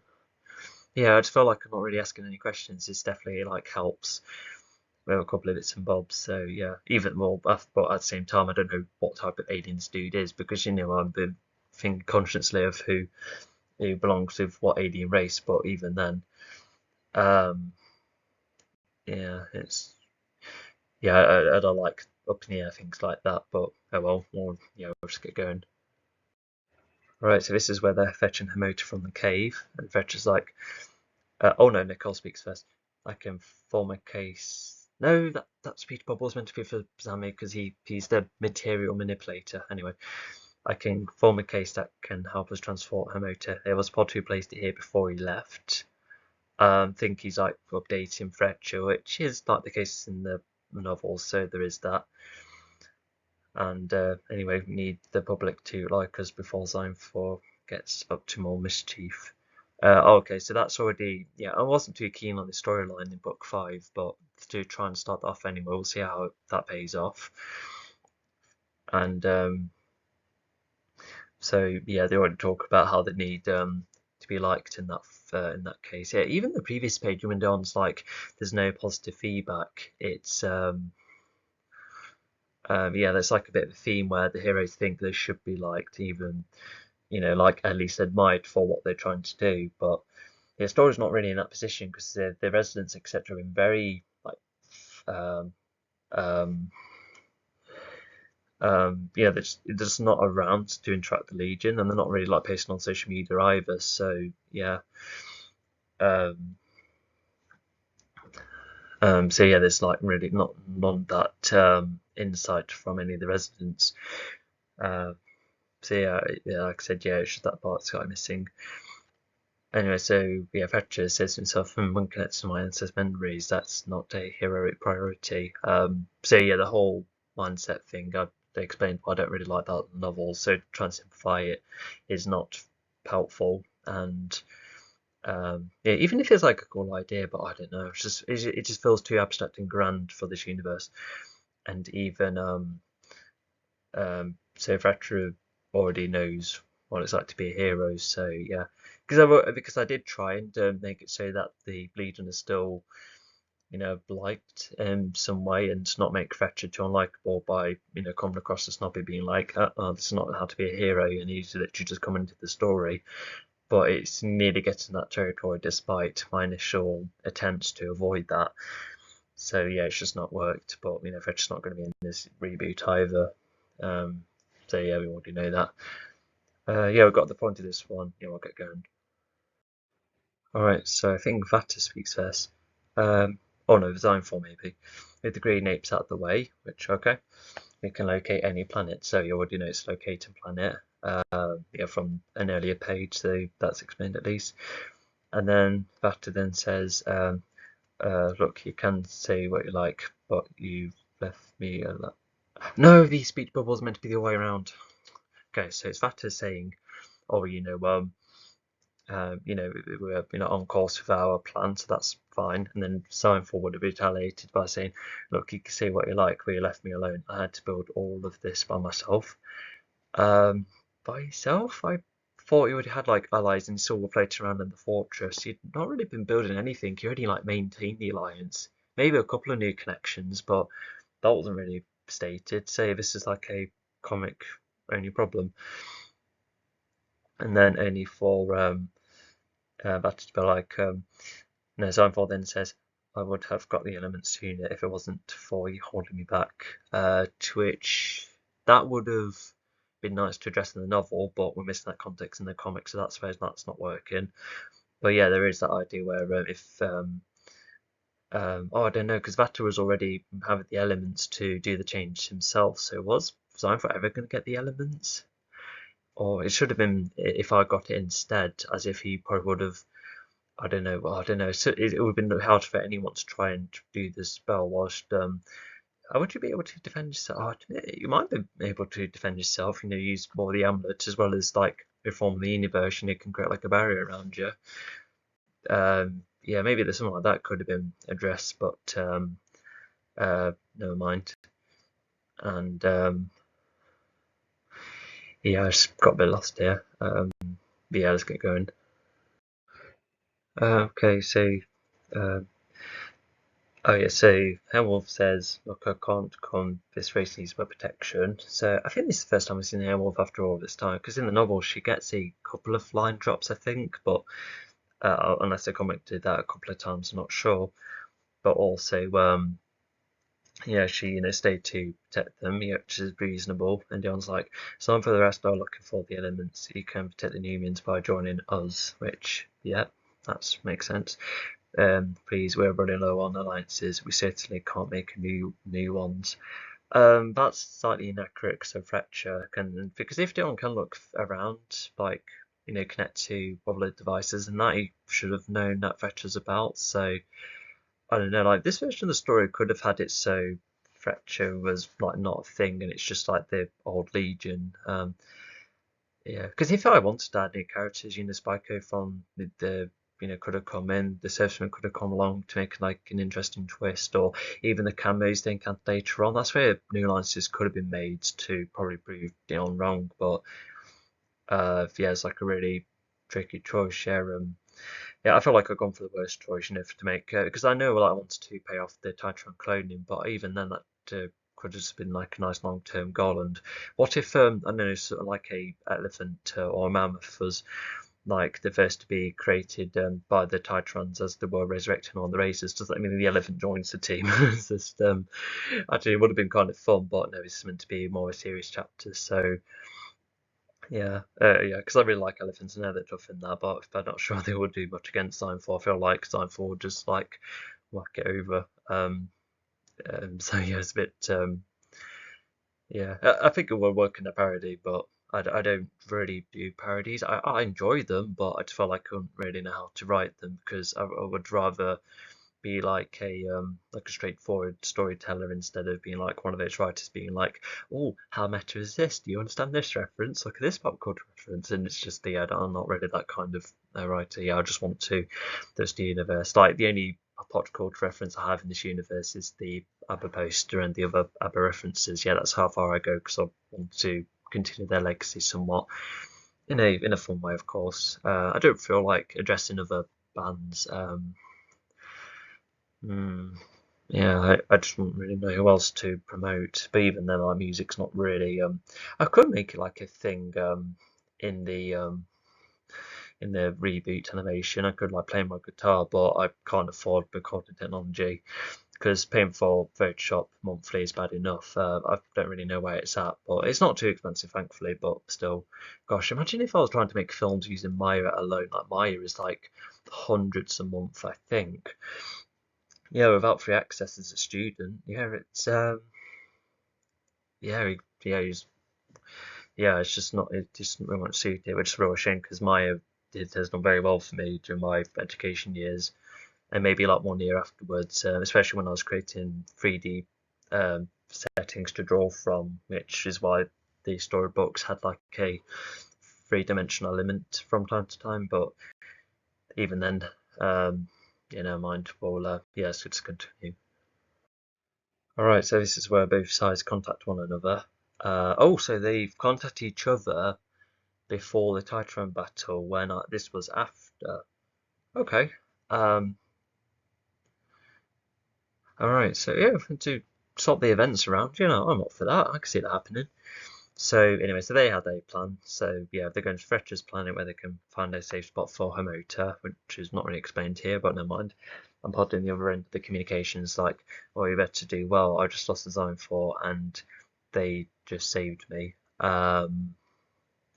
Yeah, but because in the novel itself, they come to see like their find pod, defeated long after the Zone 4 fight. So that you can somewhat still assume. And then, oh, to be honest, I don't think we'll win this. Oh, that is that's a brand new idea, which I like once again. So they're so downtrodden at a point where they might lose. Because I think if Mechador could really, have like a um, there's times where he nearly won 1-1 with like Orphean and Arizona and Torrid and definitely Mechador as well. But to be beaten by Zion 4, I can see how that would make Pod be like, yeah, we probably have no hope of this. So yeah, it's creating like a hopeless element to this, which I quite like because I'm not really always like the biggest fan of characters being like, oh, it's hopeless, what's the point? But in here, they are like still trying, but they're just keeping an open mind that they might not be able to make it, which yeah, I still like that approach. But yeah, because this when they first communicated with one another, they were arguing about how Pod lost an element, being like, well, what are you doing in the meantime? There was like more of a clash, but in here, it's like just like a formal catch up with what each other are doing, but this element of being like, I don't think we'll win this one. So it's a whole different spin, which, yeah, is different, and I almost preferred this a bit more. So, yeah, because I think part of my mindset is that when I was creating the comic, I probably must have been thinking, what other alternate ideas could I, play with that could be better, and I think this was one of them. So yeah, I just quite like that too. Yeah, it seems to be later in this story as well, where I seem to have like these more original elements compared to the storybook novels. So yeah, let's go. Okay, we've already seen this page. That's happened for a second time. That's the presentation's fault, not the comics, I don't think. But anyway, yeah, let's get going. All right, so presumably shortly after contacting Pod's team, and probably we're still on the comet front at the time. Because did we? Oh yeah, we saw the comet front and the Nemean planet, so we can infer that as their way of transportation. So yeah, it's a good visual benefit in there. So this is a lot. So who says what? All right, so who would be speaking first? Probably this camera here. You Legion, this planet is doomed because of you. We are going to get rid of you and then try and live peace before Zionfort even considers getting rid of our race. This planet is shrinking. And then Sammy then says, I can't believe they pulled my ship down to this to this planet down here. And then Fetcher's like, look, we're willing to give our lives to Zionfort for make everything better again. They are our best shot, but are still learning. They're our best shot, but still learning. Yeah, once again, slightly snobby again because it's like a new character telling everyone how to act, etc. So yeah, and but I like this detail here though because what's also like a newer idea once again is Fetcher being like, oh, if you want to get rid of them, then fine, but I think Sign4 will be probably getting rid of them for you if all of them uh, ends in that way. So that's like an interesting deal. It's like saying, oh, those aren't from what get rid of us anyway, so there's no point in you getting rid of us, but at least we'll be trying with the former. So yeah, that is yeah, it's just something I like. And so yeah, and not to mention, I feel like there should be uh, gunning them down pretty much instead of like stopping to talk, but never mind. But yeah, this camera were. But I think firstly, Azami Anu's just possessive of his stuff once again. Not sure how many instances of this has happened in this comic version only, but um, but they're like but he's yeah, he's very much, just like, oh, we're just like bringing my ship down, so he's just possessive and he's hoping he hasn't, the ship hasn't been dented. Like, even if you can repair it, like, far easier, you still get frustrated that it just gets slightly dented. Yeah, because I feel like if, I don't know, as humans had like the ability to like repair our phones like that, then I think you would still get frustrated that you would still need the time and that to do try and mend it. If we all had like material manipulation, like, yeah, gosh, imagine if us humans had that. But anyway, so go on to the camera line, so that's the most detailed one. So this planet is doomed. So it can infer bits and bobs like resources, well, like the lack of it, and how there's probably not as much life in this world. So that could be something. But even the comics missed how Megatron flooded all sorts of planets and how he set up the flooding in the first place. Because flooding just happened for no reason. Because from our information, it could just have been that the dam exploded and just got the Earth, which I guess could have been like a way to make to like help with the stakes, because I wondered if I made it more of a planet thing, so that Dion has like loads to do, but at the same time I still like the idea of Dion having to like really balance all of the planets because of all of it going through the same thing. So I still really like that. But other than that, maybe the story should have been far simpler by for the Legion just to try and defend the dam at first, only for the dam to be completely open and completely flooding Earth only. That is something to think of later, I suppose. But also like going from the comics here, it could just look like it's only the cubes homing onto their planet, so it's probably that carrying over. Because it would be a bit weird for it as well for the cube planet for the cube storm all over the galaxy to be higher in stakes than what could have happened in book 4. But even then, um,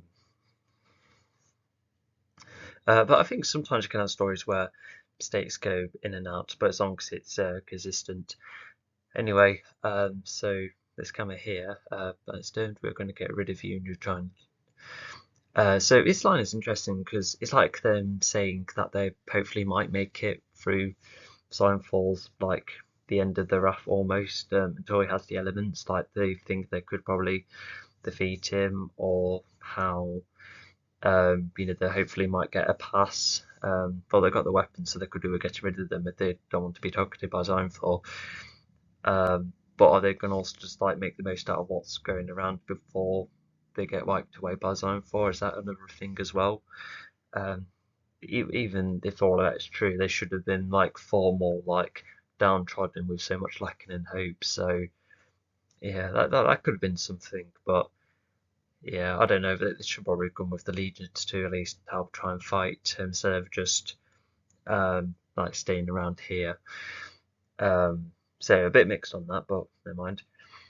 But yeah, the planet shrinking idea. So I think it's just going back to the first line in some way. It's like an interesting metaphor, but I don't know. I just feel like it's kind of said earlier, or how this line should have been what it was. Because like I said, less variety in land, less life, less of what the life is like with the routines, how they used to go about their day before this planet was ruined because of the Legion twice over.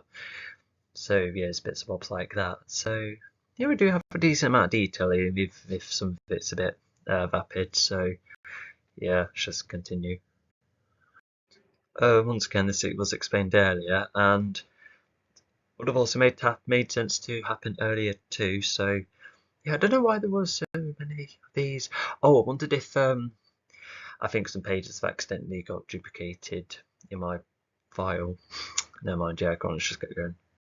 Wow, look at that. I don't know about the Earth battle, but the Titran fight has been completely cut, which is really odd. That is like a significant battle and it's just been cut. That is crazy. I like the way the thing called looks though. You can see the energy and how it's producing vegetation that way. I like that somewhat. Oh, but not to mention Zine4 needs the blue in the amulet because he has Falls of 2. So yeah, that's not meant to be as empty like that. But yeah, the back in the Dark Fortress would have been nice for that to be like, oh, this place kept it well. Yeah, I don't think any of the stories have done that, but never mind. But anyway, so yeah, like I said, unfortunately, the Titran battle's been skipped, and Necron was the one to make it with the life force. That's what's implied in both the novel and the storybook. But anyway, so Simon Ford, the speech bubby, says, "That's it. It's just us. Those who couldn't cope took their lives despite managing to give life force to me, and that earthly president has taken Mogwai from us." Oh, so in this version, they knew and somewhat spotted that the president gone for Moloch. So I think Simon Ford briefly saw that as he was teleported, because if he did see that, then he would have probably fired at the president or something. So it's interesting for him to get like that glimpse, because in the novel I kind of liked how anomalous it was for them to be like, wait, hang on, where is Moloch? So yeah, I do prefer that. It makes a bit more sense because they're all teleported at once, probably with their eyes away from the humans. I think that's why they were like, hang on, where's Moloch? So there could have been that. But anyway, so all of that's just been explained in the paragraph. I really don't like that. Yeah, that's not a battle to skip. You know, it's far too big. This isn't an element we're talking about. Never mind. You're able to get going. Okay, 13 to go. Yeah, but I'm very good to finish this off. I don't know what's going on here. So he's lit up his fist with the living or power. Is this like temporary invincibility? Well, no, he should be all glowing. Or like a temporary evolution to make yourself stronger, more adept to electricity. That could be something, but that's too abstract. And but yeah, I thought he would be summoning a plant. I wondered if I was meant to spawn a plant that was like growing upwards, but even then, yeah, there's no visual, so that's a bit miscommunicating. Anyway, so I talked about this image in another commentary once again. But here, so Zion4 says, "You like that's so irritating. You'll be the first out once the next elemental wave occurs to choose which race to leave existence." So yeah, Zion4 wants to get rid of them at a point where he's going to home on them first, to make sure they all go first. But that does emphasise more the plot of why Zion4 didn't actually make sure that all of them went. Maybe he wanted to be more efficient by getting rid of them with the wave, but at the same time, that's giving the Legion more chance to get rid of you. So yeah, he would have been more than capable to get rid of them, I reckon.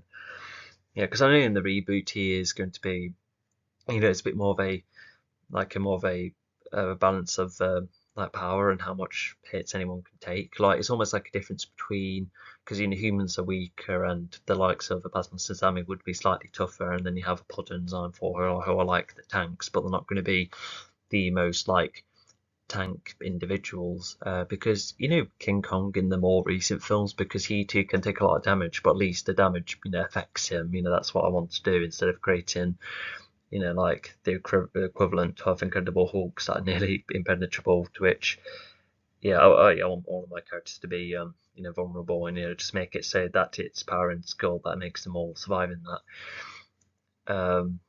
But anyway, so yeah, that Zone 4 wants to get rid of the lot. Yeah, I really would have liked for more tension to be between the Legion and Zone 4. That's what the reboot can do. It can allow more opportunities like that. But yeah, it would mean coming at the cost of other ideas too, because with the reboot idea, it would have meant that this whole I don't know, it could still have like the reunion of past alliances, they're coming together. And then all combining to fight one another. So there is like costs like that, but oh well. Anyway, we'll let's see. Yeah, I think that's it. Let's go. So they just arrived to this planet. So I guess unless we don't see Vondor, what could have looked like is that in this comic looks like all of the Titrons have gone. The goons have fought them, managed to get hold of the life force. So I think that's why we can infer, despite not really meaning to skip. It's like an interesting alternative scenario, but I still would have wanted the latter half of the Legion to try and fight alongside the Titrans, only for Vondor to be the only one to come with them. But not to mention, we skip the Earth fight as well, which means skipping Retron's redemption, President trying to stand up, facing Zyphron himself, and Zyphron visiting Earth alongside Moloch and see what they think of Earth, the whole battle, and how Dion was like made to be useless because of how battered he was by the others. Dan Von Vatter. All of that has been skipped, which is horrendous. Never mind though. Unless it might come back later on due to the number of pages, but we're nearly getting there, so I guess we'll see what happens, but we could encounter other duplicated pages too, so yeah, we'll see what happens. Anyway, so this page, so this is where the good Morphils don't decide to stick around to defend the life force, and they're going to get on with one another. I find that a bit repetitive actually, looking back, because they've just hopped from one race that possessed life force and helped to fight with them, and then that's kind of happening again, but I guess with more around, and if the Morphals being in lesser numbers as well, so at least that varies, but even then. But anyway, so this Morphal says, "Oh, hey, it's you. Other Morphals have left to explore. A bit up in the air, but okay. But we've kept training to defend Vibra, but why have you come?" So yeah, good to clarify and ask. So Pod's like, Livergore's not defended well by us. Okay, so that definitely infers that they went to the tire transfer field. Okay. Well, we have the last chance now that the rest are coming. Thankfully, it's just him. I guess that implies that it's just Signfall, but that also means that Pod's been updated. That Vata went, and I don't know how much has he been updated as well, and also um, um,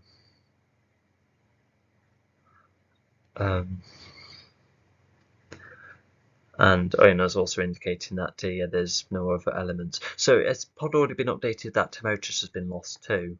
So the whole thing about that being gone because of Veteran the Element, so that's been skipped too. That is odd. It's weird because this book 5 version, this comic version of it, it's it has like the most repetitive pages, yet the most coolest ideas, but it also has the biggest like skips as well. So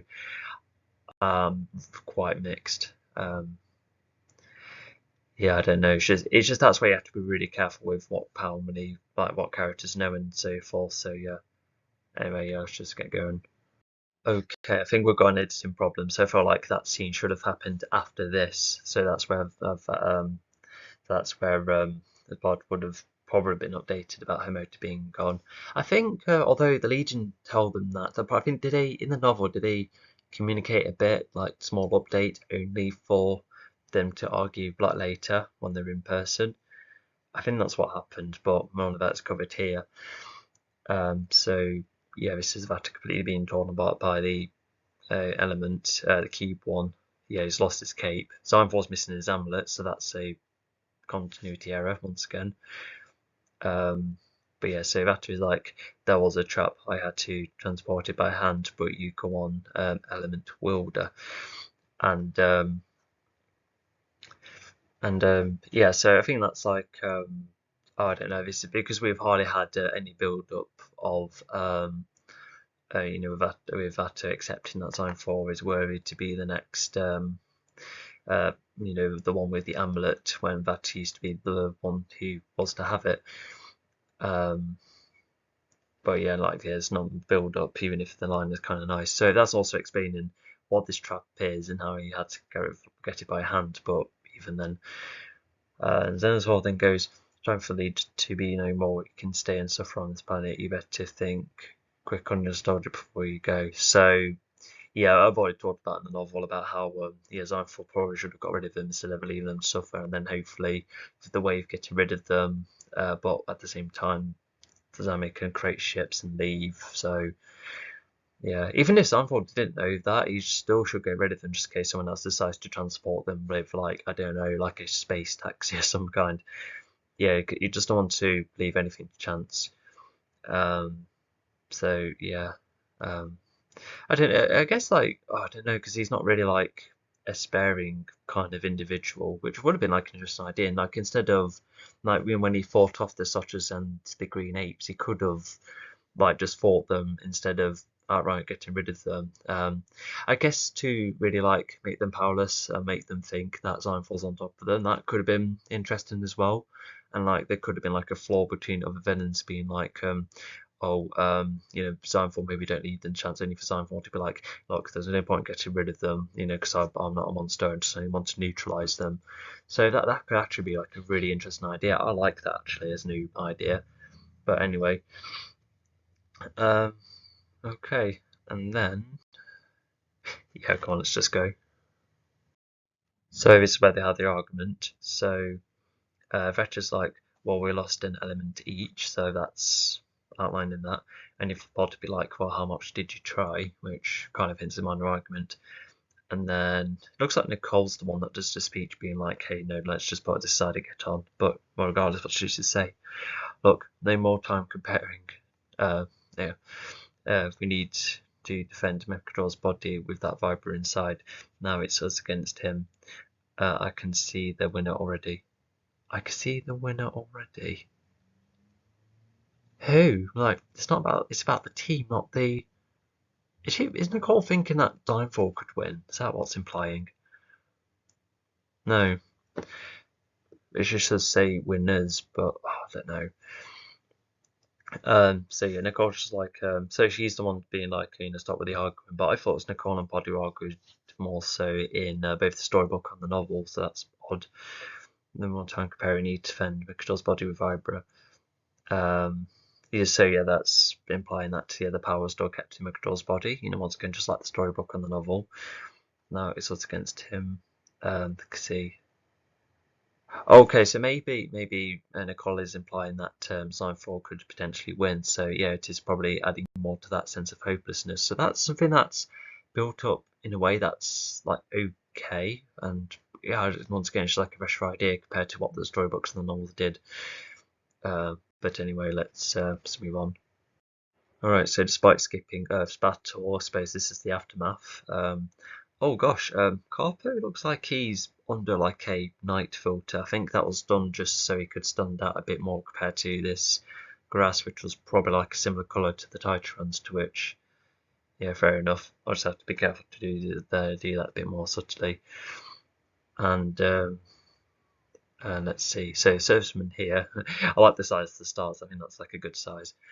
So we found a star on camera generate, he's over there.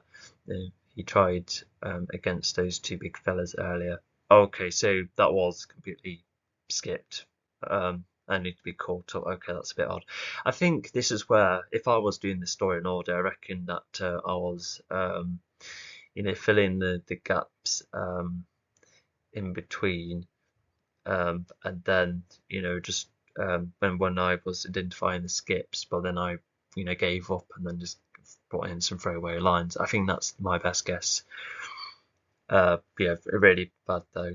Because even if you're going up on a project, you should at least you know complete it properly first. But I'm just like low on time and you know can't really work on something that's not really going to work. Like the comics, like the other ones, they're done okay when posting them, but not like good enough for like a wider audience, which you know I like to aim for.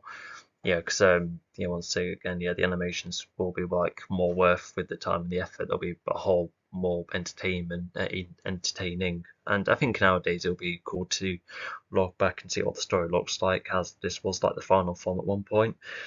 But even then, although look at the best stories out there, they will go through all sorts of bits and bobs. But I suppose not unlike the film industry, where I suppose there are like draft-like versions of films that exist. But in here though, it's like posting what used to be the case, only to then post the final thing. So yeah, it's like the difference between the past, like you know, 50 years ago and now. But anyway, so it's just yeah, despite the battle off screen, they know about the 100 generations somehow with the stars. Okay, and then yeah, this is Carpe speaking. This is a shame about my fighters, but Bondor is with the rest. You'll do my race. Well, whatever the outcome, I have to say Earth looks great as well. No, Earth does not look great. It's been gone through to attack. So, yeah. And then, so that's a really clunky line there. And also, this paintwork's inconsistent. It's either part of the shell or all of the shell, you know, on the back. So, yeah. It's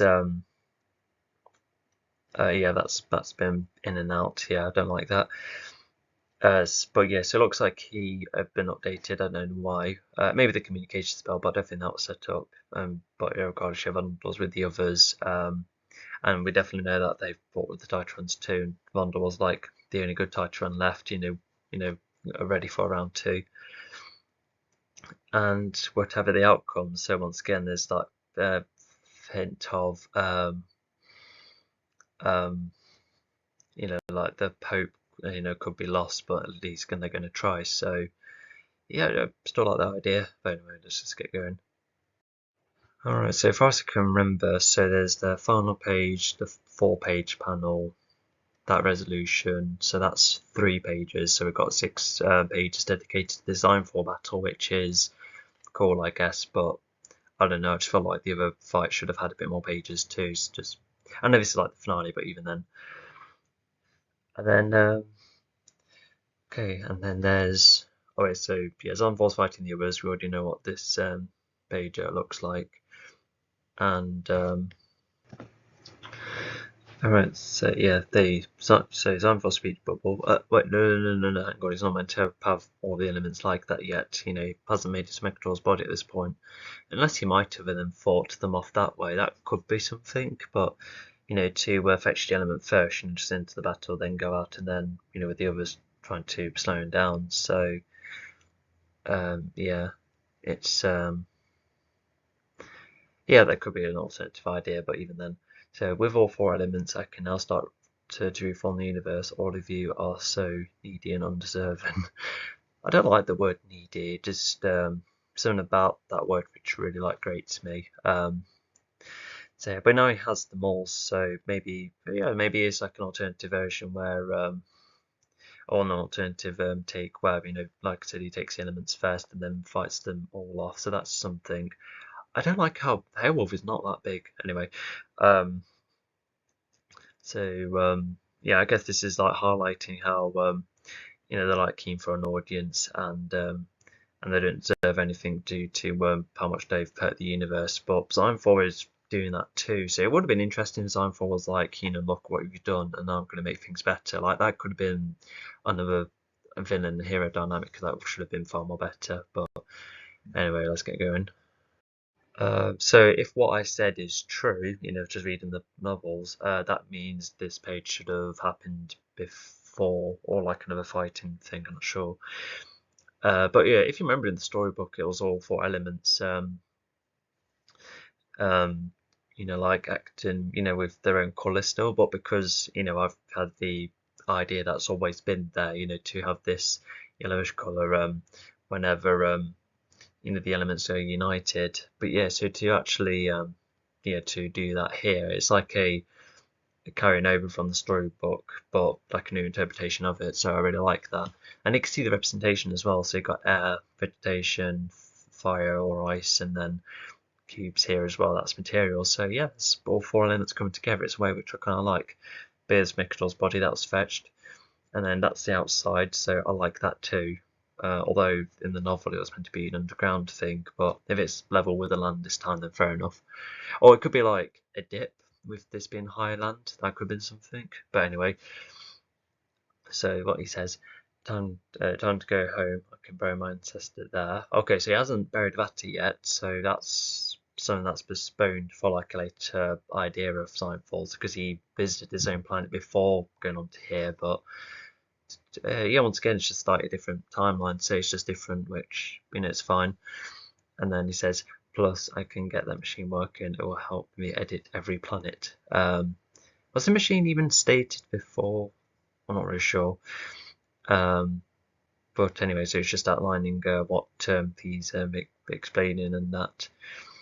And plus yeah, so I really like the visual, but yeah. Oh yeah, because I think this is a original image. Yeah, I think that's why I went more into depth in this one again. So yeah. All right. Let's just get going. Okay, so we've got another shot as for fighting, which is one more compared to any other finale fight. Well, this is like the third scene expanding on it. So yeah, this looks like an original drawing compared to like for the novel videos. And Yeah, so if this is the original drawing, let's have a look. One thing that seems to be standing out is that Pod's armor is too light. I feel like he should be maintaining the ice armor, to really show more the independence. But in this, of course, that color difference was made too, because the rocks behind him, would have been like a similar color, but yeah, it stands up too much. But it looks like more the color of the water, which isn't really good. But Haywolf looks like she's just whacking her arm against his leg there. Sam is shooting upwards. Nicole's probably shot a explosive there. I don't know what Bondor's doing here. Like, where's Fletcher as well? Oh, there he is. He's not back. Okay. But it looks like he's probably finished with the Vine. But also, yeah, just once again, I really don't like the way his body is like lower like that. The tail and the body's too thick because they need to be a bit taller in some way. Oh yeah, because he just the Pod's tried it in there, so there is that, and then Dion's aiming as well. So no, I think everyone is there, so that's all right. Yeah, because it's meant to be 7. Oh, hang on, it's missing a Plasnos. What a shame. Anyway, so Pod here, that's it. Keep the amulet away from Zone 4. He'll have less power about it. Well, he hasn't lost it yet, but I'm sure once it's removed, then good, fine. It's establishing what needs to be done, and not to mention, because if you remember in the novel, it's Pod finding out that by hitting the amulet, it's like stuns the use of it, but obviously there's not that kind of setup there. And then why has Dion got 2 speech bubbles here? I feel like this should be a speech bubble given to someone else. And because this sounds like Dion's line, give me the amulet to me, I must do what I must do, which is a bit clunky, but never mind. But he needs the amulet, and we'll find out why. So this line, you may have beaten my team, and thanks to Vondor's healing vine, the Legion are going to probably assume beat you up again, because a word's missing, and beat you up again. Going to up again. No, going up again and against you. No, that's clunky. I think that's a line for Pod. I think, which probably would talk about Pod probably accepting like him being part of the Legion again. Yeah, I could see that line fitting him. Yeah, I think I must have mispositioned the way that speech bubble was around, but yeah, yeah, I'm not very, no, not very fond of this page, unfortunately. Yeah, because it's also like an example of being too messy. Like if you look closer, then fine, but yeah, it's just because what I've done while in the following animation, or no, the brand new one for the reboot start, is that most of the land is quite just a bit more plain, which allows the ability of the no, sorry, the well, like when the characters and their abilities show up, they stand out, and not to mention the lands are like darkened too to make the characters pop out more. Yeah, it's kind of what I did with the Hootist animation which I've made, which is released about 2022. Even that was done with the settings being dimmed down, so the characters look more like highlighted as a result, which is a really cool approach. So yeah, well there you go, past animations that can help on new ones. Anyway, yeah, come on, let's go. All right, so now that Dion's been given the amulet, so there are like moments that was like in the novel, such as the super moves or the more teamwork and discussing how to use the amulet, but in the end, it's like Dion being like, oh, yeah, you must give it to me because it's like the only way almost. Yeah, I'm not too keen on how the power comes from the amulet in that way, but never mind. But regardless, you can see the power going all around and through him as well, so that's kind of cool detail. Even all of this looks extremely like, is captivating the right word? It just that looks cool, visually interesting, the flames and all the sparks going nowhere, and you can always almost see him being torn apart. Like, look, that looks like bits of his armor are getting chipped off, and his eyes are like going up in flames. It's yeah, I really like that visual. That's probably my favorite comic visual from this comic. Yeah, I did something satisfying about this. But regardless, Dion's like, there you go, the full element power as you wanted. Now it's time for the true elemental wave. And then after Nicole's like, Dion, start this universe needs you. And Dion then goes, no, it needs all of you. Which, in order, it's basic. So, yeah, Dion's going to reform the universe, because it's his wave that's going to happen, not Time Force. But even the line of, if you have the full elemental power as you wanted, which bit cheesy, but I reckon that could work with enough like setup added. And then Nicole's like, no, please stop. And then Dion's like, no, like, does need the Legion because he has had it, because all of the stories, making an attempt with Dion, letting everyone down, but after doing this, it will not only redeem him but the Legion as a whole as well. Because despite being apart from the Legion, he has worked with them a good few times. So yeah, and and because it's just definitely a very good page. Yeah, we'll go on to the next part. All right, this is a new illustration. Although for once this is a normal pen, and I think it's just to emphasise more of that elemental wave stuff. Even the base has been repaired, which cool, but I don't know, it's just this feels very lazy once again. I think I must have been trying to round this up when I was getting bored of it, to at least finish the pages around. You can see the paint there a bit inconsistent, not to mention the grass earlier was lighter than the carpet here, so that's a bit of a colour inconsistency too. And then the salesman standing around, then to our right. So this is definitely a new illustration compared to what was done from the normal videos. But the president says, look at this Garpo, I think they won. The others never looked better, but who is making this wave?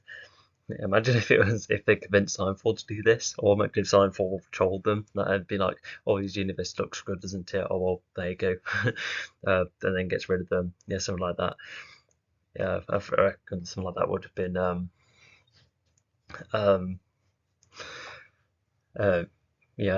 that's one black parody idea, I suppose. But it's just simply the reaction to it, which we've seen in the other story commentaries too. Although I do like this question, who is making this wave? So it's just trying to find out what the mystery is, because we never really got, because Lee definitely agreed to Dion, but they haven't really got like the response from the others. But I guess the others don't know Dion that well, so yeah, it's but the Legion of him is definitely like enough. But anyway, so just one unique idea there here, I suppose, and we'll let's go on to the next one. So we don't really see Dion being damaged. I feel like he shouldn't even have the green eye because the green goes when the niche bots get defeated. So that's a bit inconsistent, but never mind. But you do have round one circling around. Oh, hang on. Vondor's meant to have the paint on his shelf. It just looks like a normal title around here, but never mind. So this cliff end, so Nicole, it's just a shame, but now we'll watch the whole universe for him, as it's meant to be, the whole for him. I suppose you could interpret it like that. Imagine calling the universe the whole. That's not a bad idea. Like when it's like a metaphorical singular word. Something that could work, but yeah, we'll pin on it. If the universe will accept us, if not, we'll continue to live as normal in a far more peaceful universe. Oh yeah, so this is where where when the threat was earlier in the comics they're saying, although actually no, I don't think this would be like they were wanting to please the residents, but now it is I don't know, it's just the novel at least tried to expand in very like the concept about how the Legion, like even if they do make the universe peaceful, they might not get accepted, therefore they would have to like live on their own and do crimes all around, and their goals might not be achieved, but they still help maintain the peace across the universe. I still like that idea. and I almost probably like it better. I guess I wanted to make it more optimistic by making it so that the residents all accept the Legion too, so they do get their reward, after defeating Zynfall. And yeah, so it is just more of a positive message. And so yeah, the shame part, yeah, that's Lee's and Dion, but Vashon Universe for him, which is accurate to the sequel. And but yeah, this is Nicole being like, we'll be leaving normal lives if if it if the residents don't accept them, which yeah, I won't talk about this Bob's about that. Anyway, let's go on to the next page. Yeah, not gonna lie, I was looking forward to this one the most. Yeah, because like they're one of the previous ones. I don't quite remember what. There's definitely a load of alien races which were on the page on the hash too. Like seeing all the aliens crowd around. But it's happened here as well. I think because I kept copy and pasting the residents. They're all the same. Well, the same design. I've been um, been copying from page to page. You'll definitely see once you look at all of their visual media, the 8-bit stuff anyway. But yeah, here's all of the alien races. We'll go through the speech bubbles first because I'll just get the boring stuff out of the way, I suppose. So Nicole, thank you. Oh no, so no, President speaks first. Me and Copper helped spread the word as we got your message. We are so thankful. We are all so thankful. Um, As we okay, so because in the novel and probably the storybook, they use the satellites to spread the message themselves, but instead it's the president and Carper saying, "Hey, the Legion have made the whole universe peaceful," and yeah, so they got the message and decided to spread it themselves. Once again, that's different, and I feel like the president and Carper should be more settled characters if they were going to do something as significant as that, um, but anyway. Um, But yeah, there's some information, and the call then says, "Thank you. If your trust is placed in us, then we will do the best to earn more of your trust." So, oh yeah, even if they are like accepted and been rewarded, then that's where it's her being like, yeah, I don't think, oh yeah, all the trust is definitely not um, like I think it would take some time to build even more trust, but we'll promise you to continue to earn it. We've made it as far as defeated and design for. We'll do our best. So it's that kind of context which makes this adaptation a bit more original once again. I feel like I'm saying this a lot with this fifth book, and yeah, I really like yeah, it's just yeah, it is straightforward and a bit simple, like the whole pages, but yeah, it's still quite cool. And not to mention, because in the storybook and presumably the novels, it was just the human residents being like, oh, they're all gathered around, and the aliens get told about it eventually, and um, so yeah, but yeah, in this instance, yeah, so that it's the aliens all coming to Earth, and we can definitely assume that the humans are still around too. They could probably go around part of this crowd, but instead, yeah, we've got all of these any races to come and go around. So yeah, it's yeah, it is yeah, rather cool to see the visual. Um, but yeah, have all of them that help defeat Sunfall here in a cold long president. Carpo's there too. So yeah, there's definitely that theme of humans and aliens definitely uniting. I definitely would have wanted more of that emphasis because we only had like the Legion interacting with those on Earth, like many of those within the base, plus the president. And the servicemen fighting other alien armies, and there's the Titrons that got involved as well. But yeah, I think I would have liked even more the emphasis, but I think that's where the reboot can really help explore that. But yeah, look at these alien races all come to visit. I really like the variation of colours, and I think the 8-bit style already helps unify all of their looks. I think there are like some that look a bit too different to one another because when you're creating a universe, you have to make sure that all of the all of the designs are accurate with the rest of the universe. Star Wars is even a good example because you must like obey what kind of Star Wars established and move on from it. Because I think if eyeballing the Star Wars designs, if having a look at a lot of them, yeah, a lot of them, a bit more straightforward. You have like the Wookiees and Ewoks that are a bit more furry, and I guess they're like partially earthly creatures, but maybe slightly more alien. And there's like a gritty, serious edge to a lot of the designs as well, especially when put next to the Jawas and the Wampa. They look like partially intimidating as well. And yeah, look at the Mos Eisley canteen. There's a whole heap of other alien races there, and yeah, they have those obscure like shapes. So they do look like a lot of them did look like the kind of aliens that you would encounter if living in a universe where humans, so you could say, like live alongside aliens. Like you can definitely kind of see that happening. So yeah, it's like somewhat grounded, and you can also like tell that these alien races have been around for ages, especially with how they look, with some of them being aged and the kind of fashion they're wearing as well.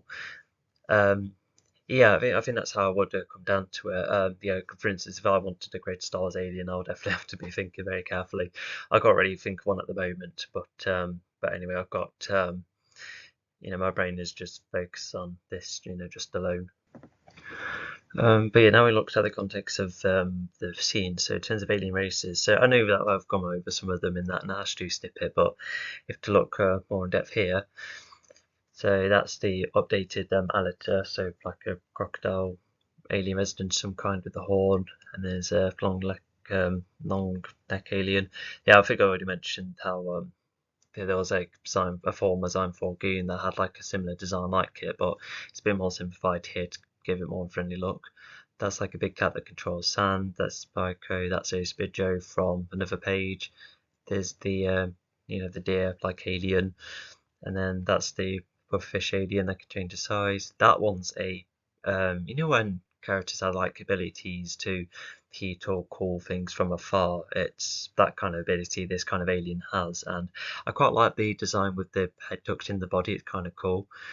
Yeah, because I've been wondering about. I think I'll probably keep the design, but I think the ability is a bit yeah, not too keen on it. But yeah, because not to mention I have to be really selective. 5 primary abilities each element, because that means Sci-Fi has 20 abilities, which is a lot. But if thinking carefully, then that's how I can make sure design falls like really powerful, but the stakes are consistent with it. So that's the also a bow manipulator. That's a Topchin, which is the definitive alien resident. You'll see that design in the storybook as well. That's Gara's race. Yeah, like an ape-inspired alien. Then that's the seaweed-inspired alien. That's the alien that can tuck into a ball. I really like that design as well. Yeah, like they're almost like racing stripes around certain areas. Then the badger alien. That's a oh yeah, Blupsh, yeah, the Titan rival race. That's probably one of them's there, but oh well. That's the normal alien. That's Arizami's disguise alien at one point. That alien has wheels all around, so you can ride on those wheels. So that's kind of cool. Then that's the alien that Tarvin, transformed as a disguise. And then they have a collabo, what that was in the first book. So yeah, quite a variety. And yeah, I already mentioned that the 8-bit approach kind of helps unify what these races together, but not to mention there's like one or two that won't make it to the reboot, not only because I've lost interest, but I think a lot of them, yeah, because I definitely like the Earth-inspired moments, like the pufferfish, the deer, because even that looks partially like a giraffe, even though it's not fur, but that's where it yeah, that's where like the whole unified design look then helps, because I had this idea where the other aliens would on purposely, if that's the word, sorry, have like similarities to humans on not humans, the wildlife on Earth, just show that like all sorts of life share these features and the alternations. That's how those created the universe kind of saw it. Just having it go with like different looks, and um, So yeah, I think having like the Badger alien is a bit, like too similar to our Badgers, but I still strangely like the idea, especially with Badgers having like quite a unique look, because they kind of remind me of orcas, where they're just like black and white, and they don't really look like any other creature. They really stand out. Look at elephants as well. Drunks and tough. Like, who else has that? It's just it's just fun to have those kind of features. But anyway, we've spoken long enough on this one, so yeah, we've got 2 pages left. Let's go. Yeah, I think this is probably an all original image too. I kind of like this one because even if this is not a scene, it's still it's like one of those posters which shows a variety of any races, environments, and thus elements. Oh, we can even see the more physical embodiment of the elements too. Oh, okay, now this is rather good. Even sort of the text. Firstly, over time, all elements are protected by different fractions, starting to a new era of the Legion where they oversee the universe free of ego. So yeah, as they oversee the universe, they don't have any biases. Yeah, they do their best to oversee the universe. Even what happens later on is just some disagreement with with Gara and the others, not really agreeing with the Legion's way of things. I think they probably preferred Seinfeld's way of things as well, as if they wanted to carry that over. I think that's probably what happened. I need to remind myself of that. But anyway, yeah, this is just like it definitive that all the elements are in the realm designated planets. Designated planets? I think so. Yeah. But anyway, so if we're going from place to another, so there's Titrons next to the tree, and that's living good with green energy growing the vegetation. Looks like falls is just simply a looping loop, because sometimes air is represented that way, so that's a such a get hold of one. And I know they come back, but the Titrons were resurrecting races. That's set up at least. So yeah, that's then coming back. Although you could also assume that they were just simply fought off as opposed to driven to extinction, like in the storybook or novel. And then there's also, that's a Morpho. I don't know why he's in the cell, probably like a safe spot. But this is fire with some ice bits around it, so that's kind of cool. And then there's Himota, that looks like a chain full of cubes. So yeah, they all stand out. Nothing really unifying about it, because I've been trying to think how to make these elements like all like a consistent look or form. Like there's if I'm going for more similar things, there's the Infinity Stones. All of them are gems, despite their alterations. And then there's I remember what was that other I remember One Piece Media where every power was represented in a oh gosh, what was it? Like the power was within these like miniature sculptures or powerful entities. What was that? Oh no, I don't quite remember. But there was that, and I remember the Magic Roundabout, also known as Google. Even there was 3 different types of gems there too. That's more like unified power as opposed to individuals. But anyway, um, so yeah, because just all of them are like abstract forms of energy. Maybe it is like a way to make this stand out more, but I could do with finding like a single form to make them all the same yet different at the same time. Yeah, because with the Infinity Stones, all of them, they are partially like. I think the stones are slightly different, because the ether could, the red one could be liquid, and there's the um, oh yeah, the yellow one that's just bigger. And I remember one of them was a bit more crystally as well, so that helped that one stand out too. So yeah, even they've had to go with similar yet different. So I like to definitely expand on that kind of aspect. But regardless, yeah, it's just like the new status quo of the universe. I kind of like how it's represented in this way. But yeah, let's just go on to the final page. And as we read through this final page, we'll come to the conclusion. So yeah, here's the duplicated residence I mentioned earlier. I've already talked about this image in the novel commentary too. But this paragraph. So that's continuing from the previous page, which is new. But anyway, even that 4-panel thing is partially inspired by in the second book, the second storybook rather. There were so many things I wanted to round up at a point where it was just like 4 different events happening, with Plasmos and Torrid and their Tengas being fine and Slimefall being frustrated. I just remember thinking, how do I represent all of that? And so to do that one-off 4-panel thing is just something I quite like. Anyway, so continuing from the previous page, there will be new members, new systems, new rules, and new threats that will come. The worst is out the way, but the universe every now and again will become haphazard itself. So not quite the last word as it has been in both storybook and the novel, but still like the like the link between all 3 interpretations. And so yeah, new members. Yeah, we see that in the sequel. How things were protected. How to diminish crime with the new rules. And yeah, always acknowledging that trouble will always be around. Yeah, because no universe will ever be just 100% peaceful. There's always going to be trouble. So yeah, it's just nice to be realistic. So yeah, I've already talked about how this it's a fun page which I like, and I already talked about how the Beastosaurus was a creature that came up with when I was younger, and so to have that as part of the part of the ending, it's like a homage to my childhood almost, well, childhood that obviously just exists in my head and I guess on this. Oh, not to mention, yeah, I've already mentioned it before. My first ever showreel has a illustration. It was one I'd done myself, but a friend of a friend of a friend um, digitized it for me. So yeah, definitely one of these examples of kids' drawings being digitized, which they have an interest in from time to time. I feel like going through them more because there can be some quite interesting ones, especially when they do get digitized. But yeah, I'll research my own time.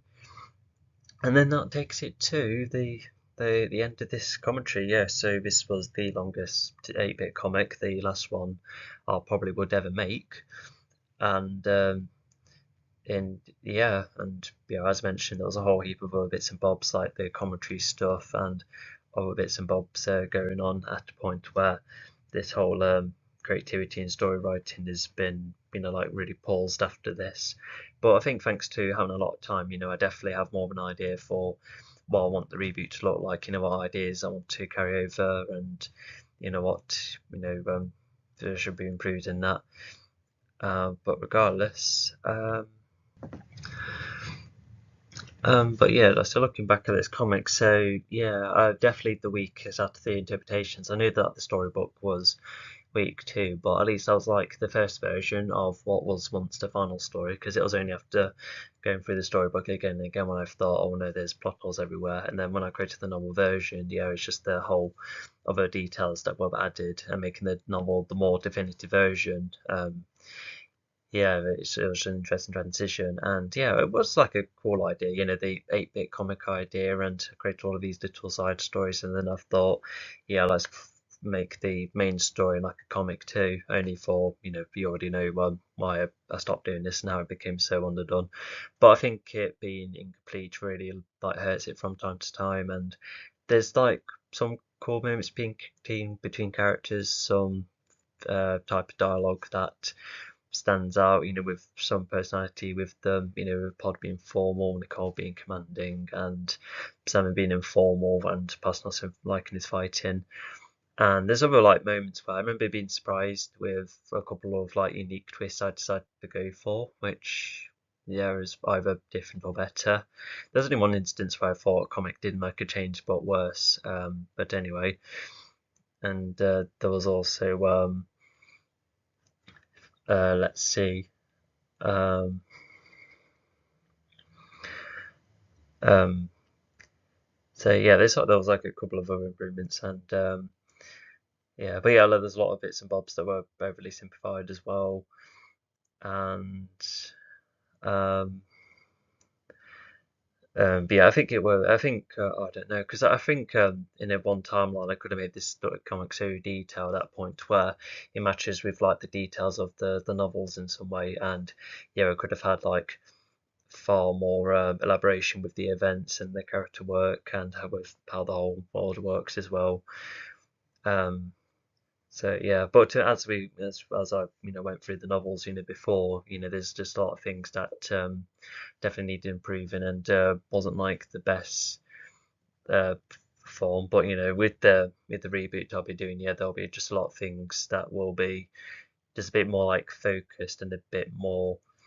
I just can just see being the better version. I don't want to like give too many things away. Although I think just to like, elaborate some things, the team will change once again. There's going to be more of an emphasis of the team being together, and all of them will actually have a bit more like solo origin stories, which will be outlined as well, more so.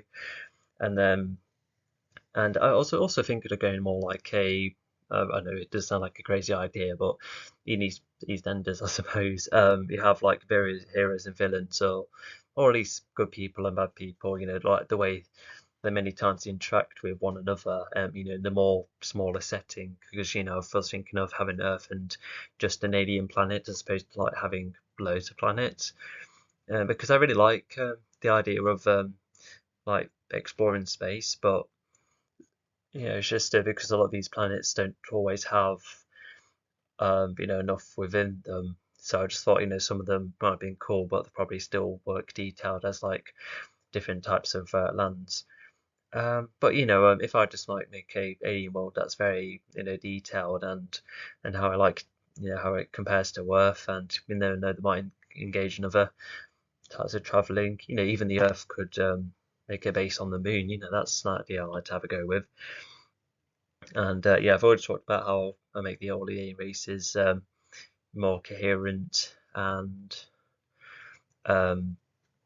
and yeah, the whole martial arts power thing I still like to continue. I've already talked about how I'm tidying the elements a bit more, and yeah, and also a bit more emphasis on the origins of the universe as well. With like the godly entities, and a bit more emphasis on wildlife as well. Especially when I talked about having extinct races that become part of the alien planet.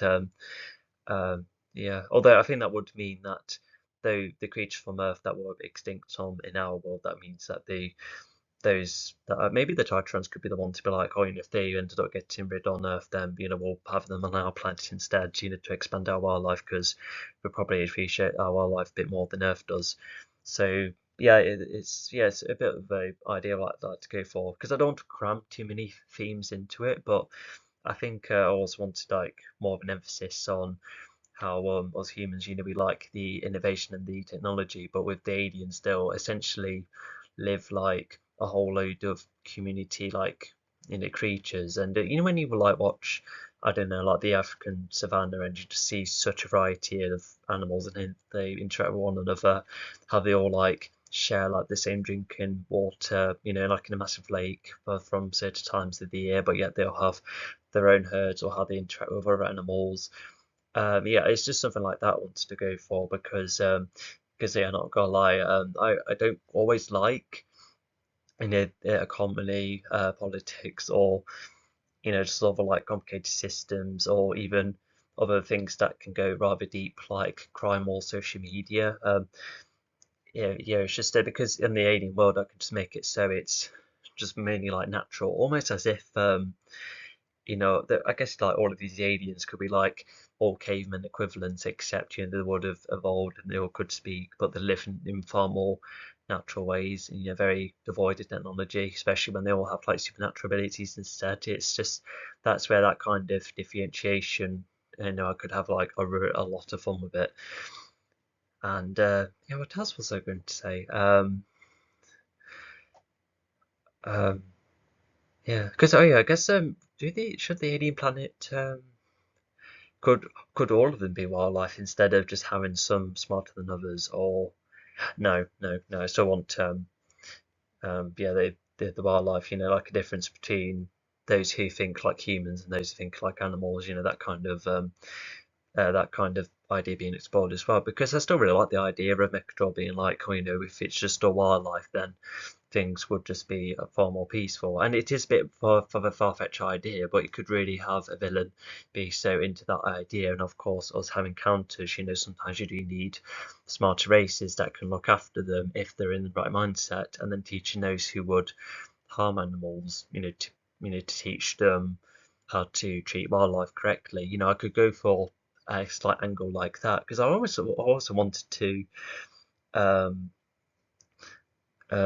you know, to explore more of the idea of if it's right to include wildlife in combat or not, but just framed in this universe. I know that you know, people say, oh, you know, why you know, it's no longer World War One where we shoot while whilst riding horses. You know, we have cars, we have tanks, we have bikes, and of course those kind of arguments would exist. I think they could work in this, you know, this universe as well, because Earth could be like, oh, we have vehicles, but the aliens could be like, well, we have our animals, they're very capable. You know, they'll probably could take a lot of your fire. So I can imagine that kind of dynamic coming about. I think that could be really cool. But it's just how to focus and how to progress it properly. And yeah, even the alien planets I had an idea of are definitely going to be more combat driven. You know, they like to, you know, like fight each other for entertainment. And oh yeah, the Olympic idea as well. Yeah, a whole heap of Olympic sports came up with. You know, like a race of who can push the block the furthest or who can throw the furthest, and you know, running races and swimming and best projectiles, and with the aiming. Yeah, there's just a whole heap I could really have fun with. Oh, and flags. Oh, the flags. Oh, yeah, because that's something else I've been stuck on as well. Like, do I make you know, each like one town therefore one alien race? Do I make certain alien races for different types of locations? Do I make the locations based on which races like which element compared to one another, and each element could like represent a country? I still really need to work on that kind of idea as well. But yeah, I think, yeah, not gonna lie, as well as want to explain all of these to you, I think I do like to watch these commentaries and look back to really help with you know, those ideas I would really like to go for. But so far in the first animation, it's just simply the Legion defending the base. You know, just really, you like a really good start between the, you know, the aliens with abilities, how they all can work together, and how the humans can get on despite the technology. And so yeah, and I've already talked about what I'm getting rid of. You know, no Torrid, no Arvin, no Fracture. They all will have Arvin's abilities too, and um, yeah, the Sotras that were the army for Ozona, that won't be a thing, and most of the plot of the third one I don't really want to continue. I don't. The Keep Storm, do I still like that idea? Maybe on a smaller scale, probably. Yeah, it's just something like that I really need to have a good think about. But anyway, um, yeah, I think that's all I can say. So yeah, despite needing to, well, I think this, I don't know what order these things have been posted. Yeah, I'm treating a lot of my commentary things as like the last one because yeah, I definitely like rounded up all of this bits and bobs. So yeah, if this does become the last recording, then yeah, this is probably the last commentary, um,